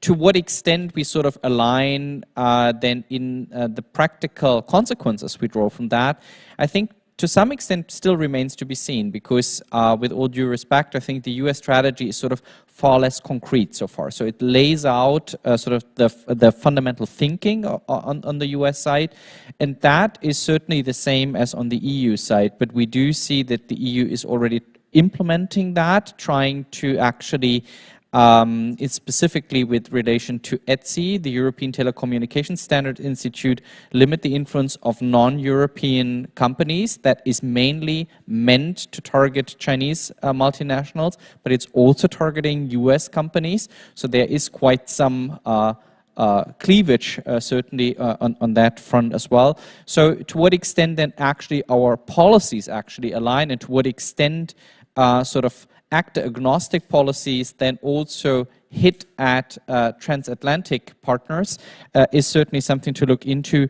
But on sort of the analysis side, I think we're pretty much aligned. On the implications, I only have 35 seconds, but sort of it's really all of it. So if you grab a technical leadership position in such critical fields, which are certainly sort of by no surprise, and that China is successful, by the way, that China is more successful in one year than another, is also due to the fact that in one year there may be more technical committees being newly formed. So that is also, China is picking up opportunities. But the implications from taking up the leadership position at first is mostly agenda setting power, which is quite of enormous importance. If you think of the national security element, what should be standardized and what not, may have, and that is agenda setting at its best, may have actually very concrete national security implications, because that sort of reveals what should then sort of be taken under an international review, what should be actually left for proprietary technological solutions to different companies. So that could have enormous implications. Which proposals are being put onto the table at what time? That could, of course, very much favor Chinese proposals that can come with implications for the underlying standard essential patents. If you put a proposal on the table, it's very likely that your patents will be included and not those of your competitors. So I think on all the four risk areas, that can have massive implications, from national security to the competitiveness angle, values, if the relevant standards do differ sort of in the degree to which they defend or implement certain values. So it's really on all fronts that agenda setting power does, or can at least, unfold in enormous impact. Thank you. Commissioner Borkoff. At the risk of just piling on, I also was present for the 2020 hearing on standards, and both before and after that, it alarmed me. A large part of it alarmed me, much in the way that you are. There was a lot of discussion in the background reading about the stacking of the deck in these organizations, where not necessarily in an insidious way, but just in a very directed way. And the Chinese government decided to actively try to get their folks into the chairmanships of various committees and subcommittees. And what we learned that I'm still remembering was it affected competitiveness in a big way. You know, if you change how far apart the threads are in a screw, you can make it where an entire factory has to retool in America. And in the case, we learned that air conditioning, medical devices, refrigerators, all kinds of things you wouldn't think about, and then all of a sudden that goes on to parts that go into aircraft, parts that go into nuclear weapons, parts that go into everything involved in national security are affected by a screw thread, by the manner in which a piece of equipment is designed. So you mentioned something that really struck me.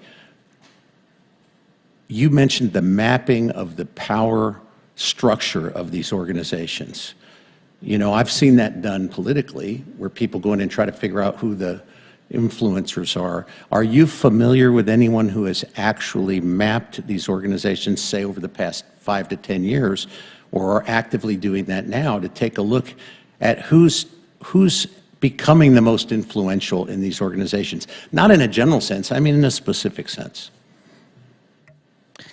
Well, NIST was tasked to come up with a study for Congress to actually map or actually exercise that what you just request. I think they have done a good job, certainly. I'm happy to forward that study to you, but it's mostly related to ITU and ISO, and I think that sort of, but that's sort of no criticism. It grasps sort of the problem very well, I think. What we probably need to do is we can't wait for this one study. It will be a book with several thousand pages. What we'll probably need to do is expand on such analysis, both in terms of sort of the standard developing organizations, including others, because already from that study, you can very well see that China's influence on ISO and that in ITU differs significantly. But I think we should probably also start looking more sort of in horizontal studies that delve into specific technologies that we deem particularly critical, identify and then sort of do the necessary analysis together with industry representatives to understand where are those technical standards being developed and pool actually technical expertise with political expertise, so with China-specific, country-specific China expertise, to sort of really understand, well, who is sitting at the table, what is the technical merit of that. Trying to do this in a project in the European Union at the moment that's called Digital Power China, that I have the privilege to participate in, where we try to pool that. It's not simply related to technical standards, but if you ask me whether this one project is up to do the entire job, certainly not. I mean, it hopefully can contribute to that, but we'll probably need to expand. And I think you really nailed it. The adaptation costs, I wasn't able to sort of mention that. It's not just the patenting, the licensing fees, but it's also adaptation costs. I mean, if you see a new standard emerging that is not compliant with your own technology, you need to decide, do I withdraw from that specific market, or do I really redesign my product, my production to actually comply with that international standard? That can involve enormous adaptation costs. You're absolutely right. I agree. Thank you for that. I knew that NIST was working on that. I didn't know they finished it. I hope you will forward it to us. And I think it, as you alluded to, it directly looks at the lower level risks, you know, general manufacturing. But what they were concerned with when they first started was the higher level risk, and I'm glad that you all are doing what you're doing in Europe. I hope that gets, even if you can't do it all, any start would be helpful. Thank you. Thank you very much. Chair Bartholomew. Thank you very much, and thank you to our witnesses for making some very technical issues more understandable to those of us who are not experts. I'd like to talk a little bit about data, though, and that is, from my understanding of GDPR, it's about controlling the collection of data of individuals, correct? And yet, of course, we know that the Chinese government collects massive amounts of information on its own citizens, but controls the dissemination of the data. And if I have that correct, I'm just trying to understand how those different views of data play out, both in any standard setting bodies, but just in sort of implementation of regulations? Nobody wants to step up and answer. Yeah, I'm happy to take at least a partial stab at that one. I think the reality is that we are seeing a trend towards more data localization, which is the Chinese model, where data that is collected on and about Chinese citizens stays in China. It must be housed in China.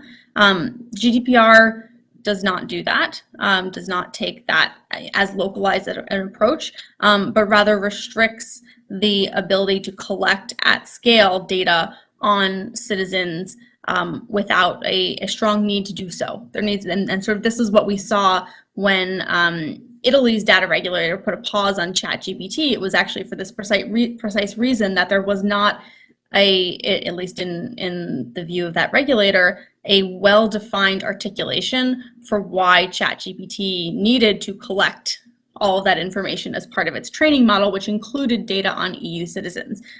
So certainly very different data approaches between the EU approach and the Chinese model. I think and of course in the US, there isn't a broader federal data privacy bill. It's something we've been calling for some time and are really hopeful that maybe one day we'll get.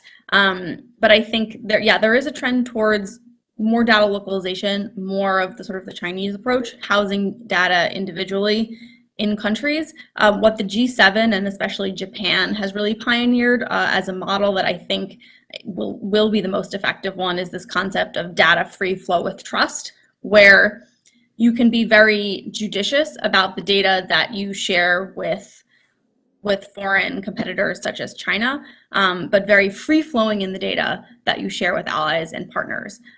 There is a benefit to open data, open exchange in terms of sort of open scientific data, but also interoperability among like-minded partners. And so that's the approach that I hope that democratic nations go to, in contrast sort of to the heavily localized approach, even as we control for risks of espionage that come from autocratic actors like China, and chiefly China, around data that regards business information and personal information, given especially its ability to influence populations. Lindsay, do you think that the Japanese model would preclude any restrictions on the collection of data here, which of course we don't have, but if you move to something like that, does that serve as a disincentive to do anything to limit the amount of data that's being collected on individuals here in the U.S.? I'm not sure about that. I don't think necessarily. I think it's more about once it's collected, where it stays and where it can go. I think you would need sort of separate regulations as GDPR has if you really wanted to restrict the collection. You could imagine, though, building into this concept of free flow with trust, a specification, if you wanted, that said part of this sort of circle of trust when it comes to data means we're not going to use data for X, Y, and Z purposes, such as, for example, social scoring architectures. So I think there's a way to build that in terms of the criteria of the sort of free flow with trust, but I don't think on its face the method of and the means by which we would share data necessarily has implications for how and in what manner it would be collected within individual countries. Thank you. Dr. Herrera? Yes, thank you. I just wanted to add basically in line with the comment made that free flow of data among like-minded partners is actually essential in anything like coordinated specialization for green energy, because one of the key advantages that China has to produce solar panels cheaper than anybody else and in a very efficient way is that indeed it has all of the data, even of solar panels that are used in Europe. And that's how basically it increases the efficiency, and it can monitor those solar panels and actually repair them in need. So if we were to build something like that without sharing data and going into a model of localization, we would not be competitive because the size would not be the same. So I do think the data the cross-border data agreements in anything that we want to do together is essential for anything we produce to become competitive towards what China is producing today. Yeah, I just ask one more question to follow up on that, which is, we talk a lot about reciprocity. Are any of those discussions on cross-border data insisting that when the Chinese have access to our data, that we should be able to get access to their data? Well, not unfortunately. We're very far from reciprocity in many, many ways, including data. But I think this is the point, that the minute we work on something where we share data, then reciprocity is easier to apply because the amount of data could be comparable. Here is also about the amount of data that we will be able to put together. So we can't really think, I mean, if you're a very small country, even less so, of reciprocating, because your data anyway would be so small compared to what you would have access to, basically. All right. Thank you very much. Thank you. Commissioner Mann, I left you out. I apologize. I just have one question for Dr. Garcia Herrero. I wanted to pursue this, your interesting idea of coordinated specialization, and come back to that. But I want to know how it's going to work. I mean, who's going to do the coordinating? Is this really feasible, either diplomatically or politically? I mean, even industrial policy has proved to be difficult in this country. Who's going to tell European company X that they need to hold back and let the Americans do it? And who's going to tell American company Y that they need to give way to the Europeans?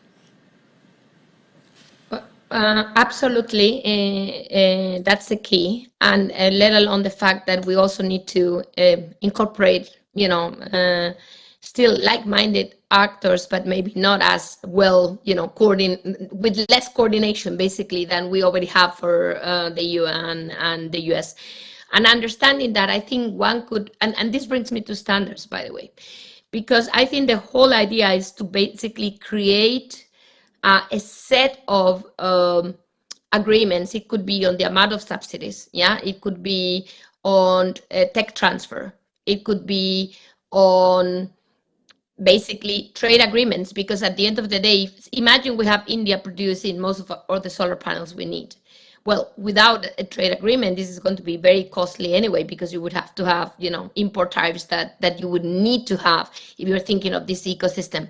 So I would argue that you could think of, a trade, well, of course, some kind of TTC at a broader level, with the specific goal of creating an ecosystem for green energy, and whether the subsidies or the tech transfer or the trade deals to reduce the amount of tariffs wherever that is left, whether it's price or even quantity tariffs of any sort, or any barrier, would be lifted, and then you would need to let the market work. You cannot just do all of this on a planning mode. The whole idea is to compete, but not to repeat what the PRC is doing. So that, I understand it's difficult, but I don't think we can do this on our own, because the de-risking strategy for each of us will be too costly, because it's just an individual strategy. Thank you. I'll yield my time. Go ahead.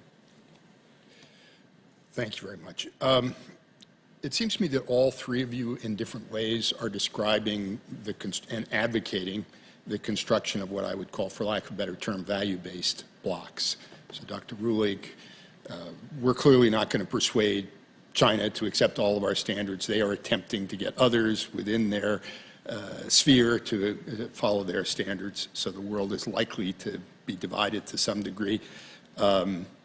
Ms. Gorman, this idea of free flow with trust seems to me to describe a world in which the cyber spheres of democratic countries are somewhat insulated from those of autocratic countries, which are very heavily insulated from the democracies. And Dr. Garcia Herrero, this idea of coordinated specialization, in order for it to work, it seems to me there's going to have to be some protection of this new market consisting of democratic countries in order for them to be able to be shielded to some degree from very low-cost subsidized products coming from China. So I wonder if all three of you could respond to that characterization. And Dr. Garcia-Herrera, perhaps we could start with you. Yes, absolutely. You need to be shielded because, first of all, you are starting from scratch nearly. Yeah, I mean, I did offer the numbers of how much China is exporting in green energies to start. So it's clearly in that field, if you don't protect your market at the beginning, kind of infant industry argument, you won't be able to make it, let alone having a big market, because that's where you can have the economies of scale, you can use, again, flow of data, etc., to make sure that also the innovation is the right innovation. You're not depending on somebody else's innovation. So yes, you would need to be somehow protecting that ecosystem. Totally. Thank you. Dr. Rulli? Well, I'm concerned that I have to somewhat agree with you, because I think, as I try to emphasize, the value of technical standards is greater, sort of the broader its scope is. So I don't think that we should give up trying to integrate China into existing institutions, and it somewhat leads me back to something Commissioner Vessel mentioned, and I wasn't able to respond. Maybe if there's time I could come back to that, and that's sort of where there's competence, and China does have enormous technological innovation power, there will be impact in terms of technical standards. So if we don't integrate China, that's the other part of the story, then China will spread those standards outside the institution. So I don't think that we are at a point where we should sort of fully give up and sort of just say, well, let's sign on to the value blocks. But at the same time, I think we should rather sort of define the conditions in our interests and values and get sort of quite straight under which conditions are we trying to accommodate the Chinese into the system. I think we should rather sort of be clear in where we are unwilling to make any compromises, where we should be sort of very clear. But sort of fully giving up on the Chinese, I mean, we do sort of see a somewhat liberalizing trend in China's standardization policy. And we should also always keep an eye on the global south. They don't want to choose either side. So wherever we can actually come up with global standards that do not violate and undercut our values and norms, then I think it's good to have China on board. But I'm afraid it may indeed go into a direction that you've just described. Thank you. Ms. Gorman. Yeah, I mean, I think look, in China, we have an autocratic actor that is actively trying to model the world's technology ecosystem in its own autocratic image. And the approach that democracies have historically taken of let's build the technology, and because these technologies connect people, because they allow for discourse and democratic activity, they will inherently be good for democracy.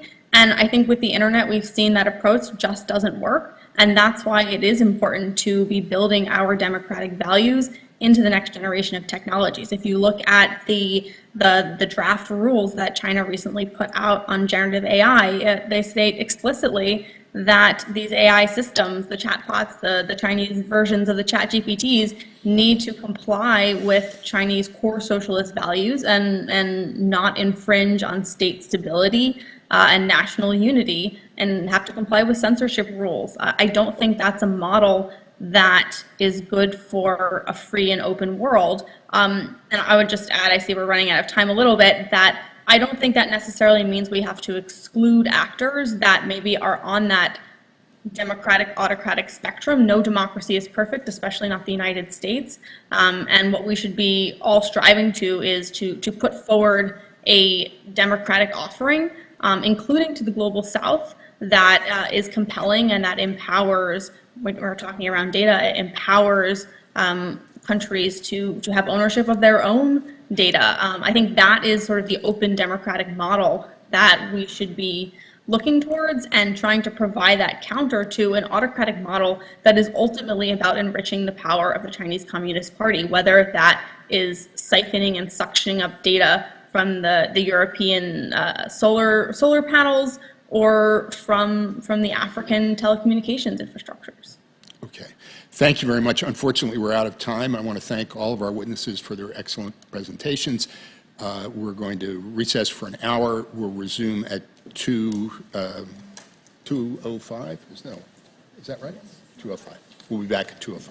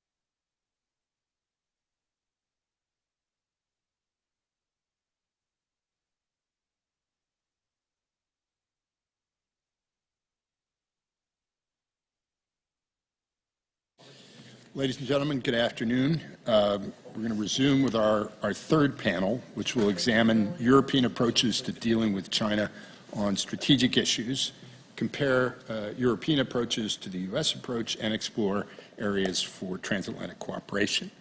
We're going to start with Dr. Janke Ortel, who's appearing virtually. Dr. Ortel is the director of the Asia Program and Senior Policy Fellow at the European Council on Foreign Relations. She'll provide an overview of Europe's approach to China on strategic issues. Next, we'll hear from Ms. Virla Nouwens, the Shangri-La Dialogue Senior Fellow for Indo-Pacific Defense and Strategy at the International Institute for Strategic Studies, and she'll examine European approaches to Taiwan and the Indo-Pacific. Lastly, we'll hear from Mr. Ivan Kanapethy, Senior Associate and Freeman Chair in China Studies for the Center for Strategic and International Studies.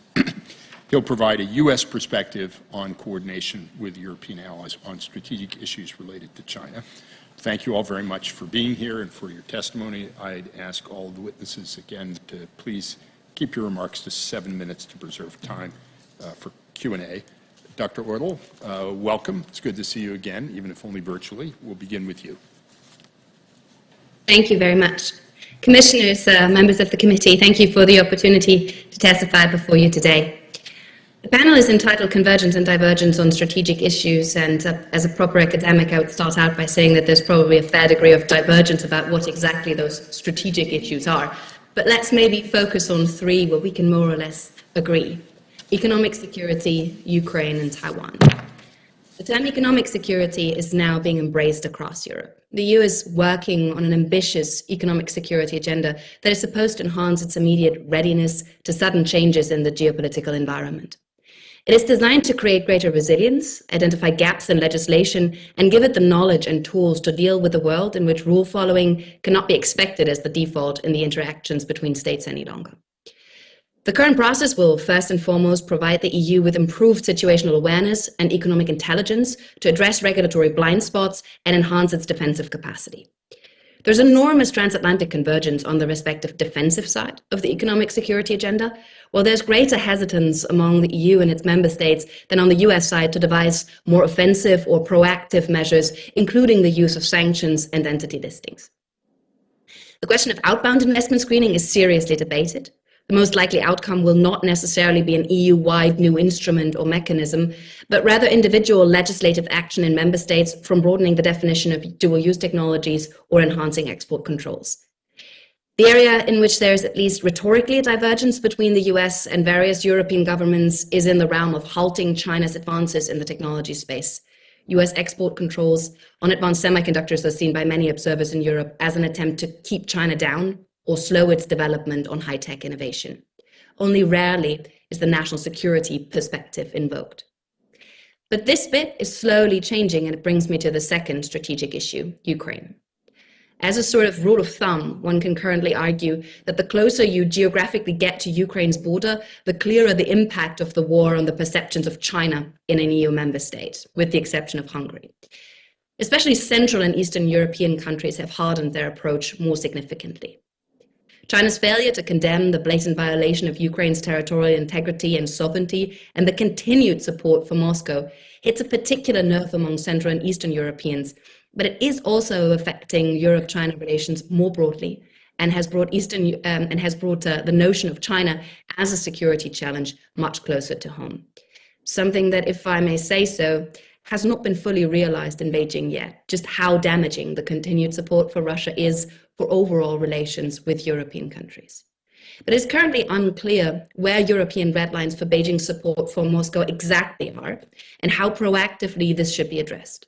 The latest poll that my colleagues of the European Council on Foreign Relations have conducted in 11 EU member states is pointing towards one of those red lines at least. It comes to the conclusion that a plurality of 41% of respondents are in favor of sanctioning China if China were to deliver ammunition or weapons to Russia, even if this meant serious economic harm to Western economies. In Sweden, 56% of respondents were in favor, 51% in the Netherlands. Sweden and the Netherlands are both states in which a more public debate about the relationship to China has already taken place, and where domestic public opinion is more influenced by negative experiences and more alert because of strategic challenges. Think Guominhai or ASML. All countries polled show a high number of 20 to almost 40% undecided respondents to this question, which shows that there is a huge need for clearer communication of political objectives and risk assessments by European leaders.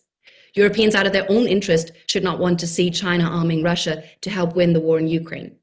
Policymakers could also make clear that whatever Washington does or does not do, that Europe is willing to act on this by itself, which would be a welcome demonstration of European capacity to act and strategic unity.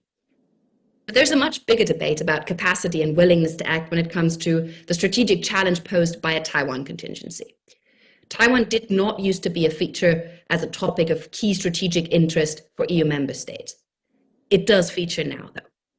While the careful rhetoric at the EU level and in many member states, as well as the almost religious focus on the one China policy, is unlikely to change anytime soon, the assumption that this will automatically lead to inaction in case of a military escalation in the Taiwan Strait is following a logic that no longer holds.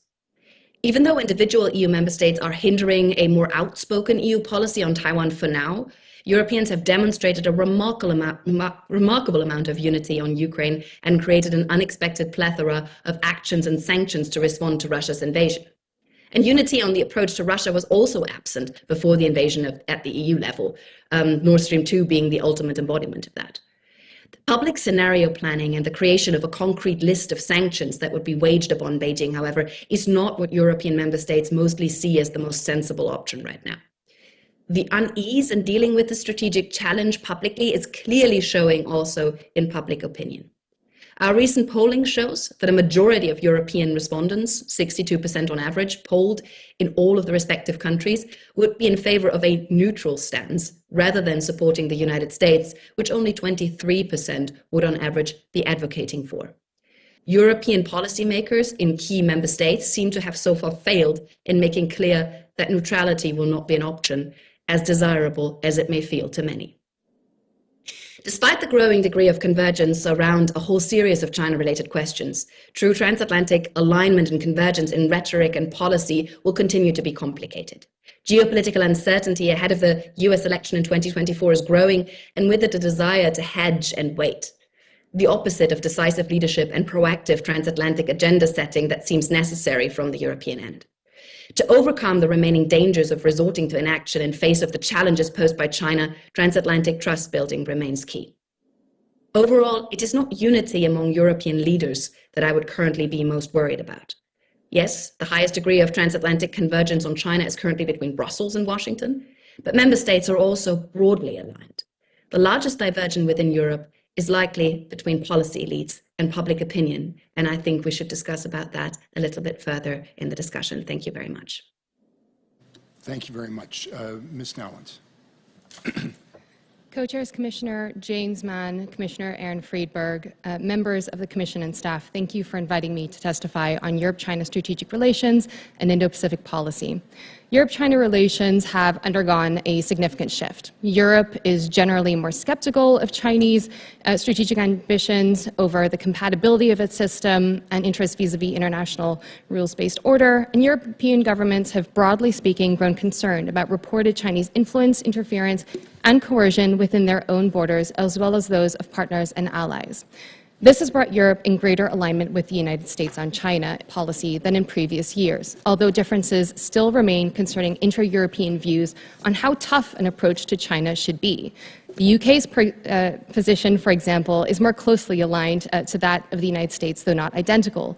Eastern European states have experienced at the hands of Russia aggression in the past, and now at the hands of China coercion and assertiveness in recent years.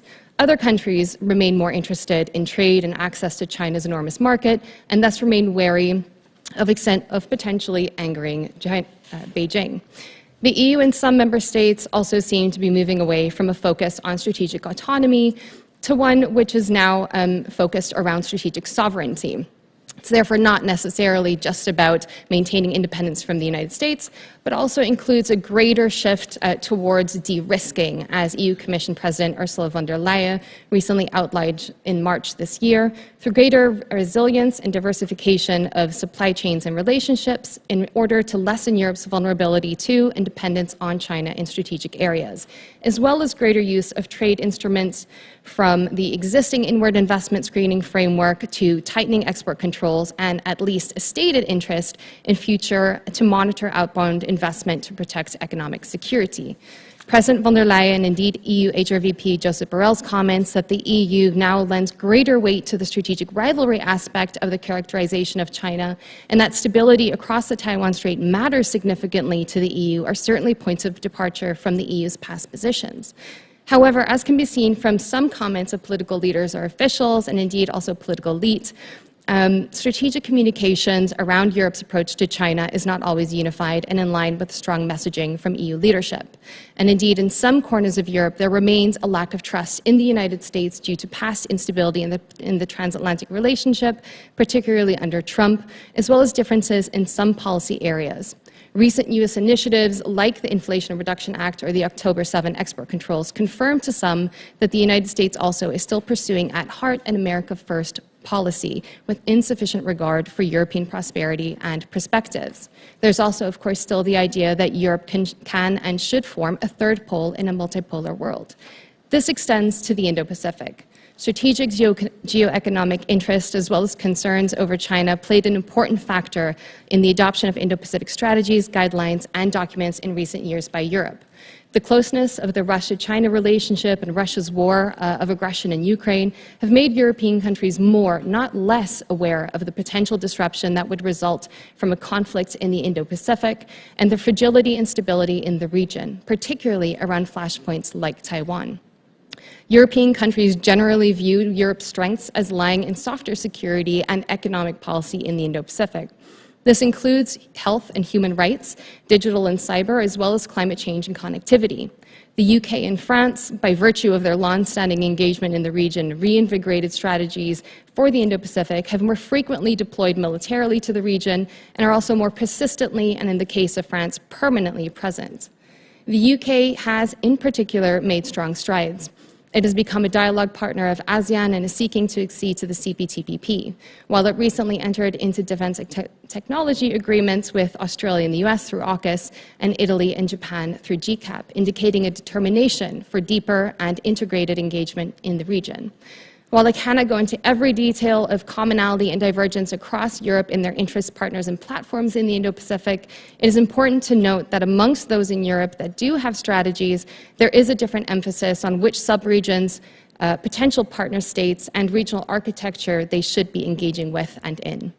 Despite these ambitions, limited economic and military resources in Europe, already under strain from the aftermath of the global pandemic and now the war in Ukraine, will necessitate thoughtful and careful sustainable engagement in the region, including with the United States. Indeed, while these European countries and the EU see the importance of the Indo-Pacific and seek greater engagement, the Indo-Pacific represents a secondary priority to their own immediate region. For the United States, the Indo-Pacific is, of course, its priority theater, and this is understandable.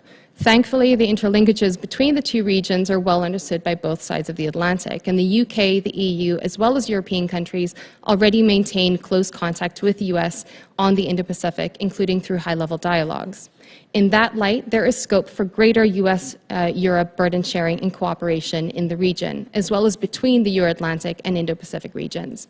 Transatlantic coordination can, after all, take many forms, from ad hoc to institutionalized, and from information sharing to deconfliction and integrated collaboration. First, greater public awareness is required in Europe over China and the Indo-Pacific. While the public debate around China has increased significantly over the years, there remains an uneven understanding and capacity in government as well on China.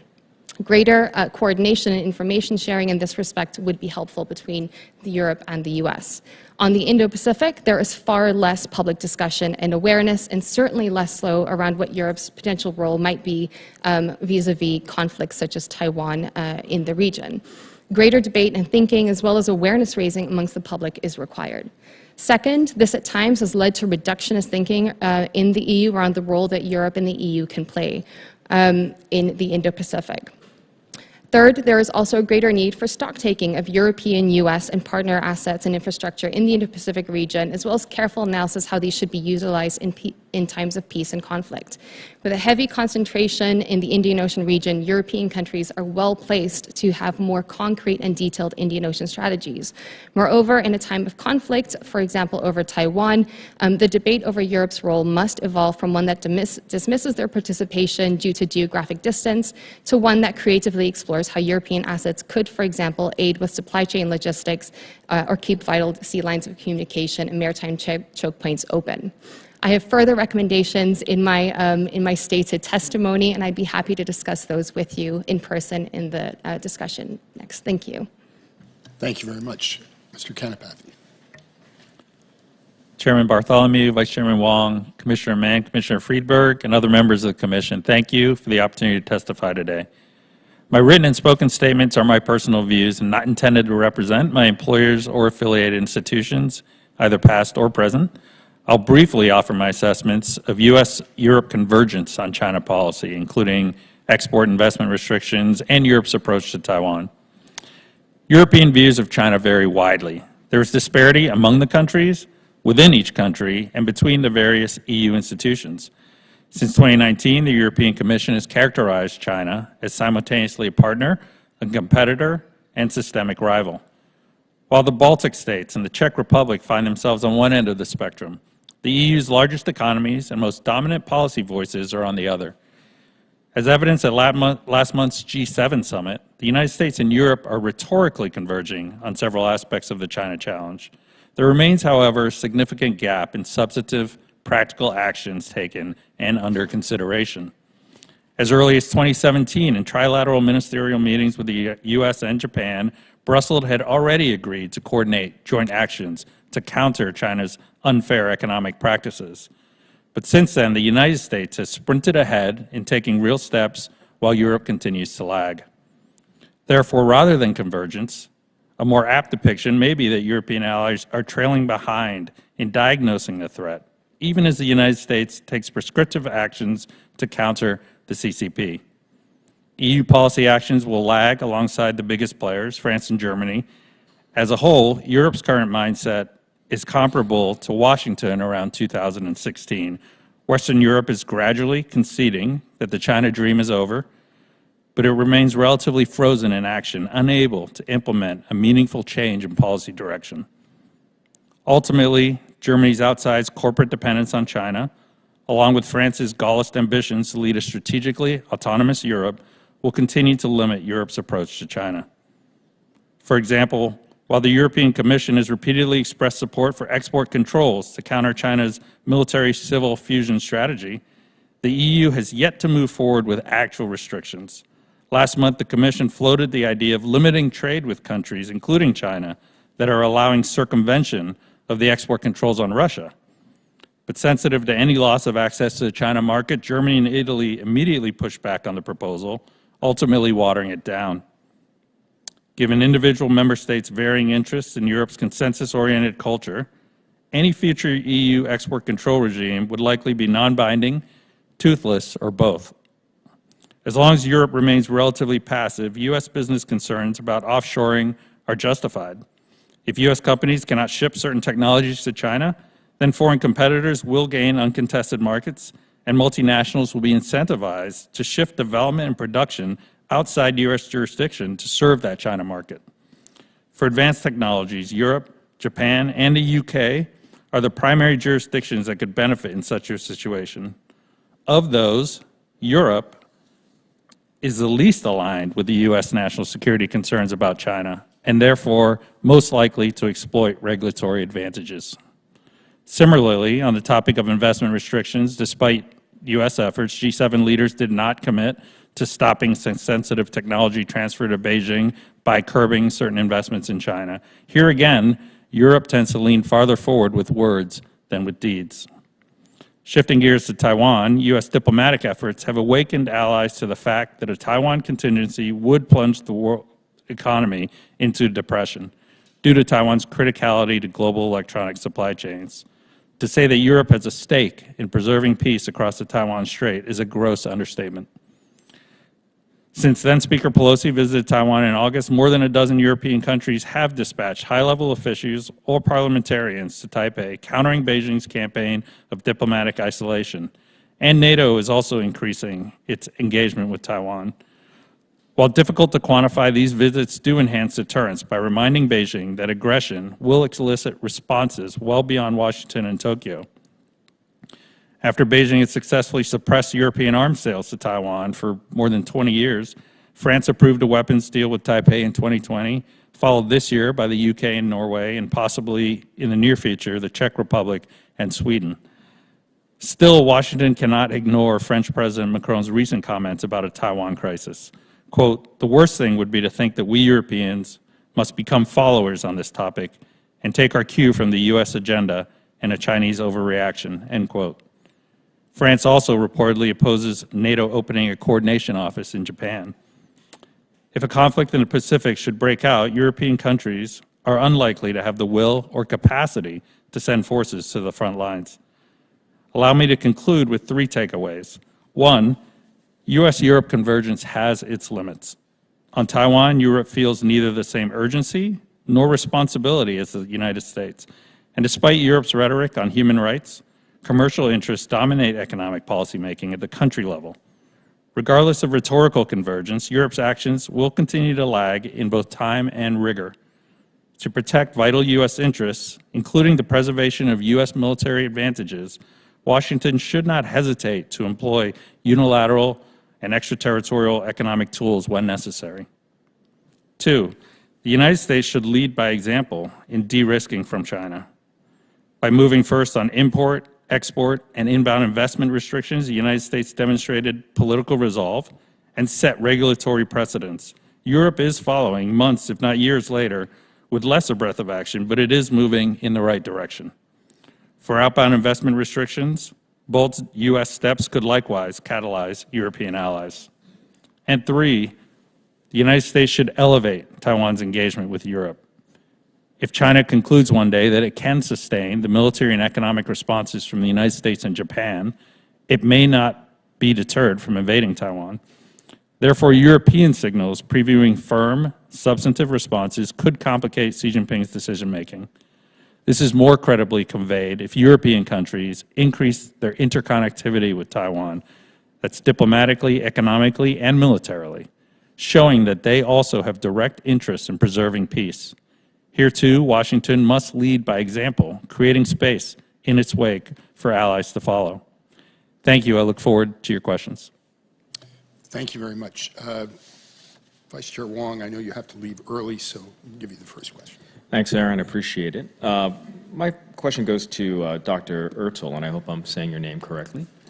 You had mentioned that the public formulation of a range of sanctions in Europe that they could impose on China would be obviously politically problematic and diplomatically problematic, I assume. My question for you, though, is assuming that it is not happening, this wouldn't preclude private or out of the public eye formulation of sanctions, as well as coordination on that range of sanctions with the United States? Or do you see a problem with that as well? No, I think there is, and also we are very clear about that, there is a range of conversations ongoing as we speak about what kind of needs to be done, what can be done, what is sensible, what will work, what will not work. I do think that the point that I wanted to make with the 41% being in favor of sanctions, even if there is serious harm to Western economies, is a point that is, as soon as European publics understand the direct impact, and this is on European policymakers to convey the direct impact that Chinese actions have on European citizens, then there is also a public majority to be gained in terms of finding support for this. So I think the disconnect here is in kind of constructing that direct impact. And I think in terms of arms deliveries and ammunition deliveries, the direct impact is very palpable. It can be seen. It is understandable for European citizens that this is a problem. And therefore, then you create very different kinds of majorities in Europe. And I think in the more abstract versions of this threat perceptions, this direct connection needs to be established in the way that European policymakers talk to their own publics. And just another question. In your testimony, you talked about the divergence, and also in your written testimony, the divergence between public opinion and those of policymakers or bureaucrats or diplomats on the severity of the China challenge, and that's an issue. But am I wrong, or would you agree that the way that issue manifests in frustrating policy is in a divergence between elected officials, because they are responsive to the public, a divergence between elected officials and bureaucrats and diplomats, where, at least in my experience, my discussions with, people who do this for a living, they're more forward-leaning than their elected officials. And is that because the elected officials are more connected to public opinion? I would not say that is true from my experience in talking to European parliamentarians and talking to European bureaucrats. You will find on both ends of this, but particularly among European parliamentarians and in European parliaments, parliaments across Europe, we have seen very vocal opposition against current Chinese practices. In the Swedish parliament, in the Dutch parliament, we've seen it in the Czech parliament. We have discussions in the German parliament that have actually kind of really changed, for example, the conversation around 5G. So I wouldn't say that difference is particularly striking. I do think that the alignment among bureaucrats across Europe is stronger than one may think.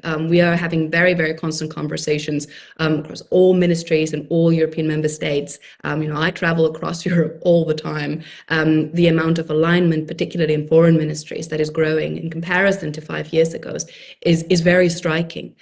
So there is a lag now in terms of how this comes together on the public opinion side and it comes together on the policymaker side.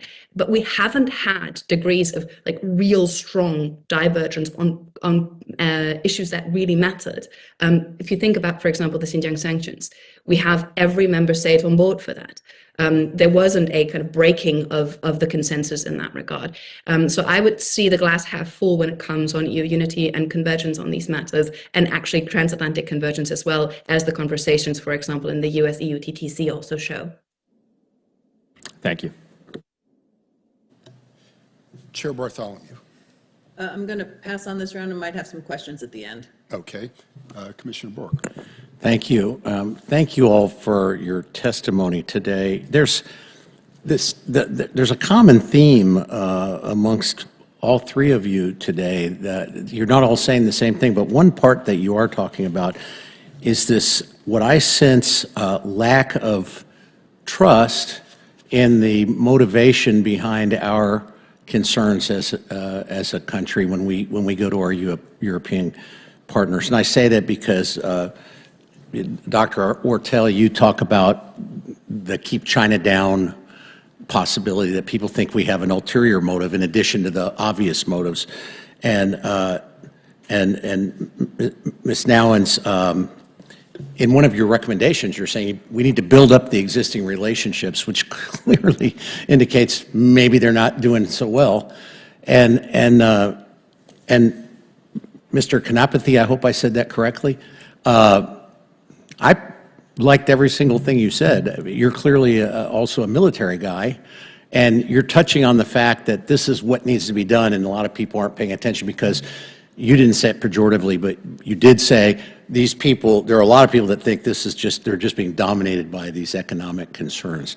So I have one question, and my question is, these countries, Eastern Europe, that we're talking about, that we want to be our partners, do they feel like they're our partners? And I would ask any of you to explain that. And if you think they don't, what can we do to change that? I could have asked a question nobody even agrees with. It's a yes or no question. Okay, what? Nobody wants to answer? Go ahead. Yeah, Commissioner, thanks for that question. I mean, I actually think in Eastern Europe, we're quite popular these days, and Scandinavia. It's probably Western Europe where things are not quite as aligned. Because of Ukraine? I think not necessarily because of Ukraine, maybe accentuated by Ukraine is why we've got, more support in Eastern Europe now. But I think sort of where the Germanys and the France and Italy's kind of sit is more longstanding before this latest round of Ukraine. And I think that, we actually have diversion, they're not always going to converge our interests, frankly. In a lot of ways, we compete with France. We compete with Germany. I mean, we have to be honest about that. And, when we label China as a competitor, right, that's not that different than how I think they often view us, especially when we talk about economic issues. And then there is also the geographic fact that they're not Pacific nations. And so the military sort of threat weighs, I think, quite a bit less, with our presence in the Western Pacific and our history there. And those are things we have to acknowledge. Now, as I mentioned earlier, the fact that, even a blockade on Taiwan would have just massive effects on their economies, I think is helpful. But that is something that is just dawning on even the Western Europeans maybe in the last year and not before that. Thanks. Maybe just to add to that, I agree what Ivan said already. I think in Eastern Europe, though, there's also a little bit of a quid pro quo. U.S. coming to the aid over Ukraine and supporting European security in exchange for Europe, and especially Eastern Europe, also caring more about the Indo-Pacific is certainly at play. I think when it comes to some of the other countries that I was referring to in my testimony, there is that sense that I think through the IRA, which did take countries by surprise, then also the extent of the export controls on October the 7th, whilst there had been discussions, for example, the extent to which the U.S. went in the initial outline of the export controls took certainly businesses by surprise as well. And I think this really comes down to an ultimately fundamental different view of the international order and the potential relationship with China. I think there's a sense that the United States has made up its mind about China and that there is only one path forwards, whilst in Europe there's still more of a diversified perspective on how to gauge with Beijing and what the opportunities for leverage there are, including a greater sense of dialogue as potentially leading to understanding. So in that respect, this I think really builds on that lack of trust, as you said, which is why I also said that whilst there is engagement with Europe, more, honest, candid, and certainly longer lead times in debates around some of these questions is required. And if I may add on this point, I think it's just really important to stress that the rhetoric alignment also from Macron, from Olaf Scholz, is very clear and is very transatlantically focused. But we have public opinion data as well, again here, where the question of how Europeans view what the US is to Europe, only 32% on average said an ally that shares our interests and values, and 43% a necessary partner with which we must strategically cooperate, which I think is quite astonishing figures. And that should give us some pause in how kind of public opinion in 11 EU member states has shifted over the years, and how this is kind of what the effect of that will be on the future ability to transatlantically cooperate. I do think that there is large potential, but I do think that there is a big job to be done by European policymakers to make that clear to the European public as well, where and when and how this is beneficial. Good answer. Thank you. Commissioner Glass. Oh, I'm sorry. Commissioner Cleveland. Thank you. Since we're focusing on strategic priorities, I'm interested in your reaction. Somebody said this morning that Russia's threat to use nuclear force would be unlikely to change China's support for Russia, and indeed may very well inform their thinking on a Taiwan contingency and tactical nuclear weapons. I'm wondering what your view is on, on that assertion this morning that Russia's threat is unlikely to change China's support. And then I'm interested in your view on what role NATO may or may not play, may or may not be interested in playing, in attempting to persuade China to engage in any kind of nuclear arms control negotiations? And the third question, if anybody's interested, is why in the world would Macron oppose a NATO office in Japan? That may be the easiest, but.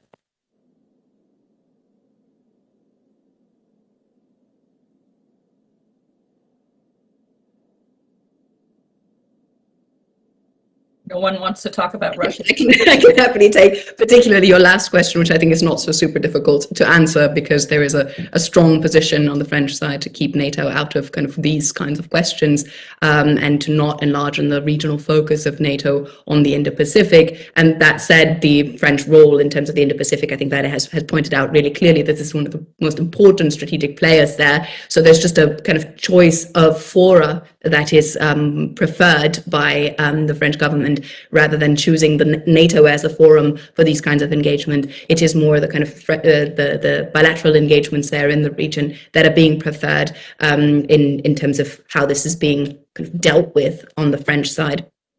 And I think that's something that needs to be taken into consideration. What kind of role is NATO supposed to play in the world? Is it supposed to be a regional organization or not? Does it actually entail further antagonization if it goes kind of further beyond its area or not? These are discussions that are very live in the European conversation, and particularly in Paris, of course. The other question of whether kind of Russia, whether a Chinese support is going to go down if Russia were to threaten nuclear weapons. I think the Chinese position on this has been a bit ambiguous. This has been the one area in which the Europeans have really banked on Chinese commitment to saying, nuclear war cannot be won and shall not be fought and cannot be won, where Olaf Scholz has come home quite confidently with that statement from the Chinese side, perceiving that this is a real support for a real European cause here. I would also be cautious in that Chinese commitment, as I would say this may not be as red a line as the Europeans wish it to be. Is there any engagement by NATO to encourage Chinese involvement in arms control negotiations?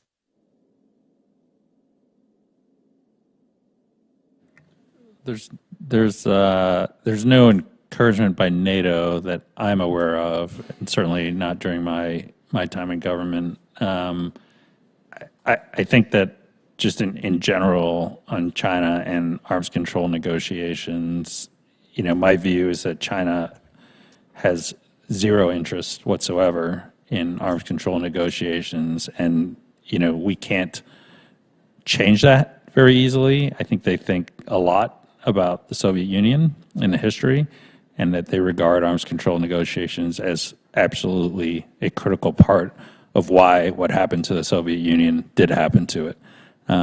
So they regard these types of engagements with the United States, frankly, and the West as quite dangerous to their own sort of future and their own hold of power. Over. Just to add I to certainly that, understand China's interest. It's the flip side of it, which is you would think that would necessarily incentivize NATO to be more engaged, given their interest. And Dr. Ertl, I think I heard the same arguments for NATO expansion, opposition to NATO expansion in the very, very early days when we were trying to keep former Soviet republics, Baltics, and everybody else out. So, to be very clear, I'm not sustaining it. A very dated position. But to be clear, that I'm not stating my own position here, right, but just kind of laying out the French position here. Just I would like to distance myself from that as that being my own position. Great. Ms. Downs? I think what I'm trying to get at is this: how aligned are U.S. and European interests in one area? Obviously, is the security interests, and whether or not there is an alignment on larger strategic issues. But I think my time's up, so thank you. Ms. Jones, you had an answer also. Yes, I did. Just in terms of NATO, I think NATO is open to discussion with China on a range of different questions, and certainly, of course, arms control is an important topic. I do agree with Ivan that China is not necessarily interested in arms control at the moment. However, I would disagree to say that China is entirely disinterested in arms control. I think the conditions for arms control from China's perspective are certainly just not aligned with those of the United States and other countries. China requires, I think, first, it sees the United States and Russia as having the upper hand, and it, I think, would look towards the United States and Russia for first reducing their own stockpiles and their own capabilities before China enters into its own limitations. I think it's very clear that from its own threat perceptions, it feels that it needs to build its deterrence and continues this to do so. With regards to the NATO office, I think here, again, we get back to a point around strategic communications and how incredibly important that is. China uses the narrative of an Asian NATO constantly around any European or American engagement in the Indo-Pacific. The news, therefore, leaked that there are rumors of a NATO office in Japan is deeply unhelpful and really plays into that.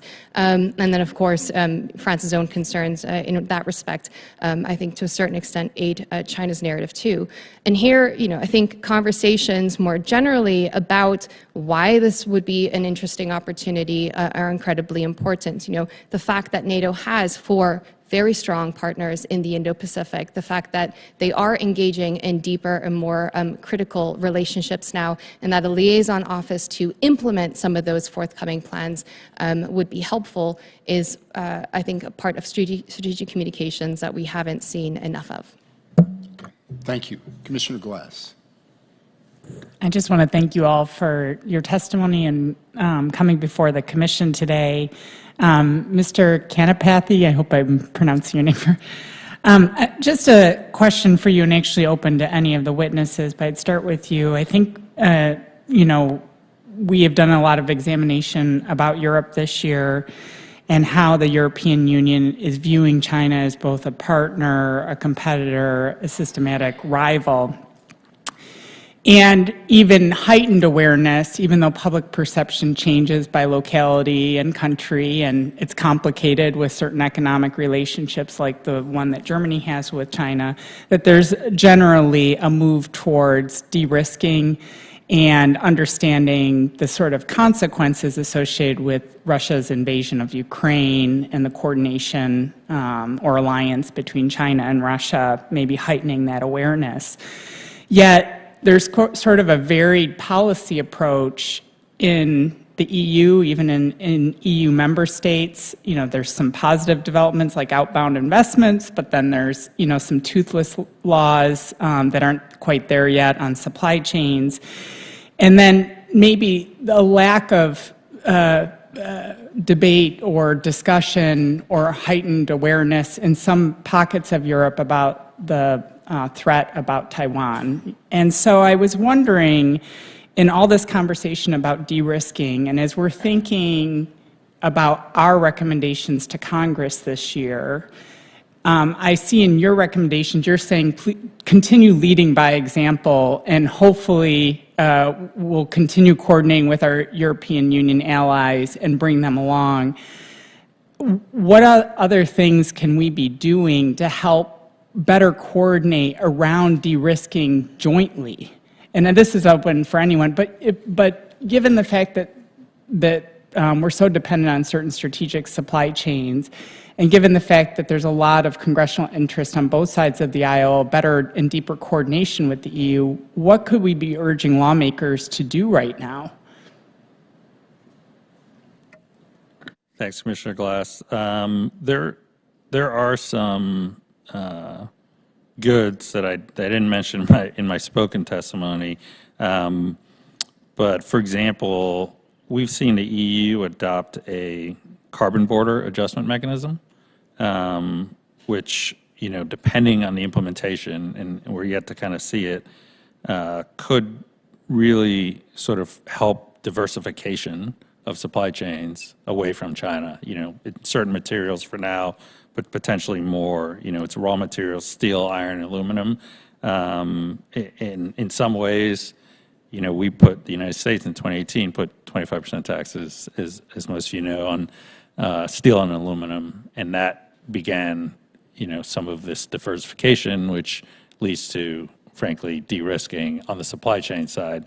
The other side of de-risking, obviously, is to reduce the reliance on China market. Frankly, China's helping with that by their own policies in some ways, but it would be useful if we could do things, in coordination with the Europeans to open up other markets, presumably developing world markets by, whether that's through infrastructure investments and a lot of the other things that we talk about, but maybe aren't resourced quite as much as they could be. Thank you. Any further comments? All right. Commissioner Goodwin. Thank you, Mr. Chairman. And my appreciation to all the witnesses. Dr. Earl, I wanted to return to the discussion that you were having with Vice Chairman Wong about the public polling that you've done across Europe, which I thought was really fascinating.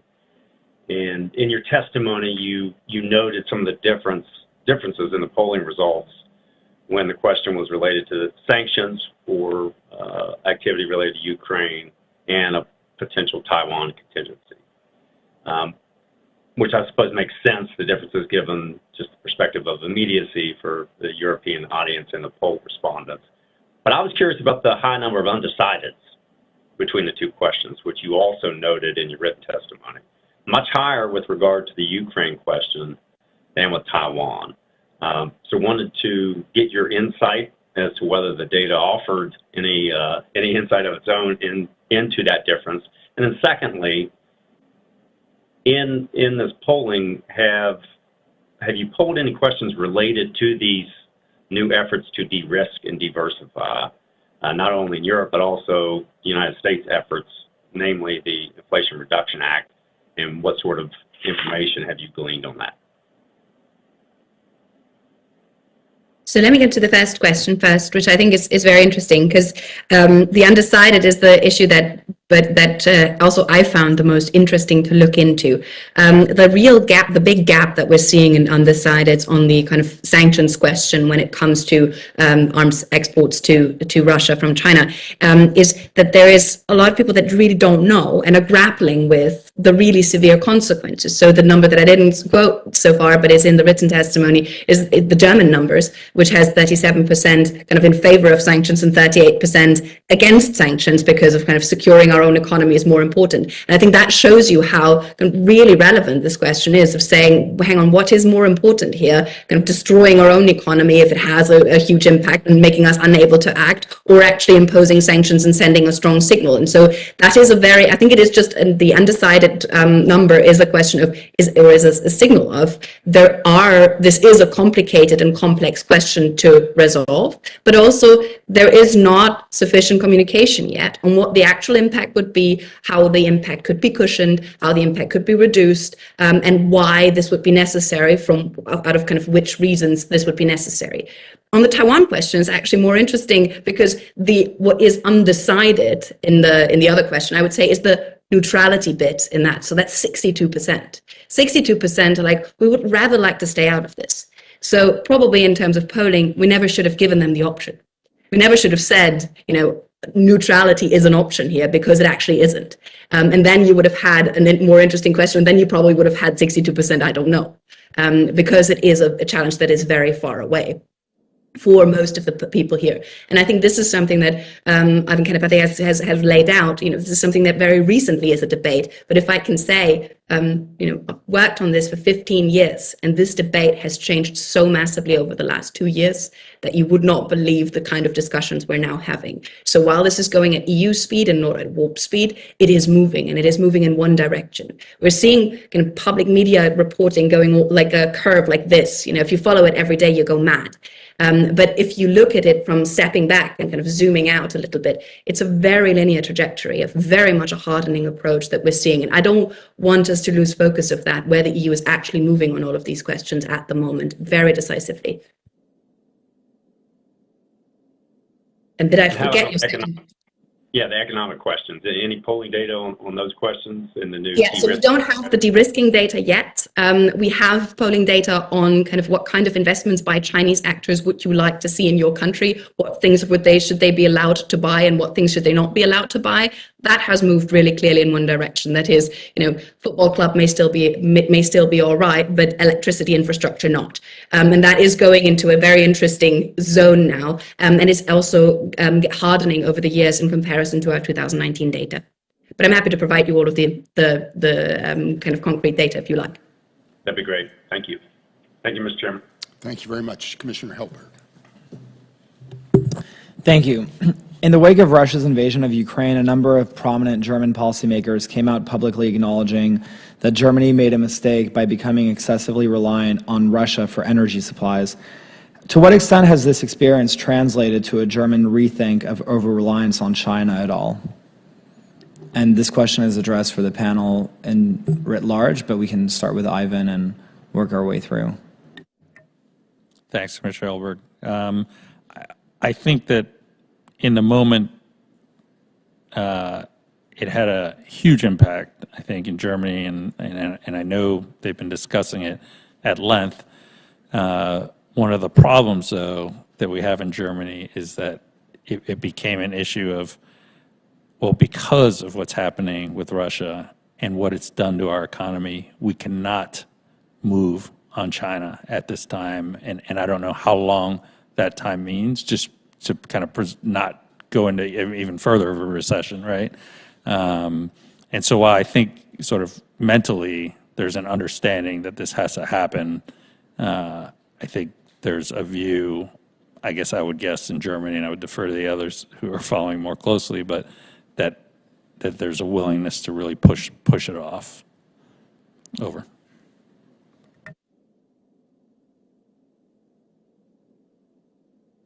Sure. I mean, maybe I'll just add to that I think there is certainly that debate around, how much economic pain can we really inflict on ourselves at the moment. But I wouldn't say that that necessarily means that the debate around de-risking from China in Germany isn't happening.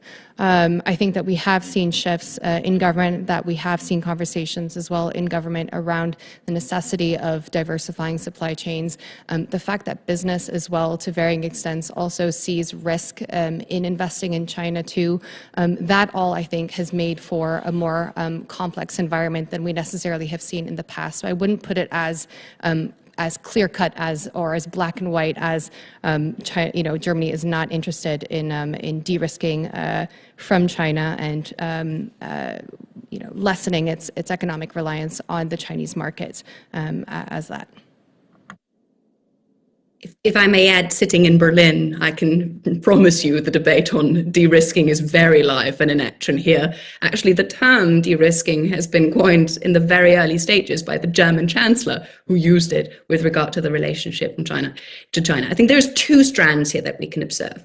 And this is the kind of the interesting dynamic that we're seeing. The one strand is the imminence of the problem is very high, and therefore because the imminence of a kind of massive downturn in the relationship, be it a Taiwan contingency or whatever you may want to have as like the downturn in the relationship, the breaking of the relationship is very high, therefore we need to de-risk as quickly as possible, which means lowering all the investments in the country, etc. And then there's the other strand of the debate within the government and within the public as well that says, well, the risk is there, it's not imminent, it's likely, and because we see a phase of the next kind of 5 years in which that kind of, it's not going to go to the breaking point, and therefore there are certain things that we're going to continue to do with China to basically generate enough profits so that we can pay for the transformation process and not shoot ourselves in the foot too much and actually put ourselves in a stronger position. Both of these positions are positions that you can hold, and this leads to sort of an intellectual conversation at the moment about the imminence and different policy prescriptions that follow from that. And I think this is where a lot of the conversation, even within the government coalition, currently is, of those that say crisis is so imminent that we need to move now and quickly, and the others saying crisis is not so imminent, so we better do this from a position of strength. Thank you. Commissioner Mann. Thank you. I have 2 or 3 questions if I get in the time for them. Ms. Lowens, you created, you presented a distinction that in my ignorance I hadn't heard before, but that's because I spend more time on Asia than Europe. Moving from strategic autonomy to strategic sovereignty. What's the difference? And I mean, I link strategic autonomy with France, from de Gaulle to Macron. Where does just strategic sovereignty come from, and how is it supposed to differ? Sure. I think the difference in the shift in language is really one on severity, I suppose. Autonomy was, I think, very closely linked, as I mentioned, to autonomy from the United States, often in conversations, not necessarily autonomy from China.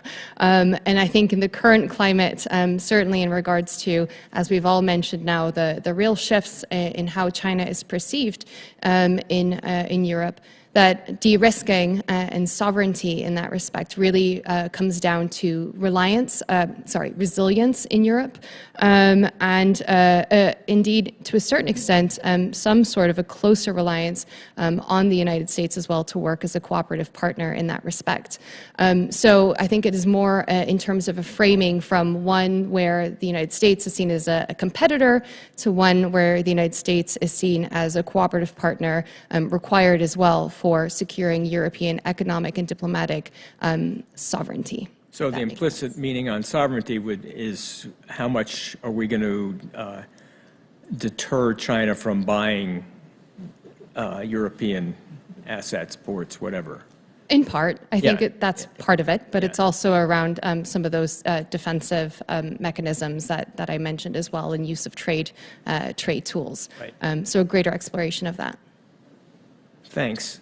Dr. Ortle, you said from the start that in a Taiwan contingency that EU neutrality was no longer possible. And I didn't know whether you meant, I wanted you to explain that. I wanted to know how that would play out, or whether it was a non-starter from the beginning, and why. Yeah, I think this is just motivated also to just point it out again, because this was raised in the kind of Macron conversations in the interview he gave on the way back from China, and this kind of, that there would seemingly be this option that Europeans could just stay neutral and stay out of it. And I think everyone who realistically looks at the situation would understand that A, economically that would not be an option because we would immediately be affected. B, strategically this would not be an option. All of our partners in the region would look at us and would say, well, that's a very interesting position that you're taking. We followed you along on all of the Russia sanctions, Korea, Japan, Singapore, Taiwan even, if you say so. And then it would not be possible with regard to our relationship with the United States. And so I think it is misguided if European policymakers continue to portray the situation as one where neutrality would be an option and a choice. It would be a situation where Europeans would immediately have to relate to the issue and would immediately have to respond to the issue, be it because they have to actually think about kind of taking on a greater defense and security role in their own region because the US will be busy in the Indo-Pacific, or be it because of the enormous economic impact that will be had through supply chains, but also through kind of the breakdown of the global economy in a scenario like that. So just kind of keeping that illusion of neutrality alive is probably not very helpful in getting Europe to the position of kind of readiness for a scenario like that. Thanks. And my time is short, but I did want to ask, spending my life as a reporter, I'm good at creating conflict. But Mr. Kanapathy, you, in your nice, I found it very insightful for you to say Europe is at where the United States was at in 2016 or 17. Right? But part of that was Europe is not ready to act, and Dr. Ortle, you said that Europe is acting. So do you want to explain, well, maybe Dr. Ortle wants to explain what the acting is and why you don't believe they are acting? I think, just this last few minutes. I mean, Germany, I think, I don't know what the numbers are, but invested a bunch of money in China, including in Xinjiang just last year, like a lot. And again, I don't have the figures, but we can dig them up. Germany, I think more than half of its 5G kit is Huawei today. I mean, it just is. These are, we were going down that same road in 6 or 8 years ago in the United States. And we were having the discussions, and I absolutely am aware, not to the degree Dr. Ordo and others are, that these discussions are happening in Germany, but that to me is very different than, taking the hard actions and making the hard decisions. And Dr. Ordo, your thoughts on that?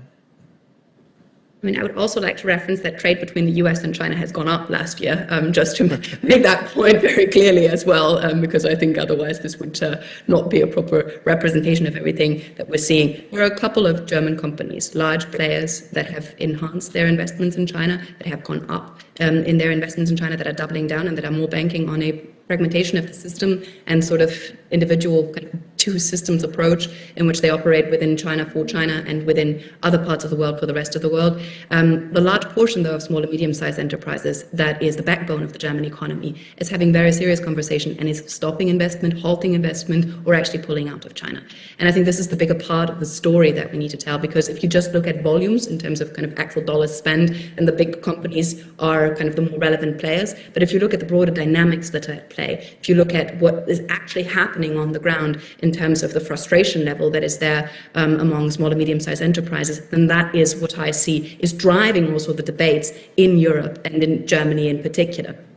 And if you think about the 5G case now, it's a very interesting one because, yes, indeed, 65% of the German network, of the 5G network, continue to be Huawei kit. This is a real problem because this is a real shaming and naming exercise as well in Europe now. I think we've seen it today with Thierry Breton's comments that this needs to stop and that this needs to end. This is a case where the European regulatory system, the German regulatory system is there, where there is the kind of legal basis for a ban, and this is acting on the actual implementation of the legal mechanisms that have already been created. So this is more a case of kind of corporate inertia and lobby pressure than it is on the regulatory side. But these things are moving, and I wouldn't be surprised if we would not be talking about the same thing we will not be talking about this in 2 years' time. But it's moving slowly, and that's true. But the dependency of the German economy on China continues to be high in certain pockets. And the fact that Germany is a kind of important economic powerhouse in Europe is very key, because that also has made Europe kind of more able to withstand certain economic crises.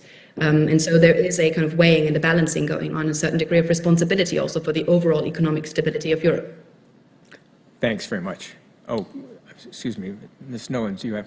Can I just add 2 quick points on the 2 different questions? Just the first on Taiwan and this option of neutrality.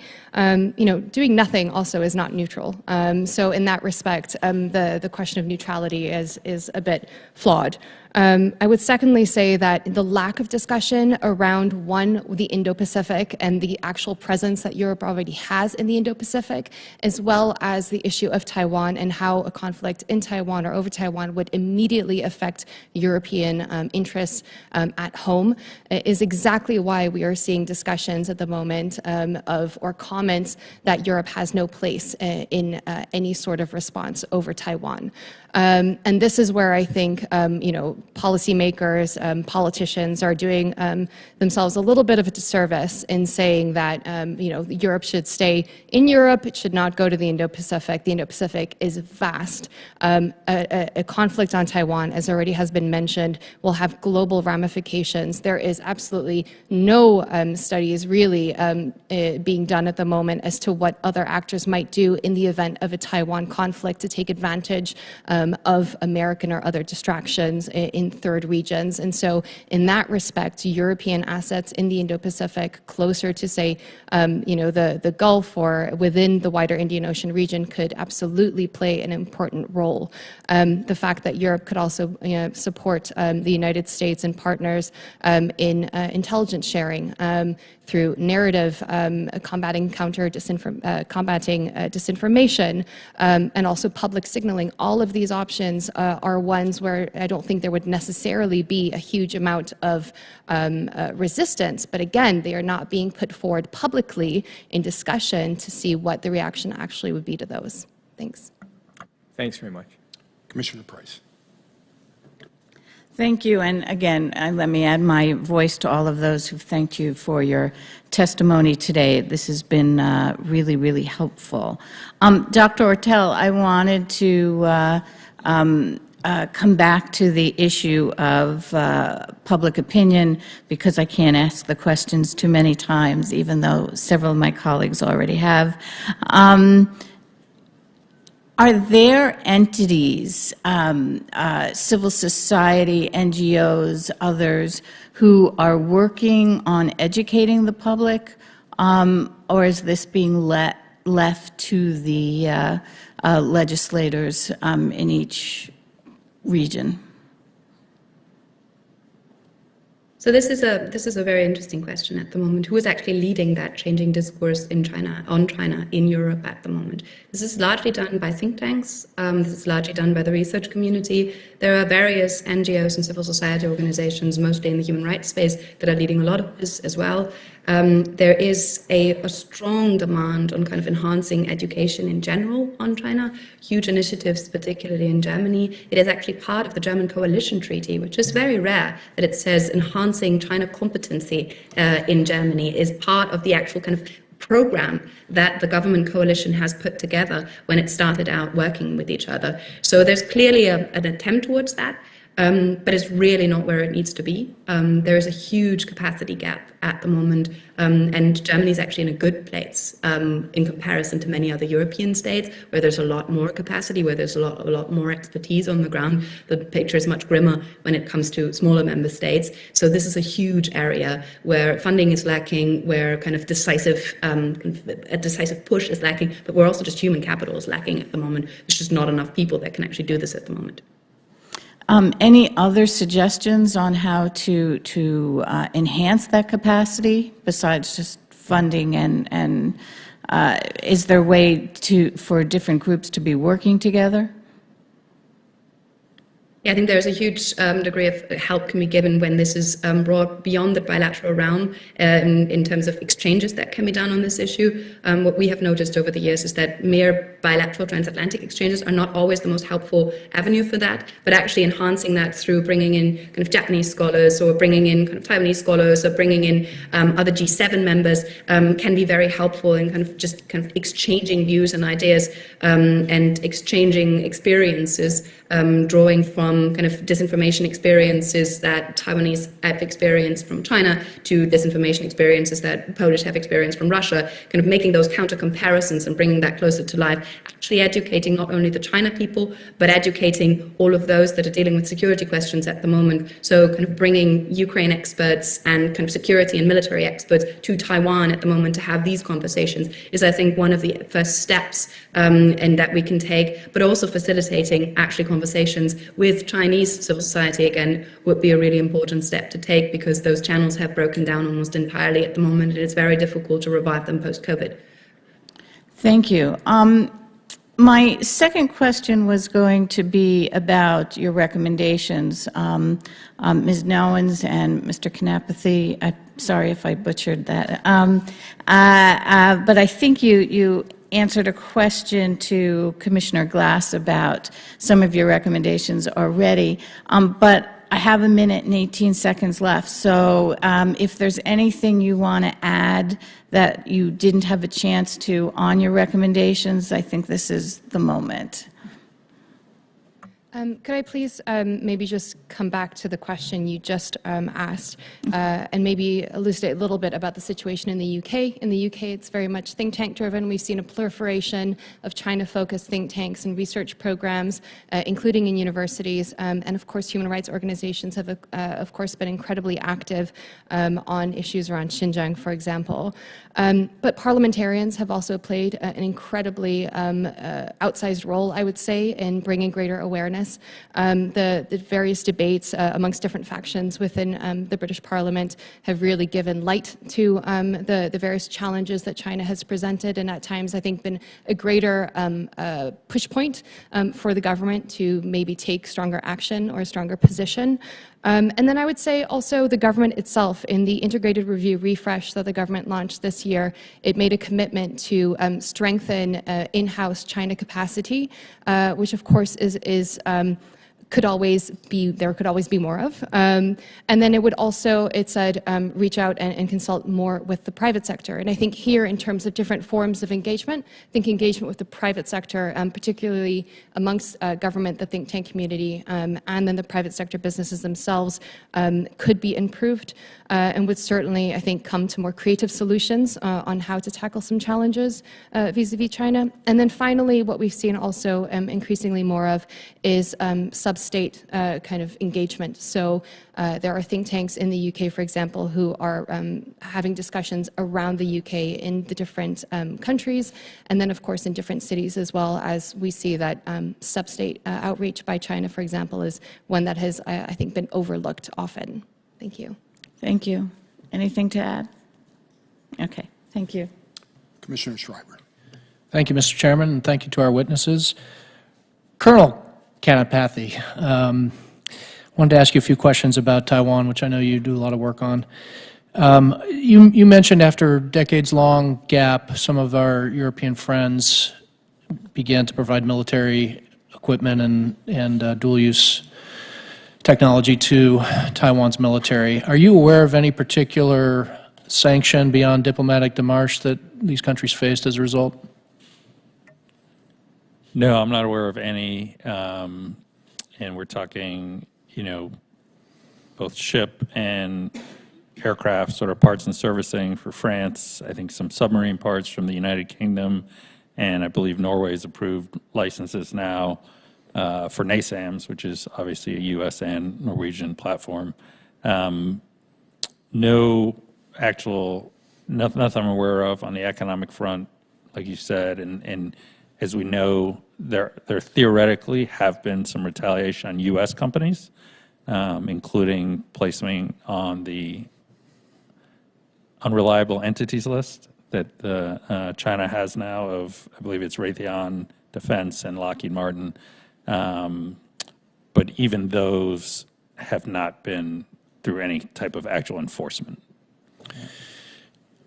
Thank you. Certainly we would prefer U.S. solutions for the benefit of our industry, but given the backlog and given the urgency, should the United States be more proactive in encouraging third-party transfer to Taiwan, including from our European partners?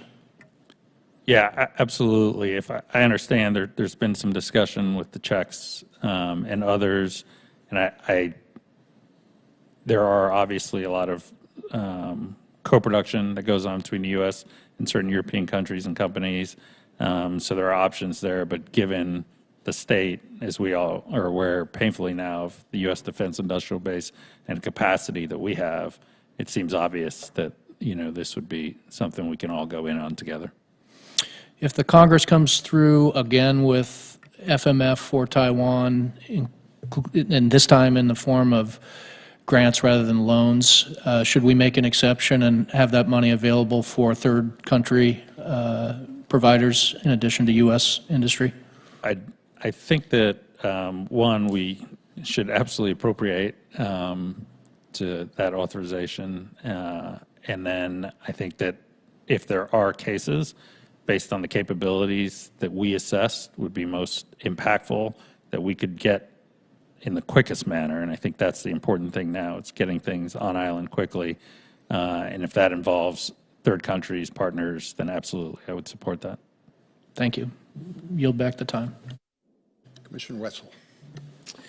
I'll add my thanks to our witnesses. And I was told to call you Ivan K. by a good friend of yours, so I'll start there. This feels like over the last years that there's been a great deal of reluctance by the Europeans to participate and assist us in addressing the China challenge, Huawei, all the things you know, export controls. And now, for many, a feeling of entitlement by the Europeans. Just prior to the pandemic, European exports of autos were over 400% higher than their imports of U.S. vehicles. And we've seen many other areas where Europe, the EU, has pushed back on certain policies of the U.S., IRA probably being the most recent. And then they jumped in and did their own policies. So going to the question of both polling but also attitudes of America towards Europe's stance, you know, it seems that this is increasingly problematic. There was somewhat of a move towards or against multilateralism during the last administration. There has been deep engagement, but that doesn't really seem to be reciprocated, especially when one talks about U.S. interests in the Indo-Pacific and the hope for support from our allies and friends. Ivan, do you want to take a shot at that first and give me your thoughts? Yeah, I would broadly agree with that assessment, Commissioner. And we've heard, you know, and I don't take exception that Europeans, you know, often feel like we're executing on our China policies without appropriate consultation with them. And that is probably true to some extent, right? But I think some of the things that you've raised are what sort of resonate more in Washington, is that, you know, there is this whole Ukraine thing happening, which, you know, the United States has invested more assistance in, you know, across the board, military, otherwise, humanitarian, otherwise, than all of Europe combined. And that's a distinctly European crisis, I think. I mean, it's a world crisis, but that's where it's taking place. And so I think in Washington, sort of those complaints from the Europeans maybe don't resonate quite as well. I believe personally that we do need to win, you know, the Ukraine war. We need to win it decisively. But I also believe that after that, the United States needs to look very hard at, you know, how much it's willing to invest from an opportunity cost perspective in European security, right, as opposed to Indo-Pacific as an opportunity cost. And, you know, some of the, to be clear, this administration's done a great job with, you know, managing some of the prior sort of disputes, for example, Boeing, Airbus. I think they're working on getting to an agreement on steel tariffs, hopefully later this year, and resolving some of those issues, as well as issues with some of our bigger internet companies that are, I think still ongoing. But if we're able to get to some agreement on those issues and really focus, I would say, Europe's attention more on the common problem set, that would be helpful. I don't have a good way on how to do that, but that would be what we would like to see. I just don't think the Europeans understand enough about the American people. And Ms. Ortel, I'll ask you, you know, if you've done an assessment of any U.S. polling. Again, as Ivan indicated, or as I indicated, I won't speak for him, you know, a lot of U.S. workers lost their jobs when energy prices spiked after the initial invasion. I've talked to a lot of those workers. We've seen political questions increase about support, you know, for the Ukrainians. I think our commitment is strong, but that doesn't mean that there aren't people who question it. The lack of confidence in a shared view about human rights, democracy, et cetera, with the EU as it relates to Taiwan is troubling. And I think you said that 62%, you know, it's a strong margin, but that gives me great pause about the strength of the alliance as it relates to shared issues. Any thoughts?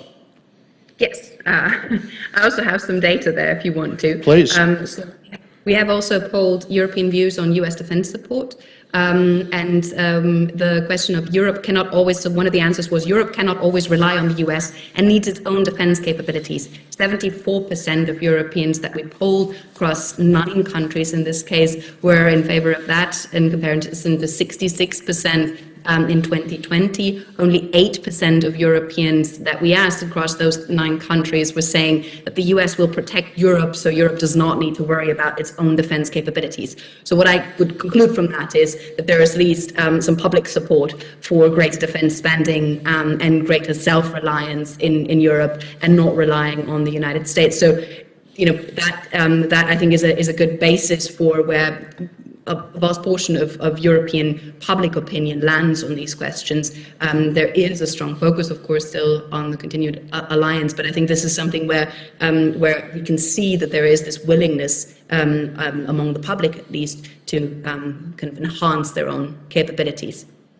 And thank you. I mean, to me, not necessarily say, yeah, okay. No, I mean, to me, this argues for leadership, and I was schooled at one point that I believe the Marshall Plan was at 13% of the polls when it was first announced. It was the right thing to do, but our leaders have to, you know, sort of weigh in and lean in a lot more in both the U.S. and the EU about our shared interests, and that's not only with regard to the conflict in Ukraine, but Taiwan, any potential Taiwan scenario. Please, go ahead. I think you're right about the fact that there is a certain kind of complacency sometimes in Europe around these questions. You know, particularly around the export controls, for example. When I spoke to businesses in Europe, the immediate reaction was one of outrage and anger over, and the IRA for that matter as well, that European businesses would suffer. But I would also say that it's on the United States' part to communicate effectively as well that businesses in America are suffering as well, that they will take a hit first, if not in a greater extent as well, vis-a-vis European businesses. That message is lost, and it is not communicated in Europe. That is something that European officials can work on. That's something that American officials can work on. When it comes to I think then public opinion on European defense capabilities. I mean, I think the fact, as has already been stated by my colleague here, that the United States has spent more on European defense vis-a-vis Ukraine than all of Europe combined is a huge embarrassment for Europe. And we see those debates live and well in European capitals around the need for Europe to be able to modernize itself and to have adequate stockpiles in various different areas, and to be more serious about revamping its own capabilities in that respect. So I wouldn't say that in Europe there is a perspective that the United States' support has been by default expected, and that it requires no adjustment on Europe itself as well. I think that discussion has been seriously understood. Appreciate it. Thank you. Thanks very much. You've all described a situation in which observers in Europe are increasingly coming to the conclusion that it would not be possible to, at a minimum, avoid being terribly harmed by a conflict over Taiwan. Whether the right term is remaining neutral, there's no possibility of avoiding terrible costs. So it would seem to follow then that it's important to deter such a conflict. And then the question becomes, so what can Europe do to help deter such a conflict? One part of the answer, it would seem to me, would be to credibly threaten to impose maximum economic costs on China, presumably through the imposition of sanctions to start with. And yet, from what I understand, there's great reluctance in individual European countries and then at the EU level to be seen to be discussing the possibility of taking such steps. Is that an accurate assessment, first? And secondly, is there a willingness to talk about these things in individual governments or at the EU level, perhaps not doing so openly? How has thinking evolved on that? Ivan, maybe go to you. Yeah, thanks. Commissioner Freeberg. I actually, if I could even just maybe question the premise of what you just said, in that I think we need to investigate or explore a little bit more. You know, on the one hand, we're saying if this goes down with Taiwan, it will, you know, crater the world economy. And so I wonder whether a threat of sanctions even matters, right, from a deterrence standpoint. You know, depending if Beijing has the same assessment, I'm doing this, I am accepting all the consequences that come with it, you know, with, in this case, semiconductors and other things, then does the threat of whatever it is that we think we're cooking up now, does it, I'm not sure. And so we need to consider whether that type of deterrence works. And I guess I would steer the conversation more toward hard deterrence, frankly, in some way, shape, or form, that could be more effective. Also, and I mentioned it, I think, in my written statement, you know, things like having a TSMC, which I think is being discussed, fab in Germany, I think actually enhances deterrence. Just having more connectivity between Taiwan and other countries. In other words, having other countries have skin in the game, we'll have to figure into the political costs that Beijing has to make, you know, assuming they're willing to incur the economic ones. I think we finally found something where Evan and I agree. Oh, sorry, I was not. No, Yanka, go ahead. You've just started, so. I was just going to say, I agree on the terms of the question of kind of, if the Chinese government takes a certain decision, then the question of, are they better at struggling than we are in a case of really economic downturn?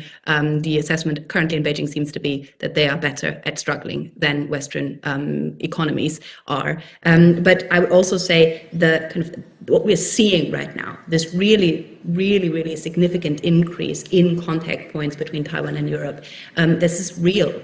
And it does put skin in the game, and it does change the conversation. The amount of times that media outlets are now asking for interviews on Taiwan, on explaining the situation, explaining the historical context, all of that is changing so massively, and it's bringing that conversation home. When the German foreign minister traveled to China, she did not make although she's from the Green Party and they're often called as the moralists and the ideological component here and just the human rights focus, she made a die-hard economic argument for European attention to what's going on in the Taiwan Strait. So I think this is really, there's a real narrative shift that we can observe. And that has a deterrent effect. This is really discussed in Beijing as well. Okay. We don't have time to pursue it, but I guess my question about that would be the same, or the possible objection would be the same as the one Ivan raised to the threat of sanctions. Okay, China looks at that, but to what extent does that influence their calculation? I mean, I think if we look at the response to Ukraine, you know, the fact that private sectors were pulling out of Russia as well on their own initiative, that did strike Beijing. I think that is one area where Beijing has always thought, well, that's where they have the upper hand. So I wouldn't just dismiss it that outright. The fact that China is also quite, I think, concerned around the export controls, for example, in itself as well, also shows that China does care about economic impact, at least for now. I think the more interesting conversation that could be had with Europe, beyond just say, should Europe employ sanctions or not, is under what circumstances. Right now, I think a lot of the discussions that are being had in public, for example, surround the scenario of a full-scale attack of Taiwan or maybe a blockade. But what happens when it's a gray zone attack where things are not clear? What happens when there is potentially, a perception that Taiwan was the actor that was destabilizing? How does Europe respond in that respect? Those types of scenarios are underexplored at the moment, and there, I think, European reactions become far less clear than they already are at the moment. Okay. Well, thank you all very much. Does anyone have any final questions? If not, in closing, I want to again thank all of our witnesses for their excellent testimonies. I also want to take a minute just to thank our outstanding staff for their usual flawless work. As a reminder, the testimonies and recordings of the hearings will be available on the Commission's website, along with a transcript of the event. Also like to note that the Commission's 7th and final hearing for this research year will take place on Monday, August 21st. The hearing will examine China's domestic financial challenges as well as current issues in U.S.-China trade and supply chains. And with that, we are adjourned.